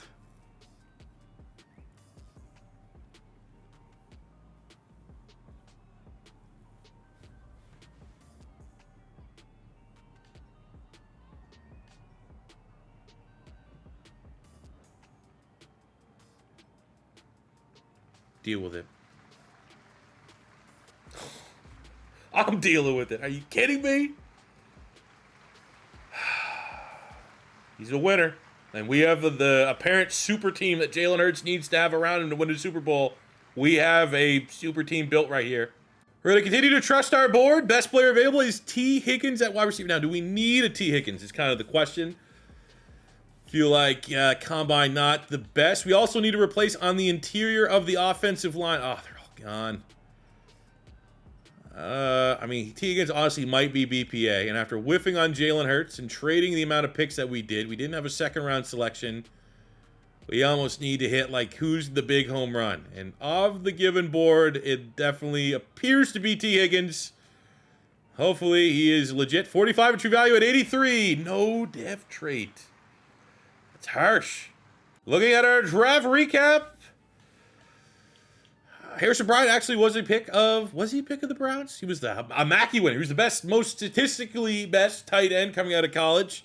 T. Higgins gets a 72. Jalen Hurts gets a 70. The way that I'm going to salvage this is, in one hand, you look at a couple of our luxurious draft classes throughout the history of this rebuild, right? We were very generous in getting Scary Terry, Jason Witten way back in year 1. Travis Kelce trading up in year 11. So it's like, you kind of look at our wins along the way. Haven't really had many L's when it comes to draft, and we took a pretty big L here. But if we can develop Terrell Pryor into a dominant 40-touchdown-a-year quarterback, I think we have the team and support system in place to get something out of Jalen Hurts. He's our quarterback for the rest of this rebuild if we want to win another Super Bowl. But our first year with Jalen Hurts as our quarterback. I mean, we got a really good team around him. 89 overall. We need Nick Chubb absolutely to pick up the production as a running game. We need the run game to kind of balance things out. But weapons, Josh Gordon, Scary Terry, Travis Kelce. We do not have a complete lineup as right guard. We just couldn't replace everybody that we've been losing and having a retirement and regression and all that stuff. But every player outside of one is very, very good on the offense. Defensively, we're led by Bobby Wagner, TJ Watt, Nick Fairley. Hicks has been really reliable. Jesse Bates went from star to superstar last season. You got Slay, who's coming off a DB of the year performance, getting his upgrade back. He started as a superstar, regressed down to a star. DB of the year, back up to a superstar. So I'm very optimistic, man, that as long as Hurts isn't a liability, there shouldn't be a gigantic drop-off, I don't think, from last year with Terrell Pryor to this year with Hurts. Come on, dog, be great. So, we were 4-5 at this point last year. We're 4-6. Underperforming for an 89 overall team, but for the fact that we have over, a 17-point overall difference between our quarterback this year and our quarterback last year, that's not too bad. However, we are in the red in a bad way. So, Jake Elliott, our superstar kicker, Daquan Jones, Deion Dawkins, Larry Tunsil. I got no money. So, again, 17 overall point starting difference from our quarterback. Last year we went 10-7, lost in the first round of the playoffs. This year we go 9-8, respectable with a 71 normal for Hurts starting out. And we were, first team to miss the playoffs. Now, also, 9-8 for a team that's 91 overall with a 92 offense, 91 defense. Not great, considering the talent that we're about to lose because we can't afford to pay them. We are going to likely regress next season. Jalen Hurts played pretty well. Interceptions very high. Comes with a rookie quarterback, but 34 touchdowns. I bet that's more than you thought you would get here in year 1. Our run game, man, what is going on? Scary Terry, Josh Gordon going over 1,000 yards. Higgins was solid. The worst year of Kelsey's career. Defensively, Wagner, great year. Chauvert was solid. 14 sacks with Watt, 13.5 from Hicks, 9 from Fairley, 8 from Sweat. And their interception numbers are not the best. Always going to be tough. Jalen Hurts, runner-up for Offensive Rookie of the Year, goes to Joe Burrow on the Ravens. DeAndre Swift on the Bills. Jonathan Taylor is a Miami Dolphin. Derek Brown is a Jaguar. In the NFC side, where we got some big-time names. Chase Young on the Cardinals. Winfield on the Packers. Henry Ruggs. We got CeeDee Lamb on the Seahawks. Cole Kmet on the Cardinals. Our only other award winner is TJ Watt, getting linebacker of the year the same way that Terrell Suggs used to do it. Wow. Jalen Hurts did not go up dev trait. I was expecting it. Nick Chubb did not regress dev trait. I was expecting it. We're about to lose the left-hand side of our offensive line as Tunsil and Dawkins are going to hit free agency. Defensively, we're going to be losing Hicks. No, we're going to be losing Dayton Jones. Good news. Jesse Bates is up to an X Factor. Rightfully so. And we're going to pick up the 5th-year option for Nick Chubb. Just under $10 million is not bad, and it gives him one more year to prove that he's not a bust, because he has had every opportunity to be decent and has just failed to do so time and time again. Damn, I thought I might be able to squeak in a Deion Dawkins contract with $16 million left on the line. Unfortunately, we're going to be losing some talent. We got to try our best to replace him in the draft. The final 2021 mock draft has Jamar Chase going to the Saints, Trevor Lawrence to the Bucks, Jalen Waddle to the Packers, Sewell to the Bears, Devontae Smith to the Raiders, Surtain to the Texans. And as you can see, for the most part, like, the best players were found and are going to be going early and often. But as we also saw last year with Justin Herbert, the mock draft is not always final. That's why we go over the year-end awards, just in case things change. For us, we need a left tackle, left guard, right guard, 3-4 defensive end. Those are our premier starting positions. So looking at the tackles, Slater's going to be gone. Just knowing we are projected to get Darisaw, which I could definitely live with that. Micah Parsons is going to be in range, but even viewing him as an edge rusher, we are relatively decent at that position. Vera Tucker, legitimate first-rounder at guard. But I don't think I'm going to have much complaints here if we can get Darisaw at 17. Dude. Look, he went right before us. 17 to the Steelers. Top of the screen. Darisaw. There's no way, dude. I mean, it's Micah Parsons, but we got Watt and Montez Sweat on a rookie contract. We need a tackle. Tevin Jenkins is there. If we look at guard, we have Vera Tucker. We have Landon Dickerson in the second round, but he probably wouldn't be there for our second-round pick. Creed Humphrey at center. As far as 3-4 defensive ends, I mean, you can't really play Rousseau there. You could play Christian Barmore. Oh, JOK is there. I'll tell you what, if I had to, like, draft a Brown from this year, but I think we got to trust and build the trenches, especially with Jalen Hurts here. So we're going to go a Vera Tucker, 37 in true value, but at least he pops in the dev trade. I know these draft classes are outdated, but we'll try on Cosby. He's like a 90 overall guard right now on the Commanders. Damn. And looking at the draft recap. All right, so what I've been doing, big change, you may have noticed, is the ratings are improved, I think, for a rebuild format. On some of those early classes, when we did the Bears rebuild, I used someone else's work. What I have done up to the 2015 classes is every draft class I went in, and let's just say I refreshed them a little bit. I did not do 2015 to current day, and a lot of these classes were created before half these players have, like, developed. Like, obviously, in Cosby's case, I got Trey Smith. Thought that was going to be a steal. He's like a 90 rated guard. He's 63, so it hasn't really been refreshed any. I am going to go back and, like, refresh all of these retro draft classes that I'm using. It's just very time consuming, and I need this video to get out today. So this is a look at our class. We get Kenneth Gainwell in the 4th round, 72. So it gives us a decent RB2 behind Chubb if that case doesn't work out. And Vera Tucker in the 1st round, 72 with the hidden dev. Not bad. He'll be a day 1 starter, but, you know, we didn't really get all our pieces. Look at our Browns team as we start year 20 of the rebuild. We have 3 years left, including this year, to try and, you know, it is honestly like a rebuild within a rebuild to get this team back to a Super Bowl. I honestly think the missing thing, like, Jalen Hurts played above expectations last year, especially this year he can cut down on the interceptions a bit. We just need Nick Chubb to do anything. He hasn't even been close to 1,000 yards since we brought him in. He's a 90 overall superstar running back. Doesn't help that our O-line is probably in the worst state that it's been this whole rebuild, but come on, Nick Chubb, you're better than that. Defensively, weren't able to bring in all the pieces that we would have wanted, but I think still led by TJ Watt, Bobby Wagner, and Jesse Bates. It'd be cool if we get maybe a little bit of a breakout from Montez Sweat, double-digit sacks. That'd be a great return on investment, but I have no worries about our defense. Offensively, I think if we can get a run game, we'll be dangerous this year and a lot better than 9-8, which was our record last season. Did Nick Chubb start running it? Look at that! Nick Chubb's running the football. Third offense, fifth defense. Now, wheels could absolutely fall off. I've had some hot starts, never completely crashed, but we've had hot starts and with meh finishes, and then we have to go the gauntlet.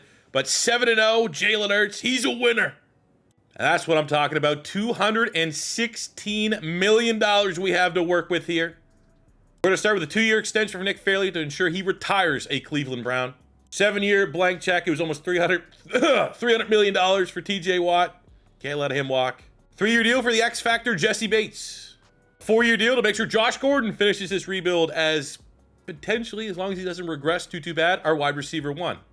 3-year deal for Darius Slade. As long as he doesn't retire, he'll finish this rebuild at Brown. 2-year deal for our starting nickel, Tavon Young. We got a 3-year deal for the ageless Akeem Hicks, so he hopefully will finish this rebuild as long as he doesn't retire as a Brown. And lastly, a 3-year deal for the X Factor, Bobby Wagner. Same deal. We'll finish this rebuild as a Brown. So we went from $200 million to 31, and that is still going with the decision to let Calvin Pryor walk. Successful kind of rebuild of a career there. He was a bust. Became a really, really nice starter for us. We're also unable to bring back Andrews Pete at right tackle, our only free agency signing. In year 20, the Browns are 12-5, back on top after really 3 years of not being remotely competitive for the playoffs. We also win our AFC North title for the first time in a long time. Offensively, the run game got on point. Number 1 defense, top 5 offense-ish. Nick Chubb figured it out of nowhere. Jalen Hurts, the touchdowns are, we're giving, hey, Eli Manning, we're getting this type of touchdowns. And, Jalen Hurts kind of Eli Manning in a way. He's Eli Manning without the turnovers, and if he's not really Eli Manning. But Jalen Hurts, he's a winner. As a passer, very Eli Manning-esque. Offers us, a different dimension as a dual threat quarterback. But we were able to win a Super Bowl with Eli Manning. We could probably do it with Hurts. Nick Chubb being on point, that is awesome. I don't know why it wasn't working any of the other previous years. Very frustrating. Receiving, Scary Terry over 1,000. Josh Gordon over 1,000. Kelsey was solid. Higgins was fine as a role player defensively. Schobert and Wags. We got 16 sacks from Watt, 10 from Fairley, 8.5 from Hicks, 7 from Montez Sweat. And Jesse Bates leads the team with 5 interceptions. We actually didn't get any award winners. So just quickly recapping where some of the names of the draft landed. Justin Fields in Houston. We saw Devontae Smith there of the Raiders. Defensively, Surtain.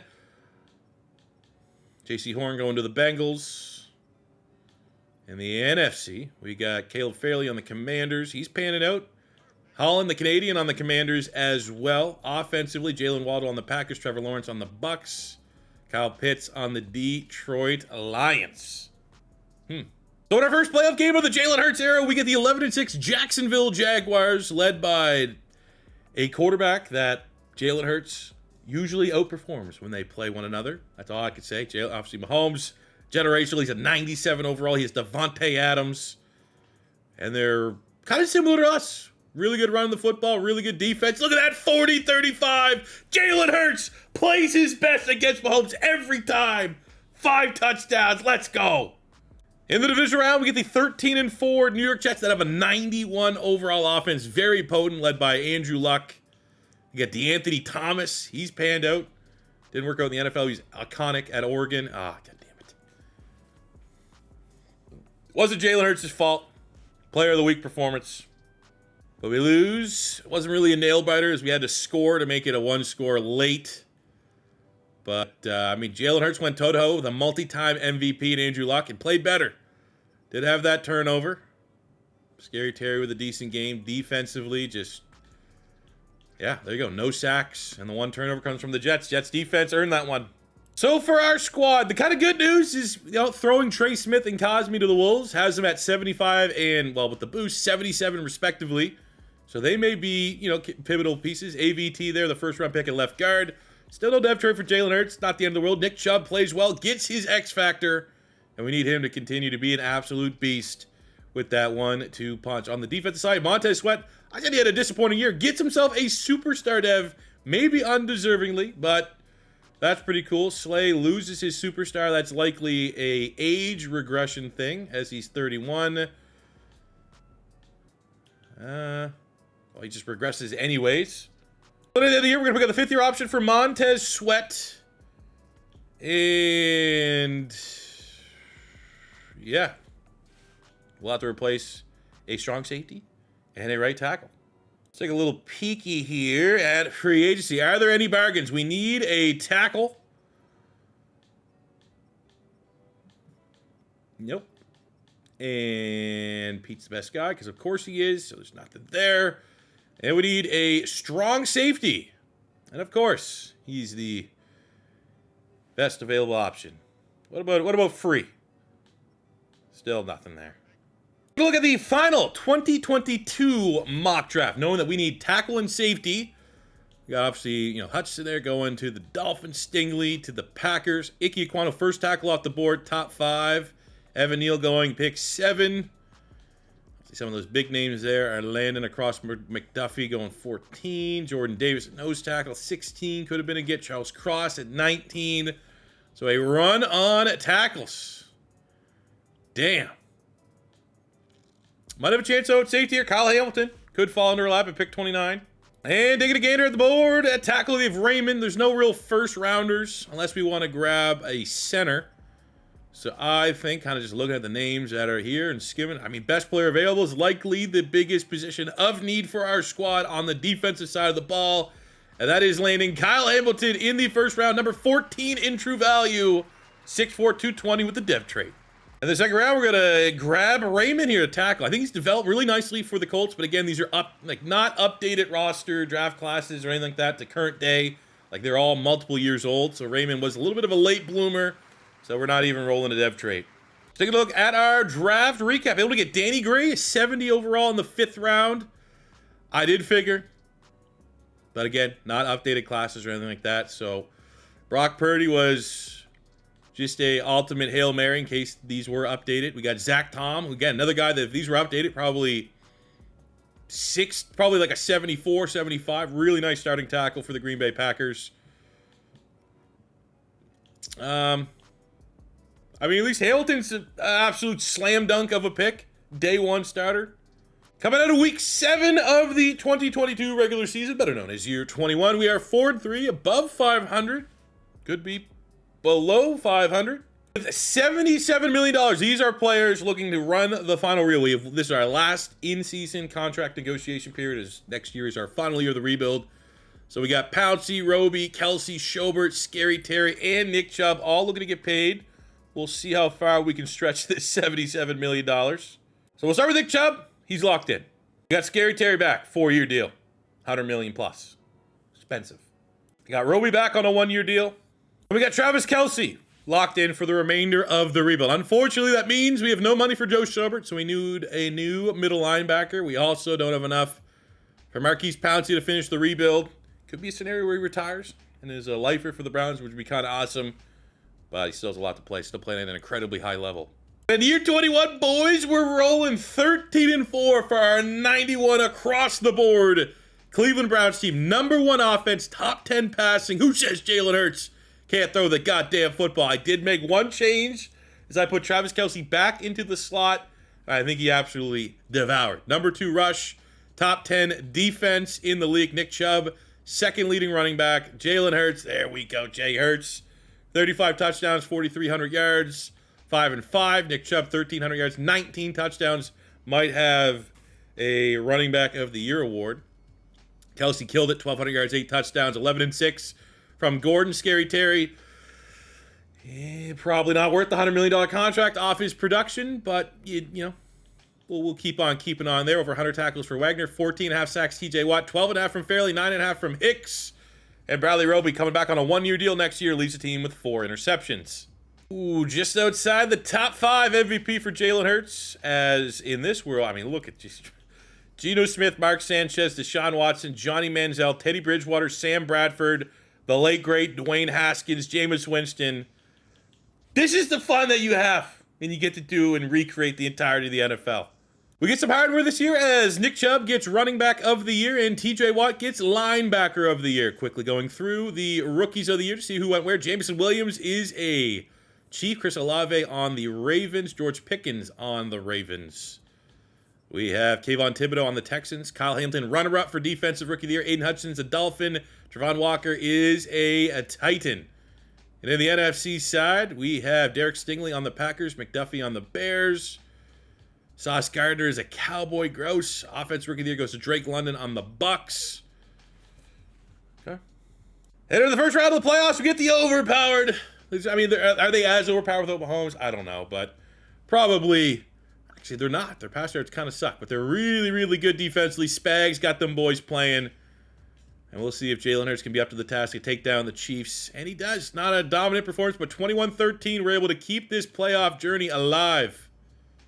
And Jalen Hurts did enough to outduel Cam Newton. And in the divisional round, we get the 13-4 Patriots. So battle of two of the top teams in the AFC. The number 1 offense against the number 2 offense. Geno Smith, 48 touchdowns. Jesus. They also have the number 2 defense. This is an overpowered Patriots team, so we will auto-upgrade our players here. Non-starters. Hopefully, maybe some special teamers. Maybe there's a forced fumble on special teams coming from one of them dogs. Ooh, let's go! 28-20. The Browns are in the AFC Championship game. Jalen Hurts and Bobby Wagner both carrying this team in a big performance. So with the Super Bowl on the line, this would be our 3rd Super Bowl appearance of the rebuild. Now, apologies, my memory's not the best. I've recorded this over 3 freaking days. We won the Super Bowl in year 8, the 2009 season. We lost the Super Bowl year 9 in the 2010 season. Both those were against the Bucks. And we haven't been back since. And all that stands in our way is get Jalen Hurts, get a little bit of magic against Patty Mahomes and the 15-2, 93 overall offense Jaguars. We need our defense to shut them down. Dude, there's no way, man. There's no way the second fucking time in this rebuild I get offensive and defensive player of the week and we lose. Overtime loss.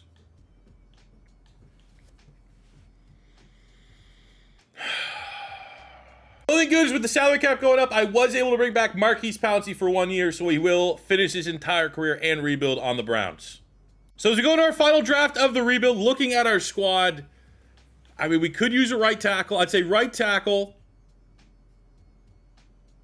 and middle linebacker.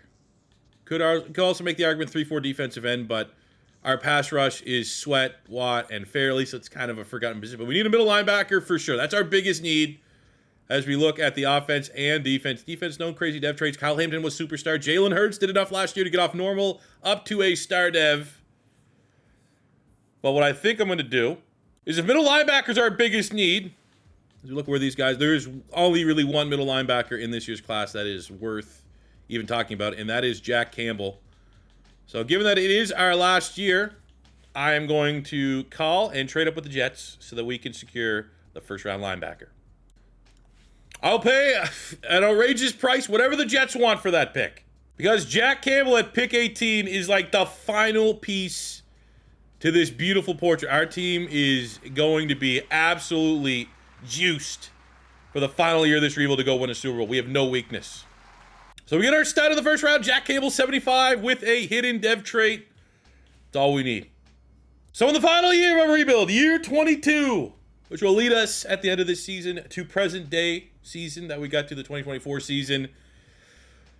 I mean, we were very close last year, and we only have got better. Only had another training camp. We didn't really have much regression out of our older players. Kelsey regressed a couple points. Pouncey regressed a couple points.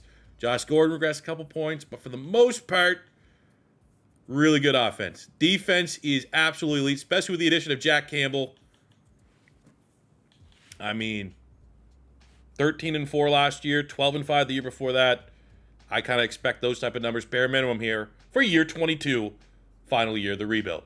And at the end of year 22, we got a chance. That's all we could ask for. Can we have a Cinderella run where we can at least, go on a championship, go to the Super Bowl, have a chance at winning and finishing this thing off? Or is it going to be maybe a little bit more reality-based? And we crash and burn. We still have a very good defense, very good run game. Pass game took a step back. Overall points took a step back from a year ago. Jalen Hurts, 31 touchdowns. Picks are back up a little bit, so not his best season. Nick Chubb was solid, 1,000 yards, 14 touchdowns. Kelsey goes over 1,000. Gordon was good. Scary Terry just never really able to get it going, unfortunately. The rookie Jack Campbell leads the team in tackles. We got 18 sacks on 17 TFLs for TJ Watt. Hicks was decent. Fairley was pretty good. These guys are getting old, so playing at that level is still very impressive. 4 award winners. TJ Watt brings home Linebacker of the Year, also Defensive Player of the Year. So the first round, we get a bitter divisional rival in the Cincinnati Bengals, 11-6. They also have a very, very good defense. Top 5 defense. Come on, Jalen. Give me a run, Jalen. Give me a run. Let's go. First round, 24-13. Down go the Bengals. In a matchup where, Hurts and Goff, neither of these quarterbacks had a stellar performance. Nick Chubb went off 72 yards, 2 touchdowns. Kelsey gets our touchdown. Defensively, look at the pressure. Sack and a half Watt, sack and a half Fairley, sack and a half Hicks, sack for Willikes and Jesse Bates with an interception. And we are a win away from an AFC Championship game. What stands between us is Andrew Luck and those damn Jets. Andrew Luck had a hell of a year, 4,600 yards, 41 touchdowns. There's no way we're losing to Jalen Reagor. Everyone in this series has a chance, bust or not, to have a great career, except Jalen Reagor. He does not deserve to have that. Oh, man, if we lose to Jalen Reagor. We can't, no. I will literally re-record the whole video if we lose this one. You cannot lose! Fuck, no!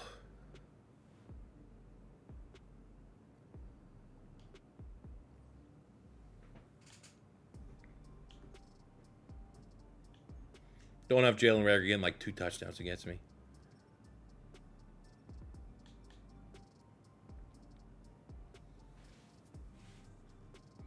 Unfortunately, our juggernaut squad cannot give us the fairy tale ending.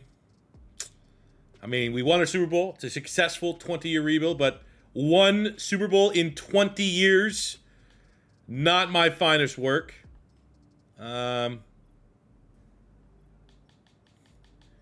Julius Peppers just didn't retire and took back the sack record from Suggs. You mother... And look, we got Crabtree, all-time touchdown receptions. Michael Vick, all-time passing touchdowns. I mean, for us down the stretch, Josh Gordon finishes as our all-time leader in receiving yards. Travis Kelce finishes all-time leader in touchdowns. Gordon for receptions. I mean, we recreated history.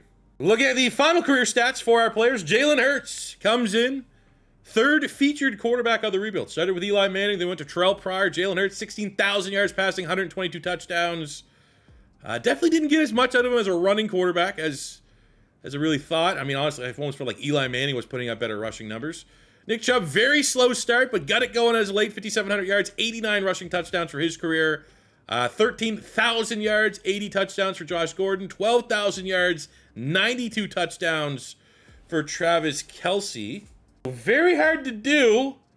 Kelce in real life has 12,000 yards, 77 touchdowns.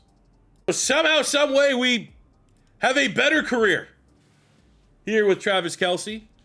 On the defensive side, Bobby Wagner, 1,300 tackles, 71 TFLs, 30.5 sacks, 27 picks. Absolute legend. Got 147 sacks on 173 TFLs for Fairley, 126 sacks from Keem Hicks, 106 from TJ Watt. Interception numbers were never that great in this rebuild. Well, that will do it. Over 3.5 days of recording, nonstop, no other series on point. We'll be back tomorrow with Pink Slips, the 2nd episode.